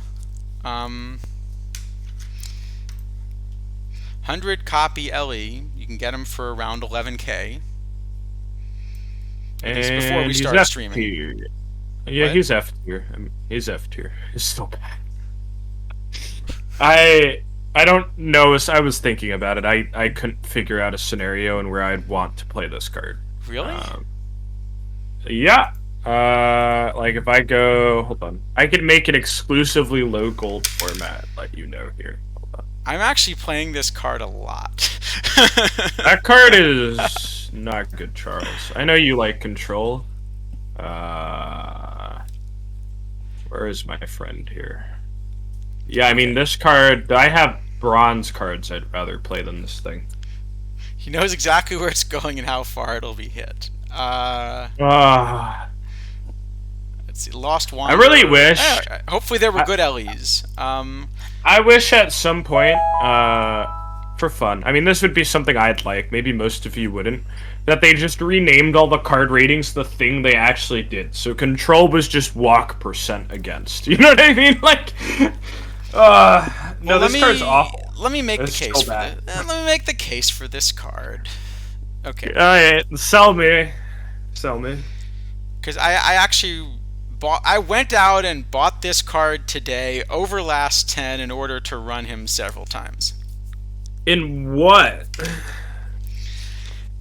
It's really tough to find OOTP era pitching if you don't have He the says future legends. in an out of the park era, a low gold floor and ceiling.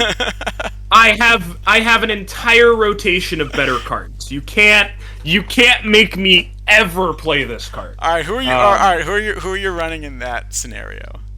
Matt Moore for sure is Okay, better. let's pull this up. We'll pull this up. Uh yeah, I have a full rotation. Matt Moore for sure is All better. right, all right. Gavin Stone is better. The future legend. Okay. Yep. See that card? Much better. All right. Where are we going? We're going to Max Scherzer is better. The Okay, I'm just pulling the cards up for everyone. The gold one. Dre Jameson is better.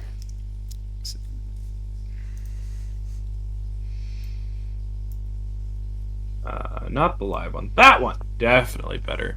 And then my last one, I would play over Jose Lima, coming in at exactly 5 starting pitchers, is Garrett Richards, who is also significantly better.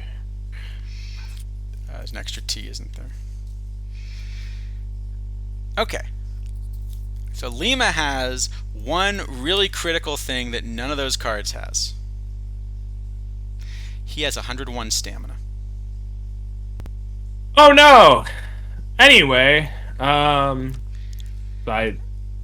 really don't care that much. Like, if you want a bad pitcher to throw more innings, Well, cool. I'm thinking like the daily OOTP cap. This is my 5th starter because he can actually throw a complete game, unlike anybody else in that format. And that means I'm running 12 pitchers instead of 13. What is the ceiling on the out of the park era cap? Let me find it. Also, there isn't a floor on it either. Take off the floor. What's the ceiling? I think it's just open. I believe it's just open. My thing would. There's also Alright, a gold, but I think it's just open, isn't it? Let me find it. My thing would rather play him than Odalis as Adolfo, I think. Here you go. But it's... So 1750 cap, 1999 era as well. So that helps just a hair with some of the things he's bad at. You know, okay, stuff so gets if you nerfed. just wanted to play, I'll say the card has to be like a low gold, because we're not spending a bazillion points on starter 5. And you wanted stamina. I want someone that's going to just throw 9 innings. Yeah, I want someone that's going to let me run one fewer pitcher. Liberatore would be my solution. That's a much better card. But he doesn't have as much stamina. He's 85 stamina. It's the same thing. He'll throw maybe 5 less pitches. No, Lima's well over 100, right? Lima's, was it 102? Let me find Lima again. I don't know. I'm not gonna put that much worse of a pitcher on my team for like 5-10 pitches. I think it's not 5 or 10 pitches. I think you're getting, almost 2 innings more out of Lima, aren't you? I mean, 2 innings if like he goes a normal inning and then gets like 3 ground outs in a row. Sure. Oh no, but this is also a control pitcher, so he's really efficient with the pitches, and Yeah, yeah, and he holds it'll runners be well. really efficient when they keep getting on base. Well, he I hold, think you are vastly overthinking a really bad pitcher. Um, I he, really, he can't I pitch well. He just can't do it. I don't like. We're trying to justify a card I would never even consider playing on a gold tournament in like the most niche scenario possible. If you want to say he's D instead of F, you could do it. I feel like it'd be unfair to every other card we gave a D I'm today. just saying Um, I actually went and bought one of these in order to run him in multiple tournaments in the last day. I think you're nuts, but Well, I am, but it's still true that I went yeah, out and got him in order to run him I in multiple know, tournaments in the I know. last day. No, but there's no way you could ever make me play this card, I think, ever. Maybe in the limited edition open weekly. Sure, I'd play So I more. do have Liberatore better. I do have Matt Moore better. Yeah, you have all the cards I named better, probably. It wasn't really close. I gave you a pretty big margin there. I think I have the future legend Ken Waldachuk a little better. I mean, if I went out of the park era and I took off the floor, Charles, and it wasn't just only low gold cards, I could probably build an entire rotation better than this card without breaking a sweat. Um, so. However, I still went out and grabbed this card and I'm running it. Ever, I mean, does that mean it was the right thing to do, or you just did it anyway? we gotta chat, Charles. We're trying to help people be better at the game, not make them play Jose Lima. So we can't give him a B for baseball team.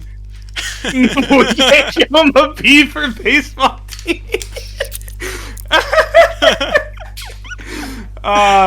How If you really want a D2, how about F plus? We gave our first F minus. We can give an F plus today. Um, it is the best out of the park. Look, stop encouraging him. You're not helping. I think it's the only pitcher, right, that qualifies for that. all right. Can we at least give him a D for you better have a good defense in the outfield? D minus, and I'll fine. D minus, no better. There's no way it's better. A D, but you can play him. All right, fine. No, you can play any card. It doesn't mean.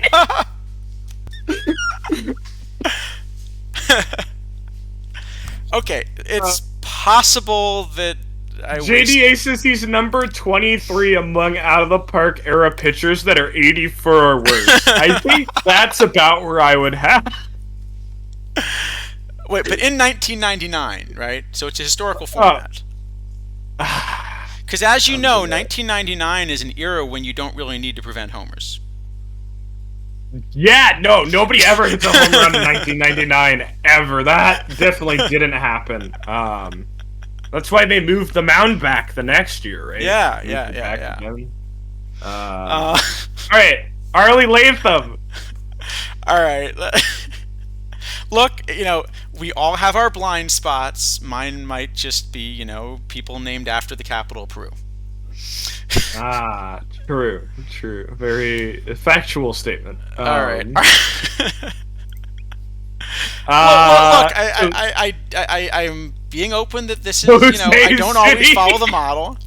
I don't always follow the model religiously. I think this is one where the model and I are just going to have to disagree. I think this is one where maybe you want to follow the model a little closer. All right. Next you're gonna tell me that well, fair enough. All right. Yeah. Bellevue being new bronze SP. Oh no. All right. You know what? I have been looking for a theme team idea for like the alt I've never gotten around to building. Do we have enough people to build a Bean theme team? You probably could find a way to do it. Like Coco Crisp could play on the team, right? I mean, I could always throw in Boston and just make it Beantown. True. True. I feel like if I actually tried to do this, that team wouldn't make it out of iron. No, but it'd be funny. It would be funny. Yeah. Any pitcher who was known for hitting batters, I like that. All right, you know what? I think we got to do a beam theme team. Yeah, you do a lot of different ways to. Yeah, I think we could do that. All right, Arlie Latham. If you're playing this card, it's the speed and the defense, not the bat. Yes, that's definitely true. So, if stolen bases were behaving like the base game, I would love this card versus lefties. I think it'd be very good. and The problem especially era situations. not as much because stealing seems to be worse the farther back you go. But it would still be good, and I don't know. We haven't really had an answer on what's going on with stealing at all. Maybe nothing's going on. Maybe the base game's bugged. I don't really know. I'm okay with the card. I wish I could play it. I'm a big stolen base guy. I think a lot of people think I'm not because I always yell at people to not steal, but the reason is you're stealing with the wrong people. The problem is right now there's basically nobody you should be stealing with. Right. He looks great for 1910s even without it. He does. I mean, the defense is immaculate. The VL battle play, you have platoons there for free. So yeah, I mean, he's probably great in a dead ball. Modern, I can't make the card work at all, but that's fine. You know, the question is, does he have a really good era? Right, and as Adolfo also says, if he had eye, he's a lot better, because the more times he gets on first base, even better he becomes, you know, and, Well, he would it's not a game changer. He would against my bean team. Yes, that is true. He's not a game changer. I don't think he's a bad card. Like from a gameplay or game design point of view, this is the kind of card I'm far more interested in being limited, where there isn't a clear situation yet where like the card is really good, or maybe there is, but it's only one of them, and it's like a weird spot, right? And these are the kind of cards that I think are really like actually interesting and fun, and I'd like to see more of. Yeah.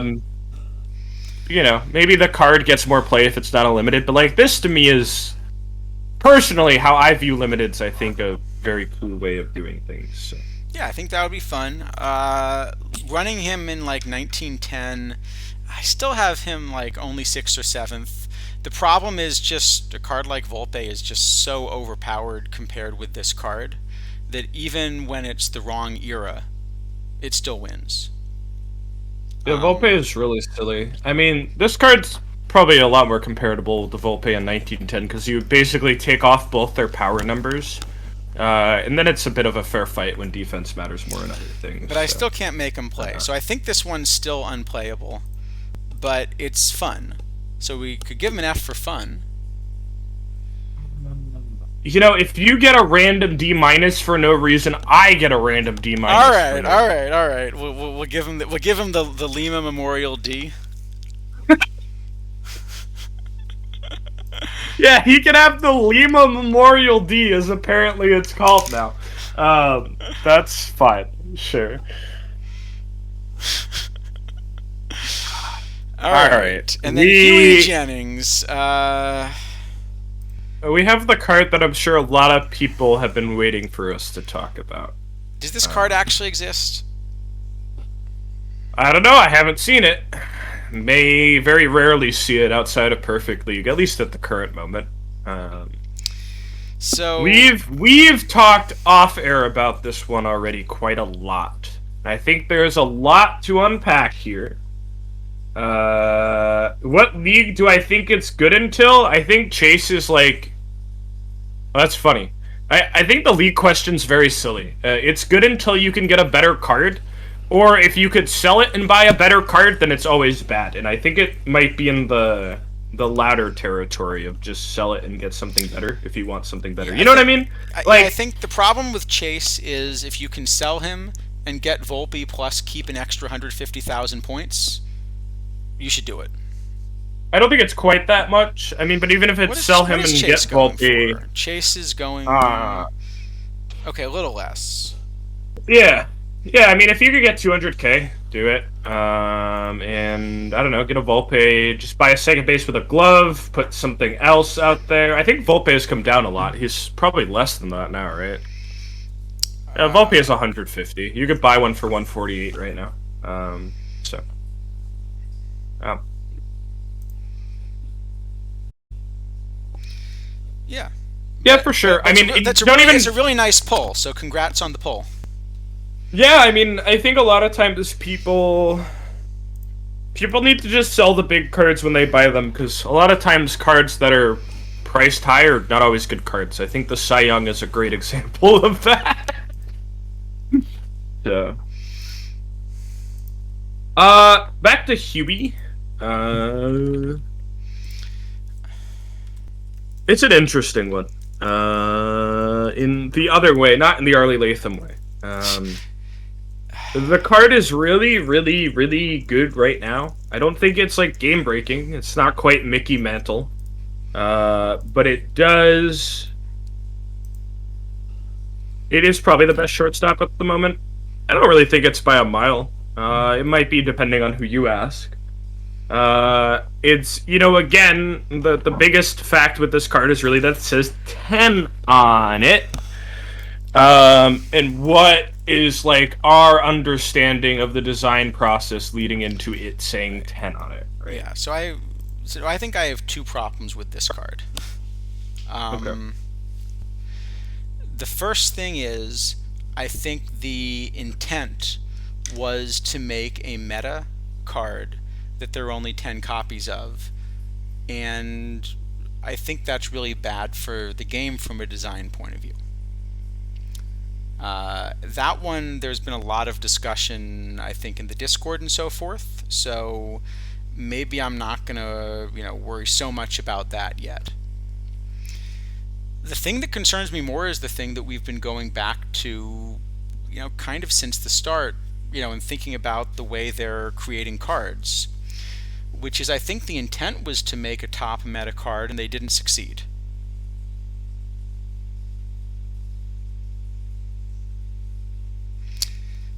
Yeah. Like it's certainly the best shortstop. But this is like the only reason I would go get this for 1,000,000 points is if I had an unlimited amount of points, and I was like, cool, it's an improvement, And there are people who play the game that way. I don't quite think I would rather play Wells. I know Wells has a lot more power, but I'd rather have this glove for sure. I don't think this is the best shortstop in the game. You would rather play Wells, or what would you rather play? I think so, but honestly, I'd stick Gunner's bat at short if I had to. So No, 80 range, Charles. Um, you can't. I don't think that much. The bat is so much better. But what are you getting at a third? What are you getting at a third base then? You playing chipper both ways to do that? Then I'd you better Buck play short all. If that were good enough. I have stuck Buck Leonard at short in tournaments. You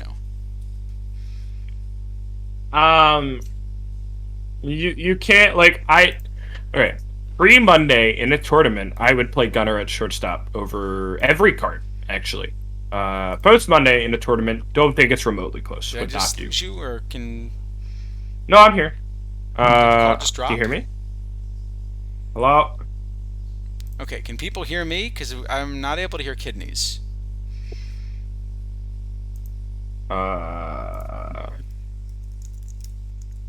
Chat, yeah. Oh. Alright, I'm gonna see if we can fix the connection. No. I know you can hear me still, chat.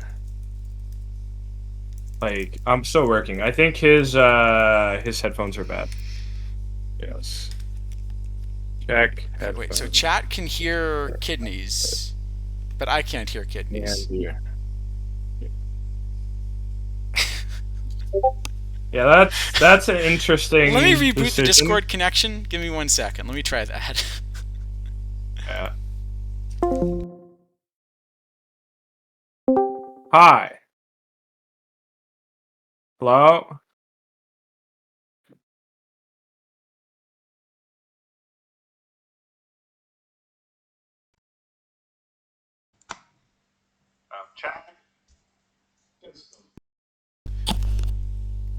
Chat can hear you, but it doesn't work over the headset.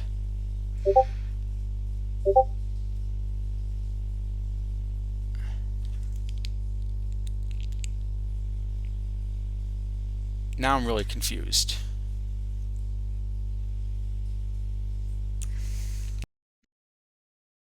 Go back to this version, which we know doesn't work as well.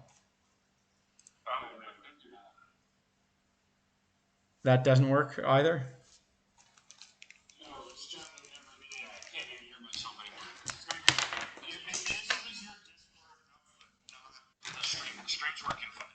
Okay.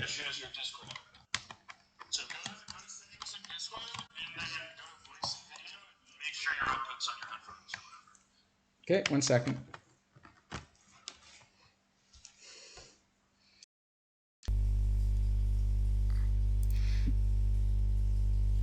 Sorry about the technical problems, chat. We're working on it. Yeah. Okay, is this working again? Can you hear me? Yes. Okay, we fixed it. I have no idea what Yeah. broke, and I have no idea what I did to fix it. But I don't know. Whatever. All right, we're back. Okay. What was the last thing you heard me say about Huey? I'm not We're sure. talking about Wells versus Huey. Yeah. I would definitely rather play Huey post Monday. I also don't think Gunner's a shortstop post Monday. I think pre Monday in tournaments, sure, you can do it. I don't think you can do it at all now. I think the card is good. It is not a must-have by any shape of means. I do agree. I think their goal was probably to make a must-have 10 of LE. And the fact that that was their goal might be the scariest thing about the card, rather than that they failed to succeed. So, yeah. Yeah, Mr. R. There are only 10 copies of the Huey. Yeah, so I have Wells as being a significantly better bat because there is a big difference in power. Yeah. Like you're getting 90 power versus essentially 0. Right. I mean, yeah, and you're trading it for Ian Babbitt, but obviously the power is a little better in this context, right? But it is, I think, quite a significant amount of glove as well, especially comparing to most of the shortstops. 3 points of range, right? Yep, and some other little bits. Yeah. I think compared to a lot of the gloves people are playing at shortstop, though, this is probably number one. There's probably a few teams in Perfect playing Tony Phillips, but Tony Phillips is, I mean, range is still the best rating, but he is literally just range, right? And then a much lower ratings across the board, so. Right. I don't really know what to say about it too much. Like, I know a lot of people, again, have asked me if this is why I'm quitting the game. It's not. It doesn't really have anything to do with Huey, specifically. I think, it's a good card. There's literally no reason it should be a limited edition 10 of. Not one good reason I can think of. I would also, kind of say that the current LE system is really badly made. I think the whole purpose of LEs was to get people to pull packs on days that were not Thursday. And to succeed in that, they need to be obtainable, and Perfect limited editions are so rare you can't open packs to chase them. At all, right? And make LEs have their own custom pull rate, and make it reasonable. And then make them time-based, right? Say, okay, for the next 2 weeks, you can get a Huey Jennings in a pack at this rate. Doesn't pull like any other card, it pulls like a Huey Jennings or an LE. You can even change it between different limiteds if you really want to. But, like, that, to me, seems to be what LEs were invented for, because I know that's what Jardine talked about why we added them a little bit, if I remember correctly, and I think that would be a much better use of the current limited system than what's going on. Also, the fact that this blows Cal Ripken out of the water is very sad, right? So you think this card is better than Cal? Yeah, I don't think it's comparable, actually.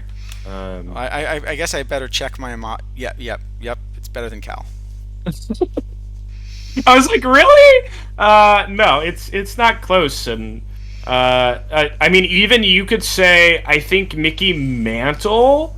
You know, obviously Yaz is still great because Yaz has all the defense in the world, but like Mantle's bat just one upping Carl Mantle Yaz. is much better than Yaz. Yeah. In context, I would rather have a trained Yaz in center field than a Mantle anywhere, actually. Um, but I think that also is like quite a not great thing to set. That like 2 weeks later, we've just taken the huge reward people spent a month playing for, and said, "Hey, we're gonna start printing way better cards." Right? I will say that's And an improvement over some of the rewards last year. Some of the rewards last year were not playable day one, and you know, were there any that were unplayable instantly? I don't think so. I know a lot of people say Carlton. But Carlton Carlton was was pretty still like what? close. Yeah. Carlton was one of the best lefties. It was just that all lefties were bad for whatever reason. Uh, so I don't think it's that comparable. Some of the second place rewards were truly awful. That So is true. I think Isadapo, all the I disagree with you on Yaz at center, and the reason is simply it takes a while to train. And I think one of the things we've seen about the nature of power creep this cycle is if it's going to take you a month to train a card, it's just not worth it. um Sorry, Drysdale. Yeah, that's the one I was thinking of. Drysdale was even worse. no, because when Drysdale came out, Drysdale was the best card in the game as a pitcher by far. And then we had a month, and then we got back-to-back weeks of Cooperstown Club 5 and Plat 4, and he was pushed out of the rotation just from that alone. But no, Drysdale was, at the end of the game, basically unusable, but when he came out, he was great. I don't know. I think dropping cards like Mantle so close to Yaz is a little weird. I think Huey Jennings being better than Cal is almost, frankly, to me, it was a little insulting, right? Because I spent a whole month working, and Cal was one of the things I was working for, and it's just clearly outclassed, right? Well, I don't think I don't think the problem is that Huey's better than Cal. I think the problem is that well, Well, even Wells is I can better, find right? my list of things that are better than Cal, but it's a It's a long it's a list. it's a very long list, right? And Valentine's better um, than Cal. Jordan Lawler's better than Cal. Jackson Merrill's better than Cal. I don't know about Merrill, but yeah, I'll give you Valentine. There are two Ben Zobrists that are better than Cal. Ah, At I'd shortstop. still, I no, I think your club's a little off there, but there's a long list of names I'd rather play, and um, I'm unsure what the progression is looking like moving forward, right? Because um, are they putting effort into, even if it's 2 months at a time, saying these are the cards we're coming out with, this is what they look like, is this card better than this card, and how are we structuring things so card releases make sense and order, and people who spend, a bunch of money on one card don't lose it all immediately the next Thursday, right? That's the kind of thing that I'm just not seeing anywhere, and that's probably the most scary thing for me. Yeah. Looking at the future of this game, right? Because you can't just, there was kind of a thing that went on with Paul a little bit when he first picked up the job, where he was kind of like, "Oh, I don't think cards need to be like all perfect league to be good cards," and I'd agree, right? But I think if you're not putting a lot of effort into balancing cards, or like, what's the point of the perfect chase outlay? Well, there's a Philadelphia Phillies theme team that probably wants one, right? Okay, cool. Then why is it a 25 of LE that costs 200K, right? Because anybody trying to play the game would just rather have a Jackie for the same price, Yeah. And those are the kind of things where it's like, I don't think you're making different, like, end game second baseman. No, out of the park. There's very clearly, a hierarchy. And sure, you could have like maybe a power hitting second baseman and a glove one and a contact one that are all roughly similar, but we're not seeing that, And there's uh, no world, in my opinion, where Chase Utley is comparable to Jackie Robinson, and they cost roughly the same amount of money, and it's like, why did we make this card then, right? I guess it's a fun card, sure, but it's maybe it should have been a 99, or maybe it shouldn't have been a limited edition, right? Or um, it just seems like there could be another level, a little bit more of consideration for where cards will play and why, because I think that's what drives the game, right? Like, people spend money and buy upgrades because they want to make their team better. And if certain chase cards don't make their team better, then why would they buy them? Or Right. if I go buy Jackie and then next week Volpe is here, and right, like, in the moment it was a problem. I think now it's very solved that Jackie is much better. But I think in the moment I was like, well, I just threw away probably 300, 400k worth of supplies I used to finish that mission because a better card came out I'm immediately. still, by the way, Right? not completely convinced that Jackie's better, but I would very encourage you to revisit everything you're doing with defense post the changes. I don't think it's comparable. And I think everybody today that has a model that's been in our chat, like Roscoe, Isadafo, JDA, Chimera, have said the same thing. So I don't know. We could all be wrong, Charles. We could all be wrong. But I think it's that well, it's actually the base running, I suspect, is where we disagree. That I'm now really downgrading the value of that. I think I could take away Jackie's legs and just let him walk to second base on a double, and he would probably still be a better card than Volpe based off the glove. So um, that is where I would stand on that, I think, after Monday changes to tournaments. So Okay. yep. Yeah. Anyway, yeah. To me, the issue is more that I think the intent with Huey, like with a lot of these, doesn't seem to have matched the card. And I do think it's not ideal that they're releasing it as a of 10 LE. But that's the sort of thing that you try things and the community comes back and gives you feedback, and hopefully you take that feedback and adjust. If there are 10 more of these out of 10 LEs and so forth, it'll be clear they're not listening to the feedback. Yeah, I mean, it was very clear what the community thought of a 10 of LE. Yes, If it happens again, it sets a much different tone. So I agree. But I think the bigger problem I have is that it feels like, again, they didn't release what they were trying to release with this. And that's what worries me more, because I think you want the game designers to be able to put out their vision and let us play it. Uh, yeah, I mean, this is the thing that's been going on all year, right? Um, that clearly whatever they're doing to project how cards are played or test cards how they play, before they come out with the cards, is not lining up with actual data, right? Yeah. It's it's not that, like, I think modeling has become kind of an unnecessarily hot topic. All most modelers are doing, that aren't you, Charles, or we're just looking at data in a big number and then Yeah. making it an expected stat instead of like just a finite stat that we have in the data and telling you what's happening. And that's a really actually simple process that is probably not anywhere near wrong by the levels of wrong some of these cards look like they are, right? So something is clearly not lining up, and it's an issue. So.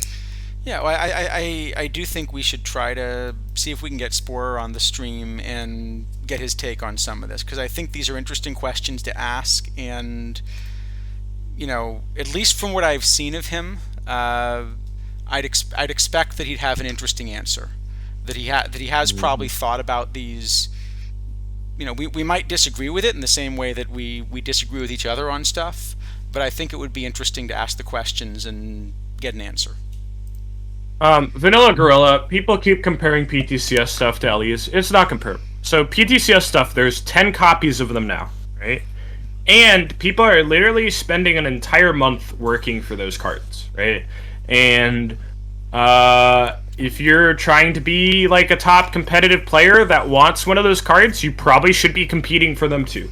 I think that's like a very I don't know how you could do one without the other almost, unless you're just throwing money at the game, in which case you probably don't care anyway.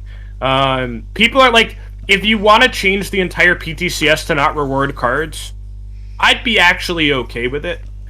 I'd be fine with it. Yeah. But you need to make it worth for people to play an entire month worth of tournaments trying to get something, right? And I think right now something like Yastrzemski is actually a pretty good way of doing that, and it's rewarding people for playing the game, which is good. I think a lot of Out of the Park doesn't reward people enough for playing the game, so.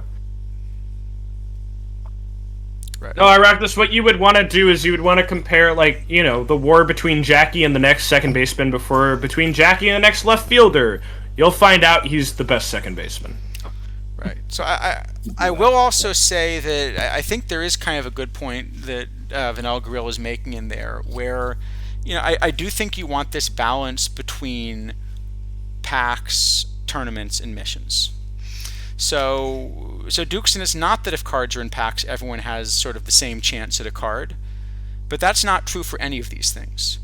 So when things are in packs and there are elite cards in packs, the people that rip the most packs have the most chance at the cards. When things are in tournaments, again, yes, in principle everyone has a chance at it. In practice, the people that are the strongest tournament players have the most chance to get those cards. And so I can see the logic behind saying, if you're going to create an elite series of tournament cards for the best tournament players, you should have an elite set of packable cards for the best pack rippers. I think that sort of is the intent here. The problem is, I think the rest of the game balance is such that it was still a little bit in favor of the pack ripping this cycle before making that decision. And so when you try to add elite cards for pack ripping, it kind of gets that much worse.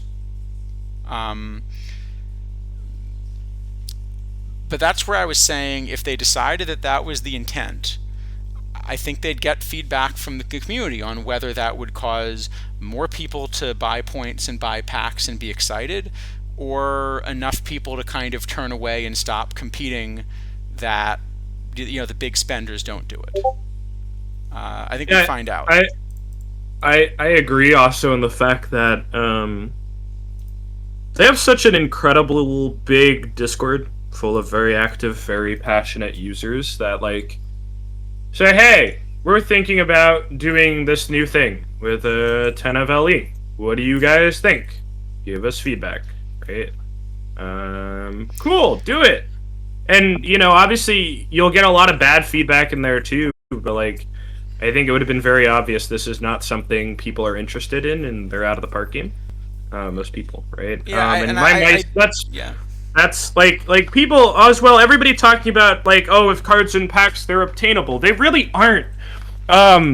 People don't understand that a perfect card, a specific historical perfect card, is 1 in 26,000 packs to have a chance, on average to get one, and on average doesn't guarantee you get it. And that's why I thought moving LEs to be actual perfects this year was a little odd, because it just means the chase for them is over, right? And instead of having a chase for these cards, it's just, if it happens, it happens, because nobody in their right mind is ripping those level numbers of packs consistently trying to grab every LE. It doesn't work that way. It's too hard.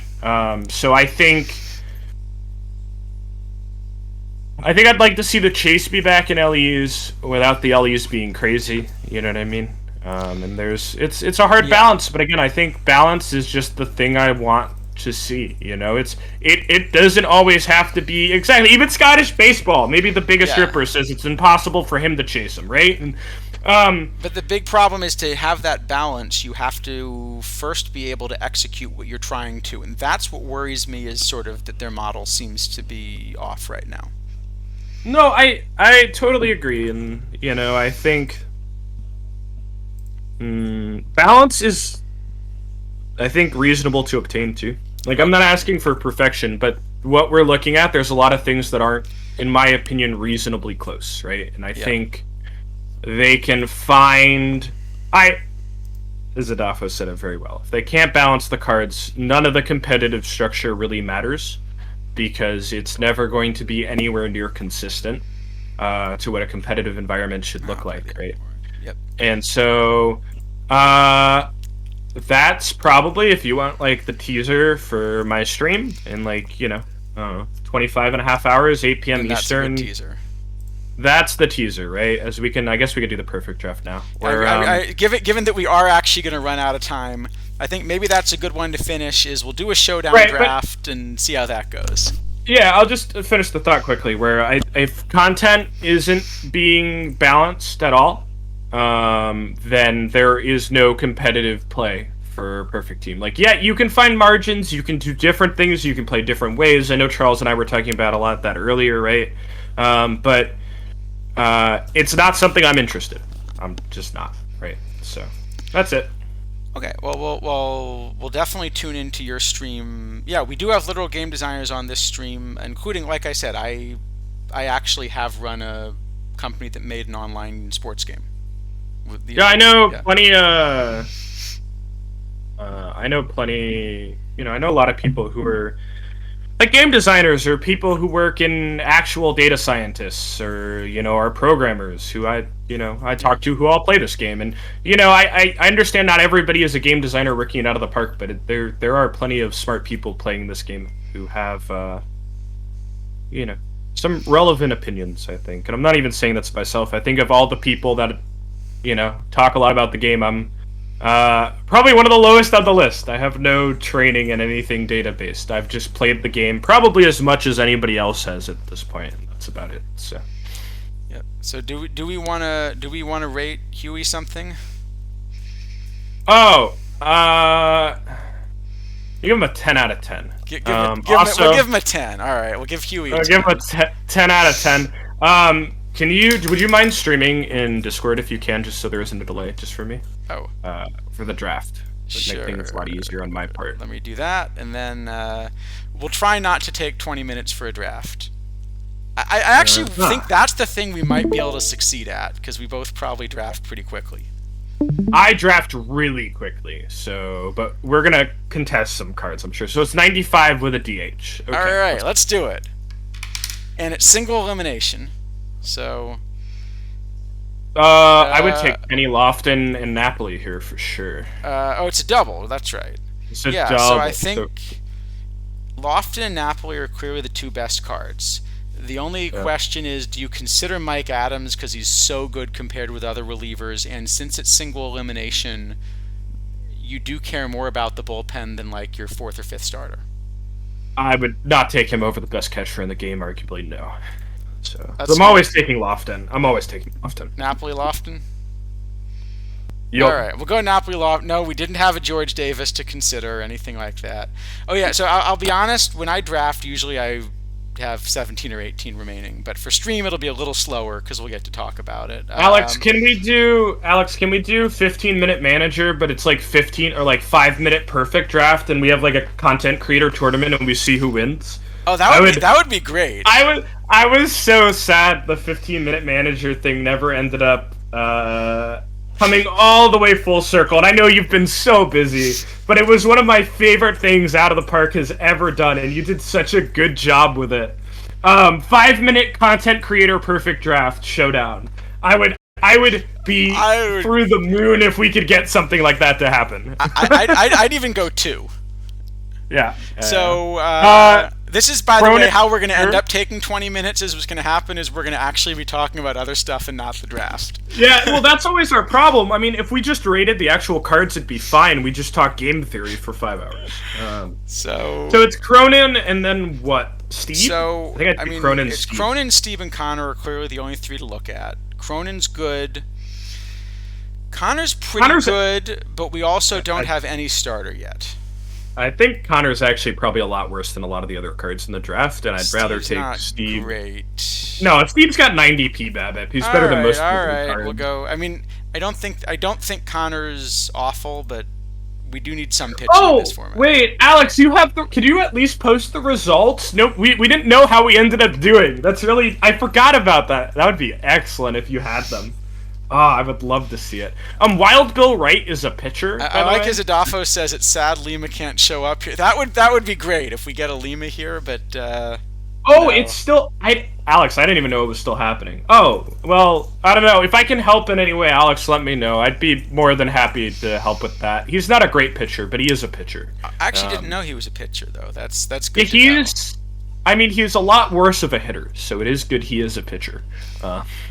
Wild Bill Wright, by the way, I don't know how this card exists. Famously, he was a pitcher in high school that blew out his arm and never pitched a single game in professional baseball. So where does the rating come from then? Do not know, but it's on the card. So, Nomar's I have no idea. Great. Strasburg is not great. Matty Alou's unplayable. This card, I think we're picking Nomar to platoon with Cronin, which is hilarious to me. You really want to platoon two guys that are single position, though? I don't know what else do we pick here. It's so bad. Okay. I think we have to. Is Goose playable? He's okay. I think we have to take Strasburg just to take Strasburg. And then I don't even know what the other card is here. This is almost a good silver level. Well, you take the silver. You take the silver starter over the other cards. Sure. Do we take Wild Bill Wright then, just because? No, he's worse. I think. Maybe it's Cattell. All right, chat. What does chat think? Is there any? Isadafo says he'd take Marte and Strasburg, and I think I'd agree, because Marte's bad at 3 positions instead of... He's bad at 3 positions, but are you ever playing him at... Where does he play second? What's his infield ratings? Oh, yeah, I'll take it. All right, well... This is really pretty bad. This is so bad. This is... Wait. This is, of all the rounds I've seen people complaining about on Discord, this is by far the worst diamond round I've seen in Out of the Park 24. I don't think it's close. Given that we hit 6 Historia, this has actually been pretty bad. All right. Yeah. Ooh, redemption, we maybe? have more options. So now this is tougher. So I like Antonelli and Matthews, but I also like Steer. Oh, I think Matthews. I kind of like Harden. I like Harrison a little bit. Collins is I would much rather have Harden than Matthews. I think Matthews is really bad. Antonelli, I think, is a must pick. And then I would probably take Steer for third base. Matthews does not have pitch for that. I'm just going to put up the comparison real quick. Yeah, I'd much rather have Harden. Yeah, all right, we'll go Harden of the two. Yeah, but it's always Antonelli, and then I think it's still Spencer Steer for third. But I think I like Steer better, I think. Yeah, I'm a big believer in Steers. Yeah, exactly. It couldn't be a worse round, right? That actually was a really bad pair of diamond rounds. Yeah, it was, especially for a double, right? We had to take 4 of those 12. Well, the first 2 were okay. The second 2 were not. All right. So Peter's good round again. For sure. There's a lot of there's 3 really good cards here. Mike Epstein is interesting in a format where people aren't that deep and there's a lot of right-handed pitching.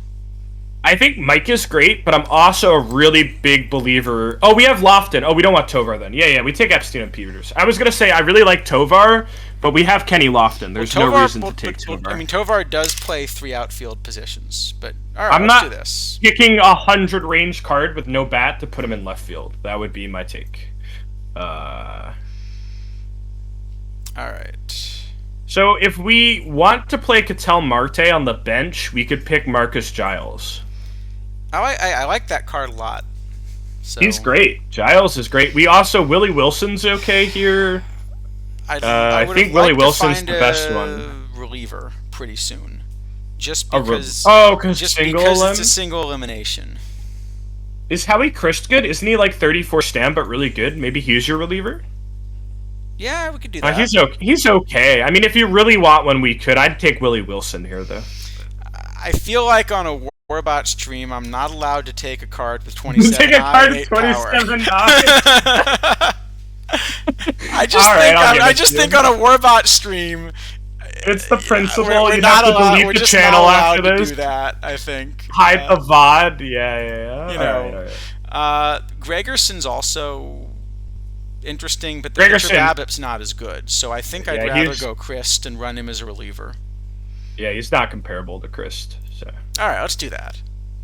Yeah. By the way, I think here's the key prediction. So, is this roster? See, if I had channel points, would be the key prediction. Oh no! Does this roster outlast DishNet tonight? Ooh, tough call. Let's see the rest of it. Because on the one hand we've got like two supposed experts. On the other hand, that diamond round. I'm not that big on the Senga card, chat. I know it's a future legend, but it was one of the ones I was kind of mediocre on. I can check it again. Maybe I'm misremembering. Let's see. DL Hall. What did we pick over Senga? Senga I have is barely below average in gold tournaments. I'm not thrilled about it, but what did we end up picking?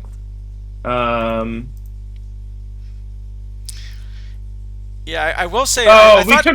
We took Giles over Senga. I'm gonna stand by. I definitely like actually. Giles. Yeah, but I thought streamers are supposed to have good luck when they do all this on stream. You know, show off all the great things you can get. Yeah, I mean, maybe it might have been Senga over Chris, though. That might have been the answer. Well, we could run the empty power Matt Williams bat. Let's not. I'd rather we didn't. We do already have a third baseman. What do we need? We need a left and a right fielder and a DH. Yeah. So. And another starter. I would take DL Hall, and then I don't know. Maybe even run him out of the pen, but I think we take Hall kind of by default. I don't love anything else in the round. This Guillorme is actually, for a live card, surprisingly useful, I guess. Yeah, Guillorme is fine. That was kind of who I was leaning to. Unless you just want to... Oh, wait, who did we pick? We picked Napoli. Then we're not rushing for a catcher. So you can also just take, like... sorry, go ahead. You could take... Is Penny playable? A lot of the time when I don't like a player, I'll just fill the bullpen.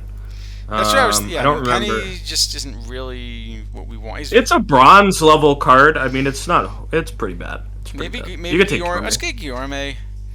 I mean, either that or you throw the backup catcher. So I rock this. This is... Well, technically it's a 5-starter format, right? You know, I think the way we're drafting, it's a 1 or 2 starter format. Oh, we have three good ones and a Steven Strasburg. I'm saying I know. I just mean I don't think we're gonna get to our 3rd starter. Yeah.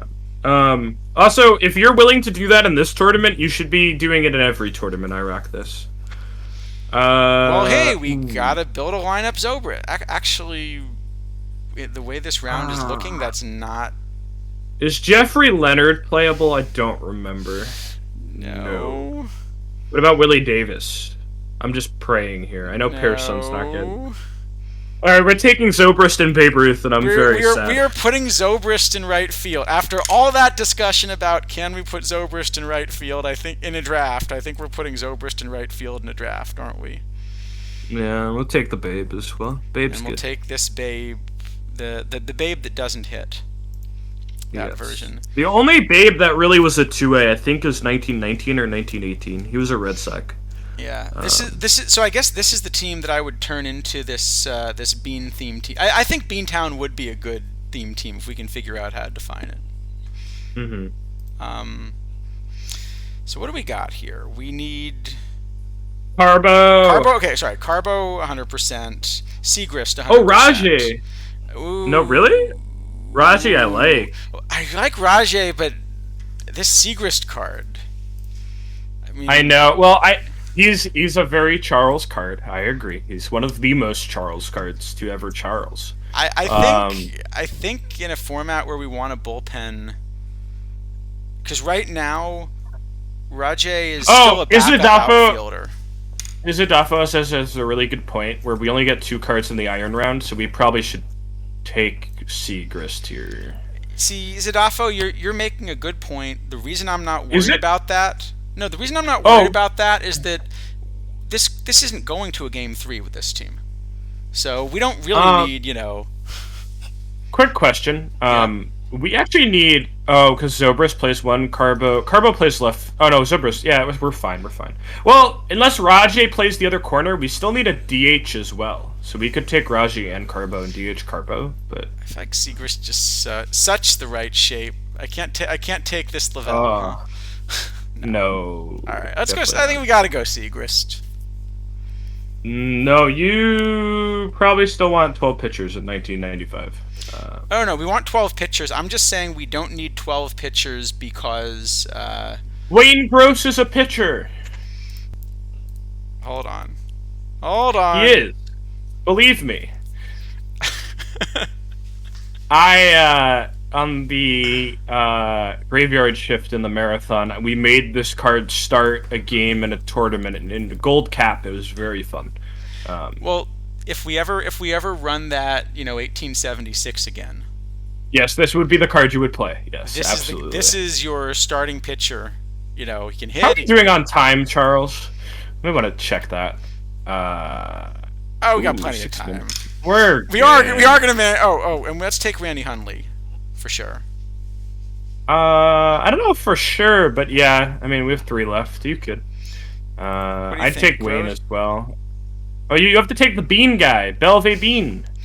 That's true. That's true. It is the Bean theme team, isn't it? Although. Yeah. Chad agrees. We have to take Belvey Bean. You All don't right. have a choice in the All right, matter. all right. We're taking Bean. And I guess you. I mean, do we really need a backup catcher? Like, if we're not making Game 4? No, I'd rather have Wayne Gross pinch it if we're not I making think I'd game rather four. have Wayne Gross and go without a backup catcher, right? Yeah.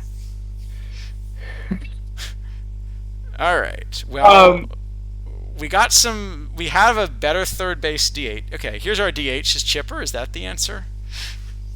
we need 1 pitcher in each of the next 3 rounds, and we're good. So we take a hitter and a pitcher unless we see something really great. It's not a bad Jack. It's not that- a bad Jackie. Although I wish he played another position. That Jackie is excellent, VL. No, I rock this. We're pretending we didn't draft Ketel Marte because the draft would be better that way. I don't know who the best pitcher is here. I'd probably take like Jackie and McCaskill has a little bit of pitcher that's BABIP. I mean, fine. he's a righty that holds runners. It's fine. Oh, Izadafo says he would just take Jackie and Chipper here, and then the catcher and the 3 pitchers in the next 2 rounds. So the one problem with that is we currently have like 2 and 2.5 outfielders. Carbo and Lofton are outfielders. Marte we're thinking about sort of as an infielder, and Zobrist is sort of an outfielder.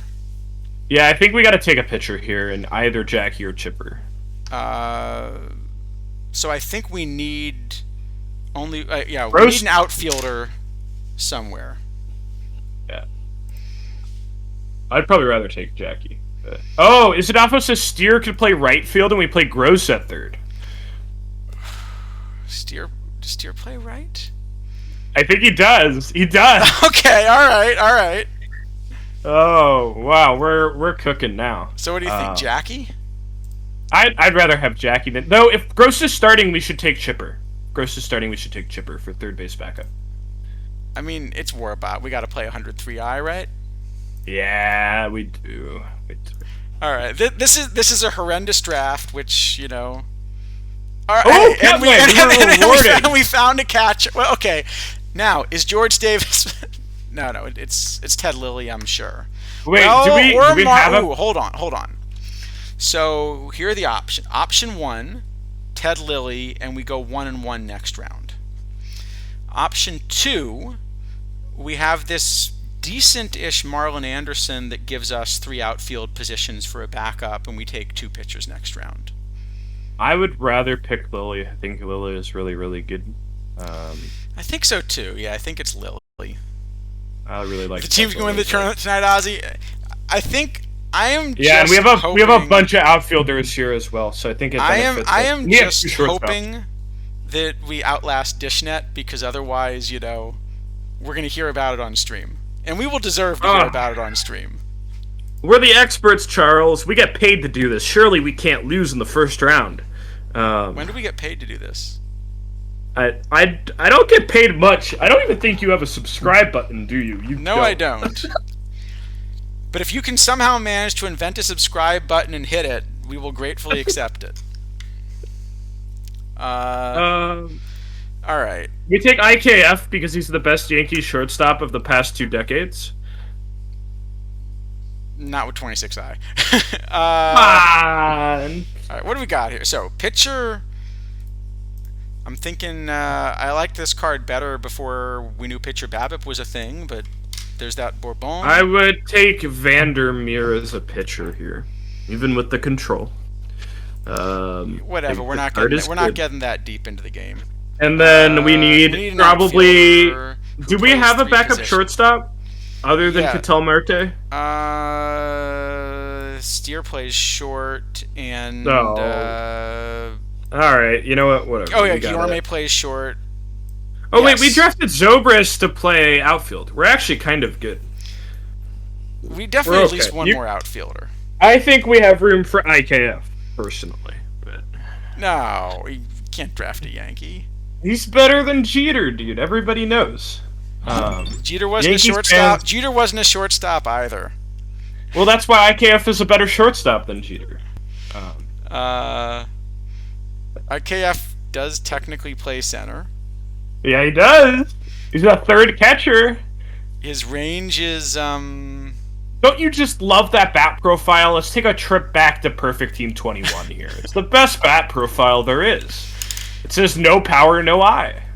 So Stargell, the problem is he only plays left. I think we want a multi-position option. I think we're actually deep enough. We have 45 seconds, by the way. I think we could take Stargell. If you're trying to take the best hitter, I would take Stargell. All right, we'll take Stargell. But and we somehow just barely managed this under the 20 minutes. Yo, we did it. We only got distracted like 3 times. That's pretty good for us. Yeah, I think we're actually good. So let's see what we got here. Worse. Okay, Howie Chris, you are not a starter. Let's start with that. And Steven Strasburg is starter 4, not the ace, Mr. AI. But so that's fine. We're thinking Steve, Peters, maybe over Antonelli. I'd do Antonelli first because Peters is a little splitty for PD. That's true. We give him an opener, but Babe is probably our other starter. Yeah. So this bullpen is surprisingly okay. Yep. All right. I mean, even with the Belve Bean pick, it's a good bullpen. So now Izazapa wants Steve third. So the advantage of putting Steve third is if we make it to Game 3, we might actually have a little bit of a pitching edge. The disadvantage is I don't think there's any way this team's making it to Game 3. I don't know, man. I'm okay with Steve first. I think I'd have Steve as a better card, but the advantage is most people draft VR instead of VL. That would be the advantage. That's actually a fair point. Yeah. So let's try that. I mean, is Bade better than Strasburg, by the way? He might be. Sure. Why not? All right. Okay. Do you actually like starting Ketel Marte over Marcus Giles? I don't think I do. I don't think I do either. We actually have a good amount of depth here. I'm kind of surprised. Are we? What is Steer's outfield defense? Is it like better or worse than Carbo? 67 range. Oh, so it's infield range. 62. And I think it's quite a bit better. Carbo has a little more arm, though. Maybe. Well, would we rather? The thing is, if we're running Chipper as the DH, yeah. Well, we could shuffle it all around. Do we want Zobrist in left field? We actually don't We have just to play hit a Zobrist submit in left before field. we. Because we could play Steer in right, Carbo in left, and Gross at third instead of Zobrist VR. Is that better? Well, I think you flop. I think you flip Carbo and Zobrist no matter what. First off, let's start with that. Yeah, but Isadafo also says You could DH Napoli. No, DH Napoli, play Petway at catcher, Napoli backup is way better, right? Actually, it's got to be a that huge absolutely margin. Is. That actually is a huge margin. I mean, actually, it doesn't matter, does it? What do you mean it doesn't matter? Because we're gonna lose anyway? Yeah. Don't we have to reach? Don't we have to reach like game 3 for that sort of depth chart stuff to matter? Yes. I think it's possible. I don't know. This is looking a lot better now than it did in the moment. It did. All right. I'll just ask chat. Your prediction. How many games do we win here with this team? You have to win 7 or is it 6 or 7 to get to the best of 3 final? I have to win 7 because it's 256. I'm gonna go with we win 6 games. I'm feeling it. I think we win 1. Alex says we'll win 2 just for the troll. Actually, here's the big question: do we outlast Dishnet or not? I think that's clearly 0 is absolutely an option, Cubs fan. I agree. IKF solves the fatigue issue. You messed up. That's true. We definitely messed up. I'm seeing some 0s in the chat. I think that's possible. I don't know. I don't know if Dish had a good. I don't know if Dish had a good draft or not. Can we compare lineups? I don't know what his looks like. If we stream for another 2 hours, sure. Yeah. So Isadafo, I don't think we've ever. I don't think this is. That's a good point, but I somehow don't think this build is winning a Twipt. I don't know. You got to fix your lineup, and then I think we're about good. Maybe make Guillorme primary at second. Let me start by seeing what they think is the lineup. I forgot I could do that. That looks really bad. Why is Giles number 2 and Napoli number 5? I have no idea. Why is Epstein number 4 VL? I have no idea. Actually, you know what? Napoli, well, if we had a third catcher, Napoli should be the first baseman VL is the answer. Oh, and then like we DH Chipper VL? Yeah. But no third catcher. I don't think we can risk it.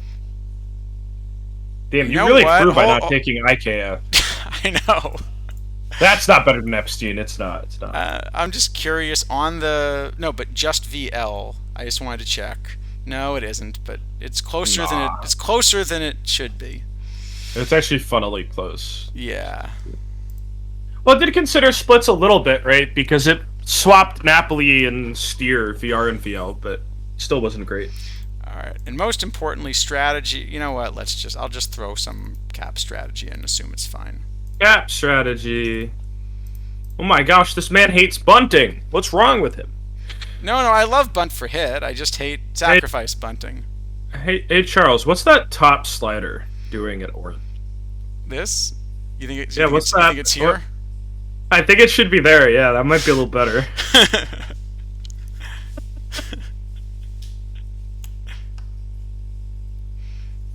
How could you betray me like this? You've been running stolen base sliders the entire time. I thought we were friends. We could run different strategies. You think it looks a lot better with bronze, Jackie? Wait, bourbon?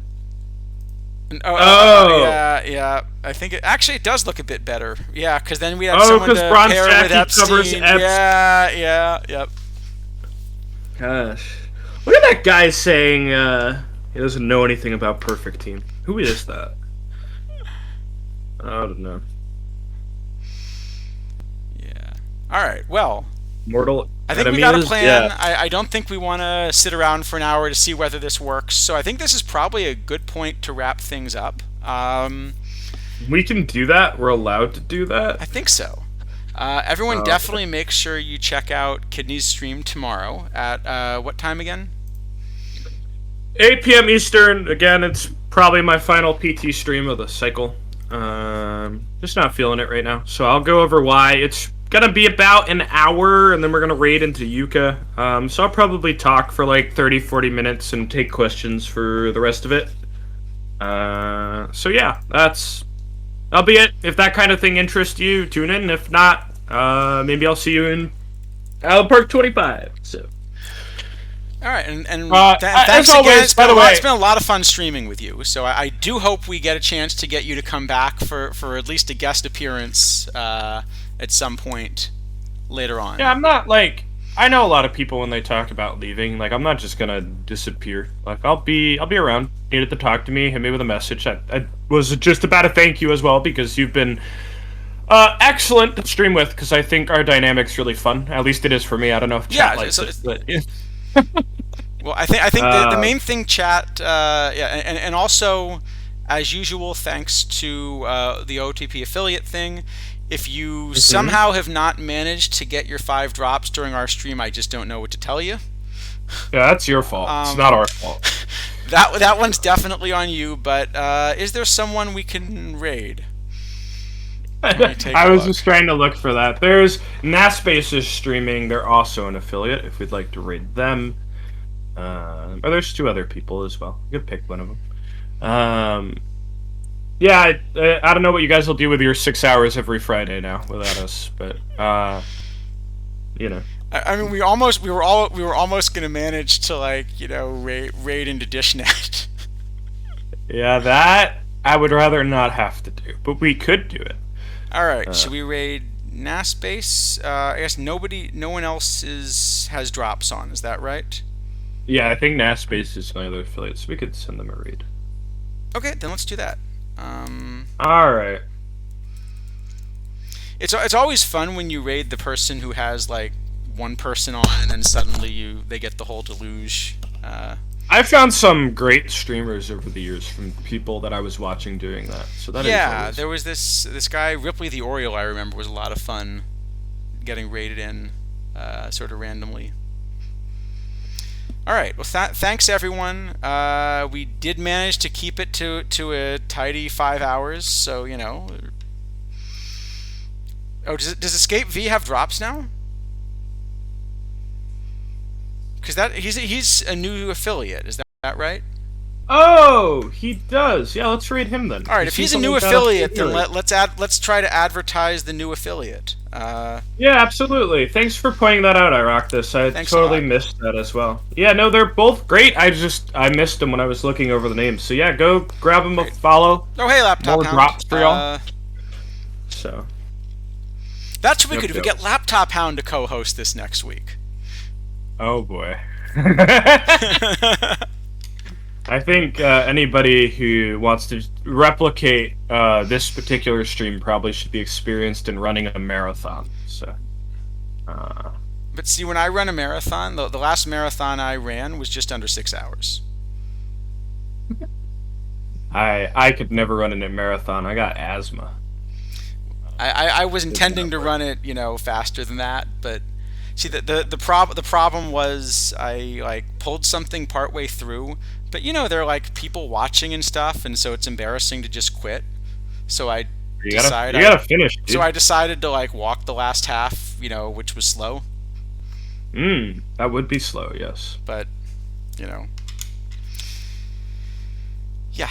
Anyway, all right, let's rate Escape V. Thanks again, everyone, and especially to Kidneys, and please don't be a stranger. I will not be. All right, see you later, everyone. Goodbye, chat. Hold on, that's what it was. It's just taking a sec for the raid to pop up. You got about 5 seconds. Any last thing you want to say? No. All right, see y'all. Thanks, everyone. I think we've raided over now.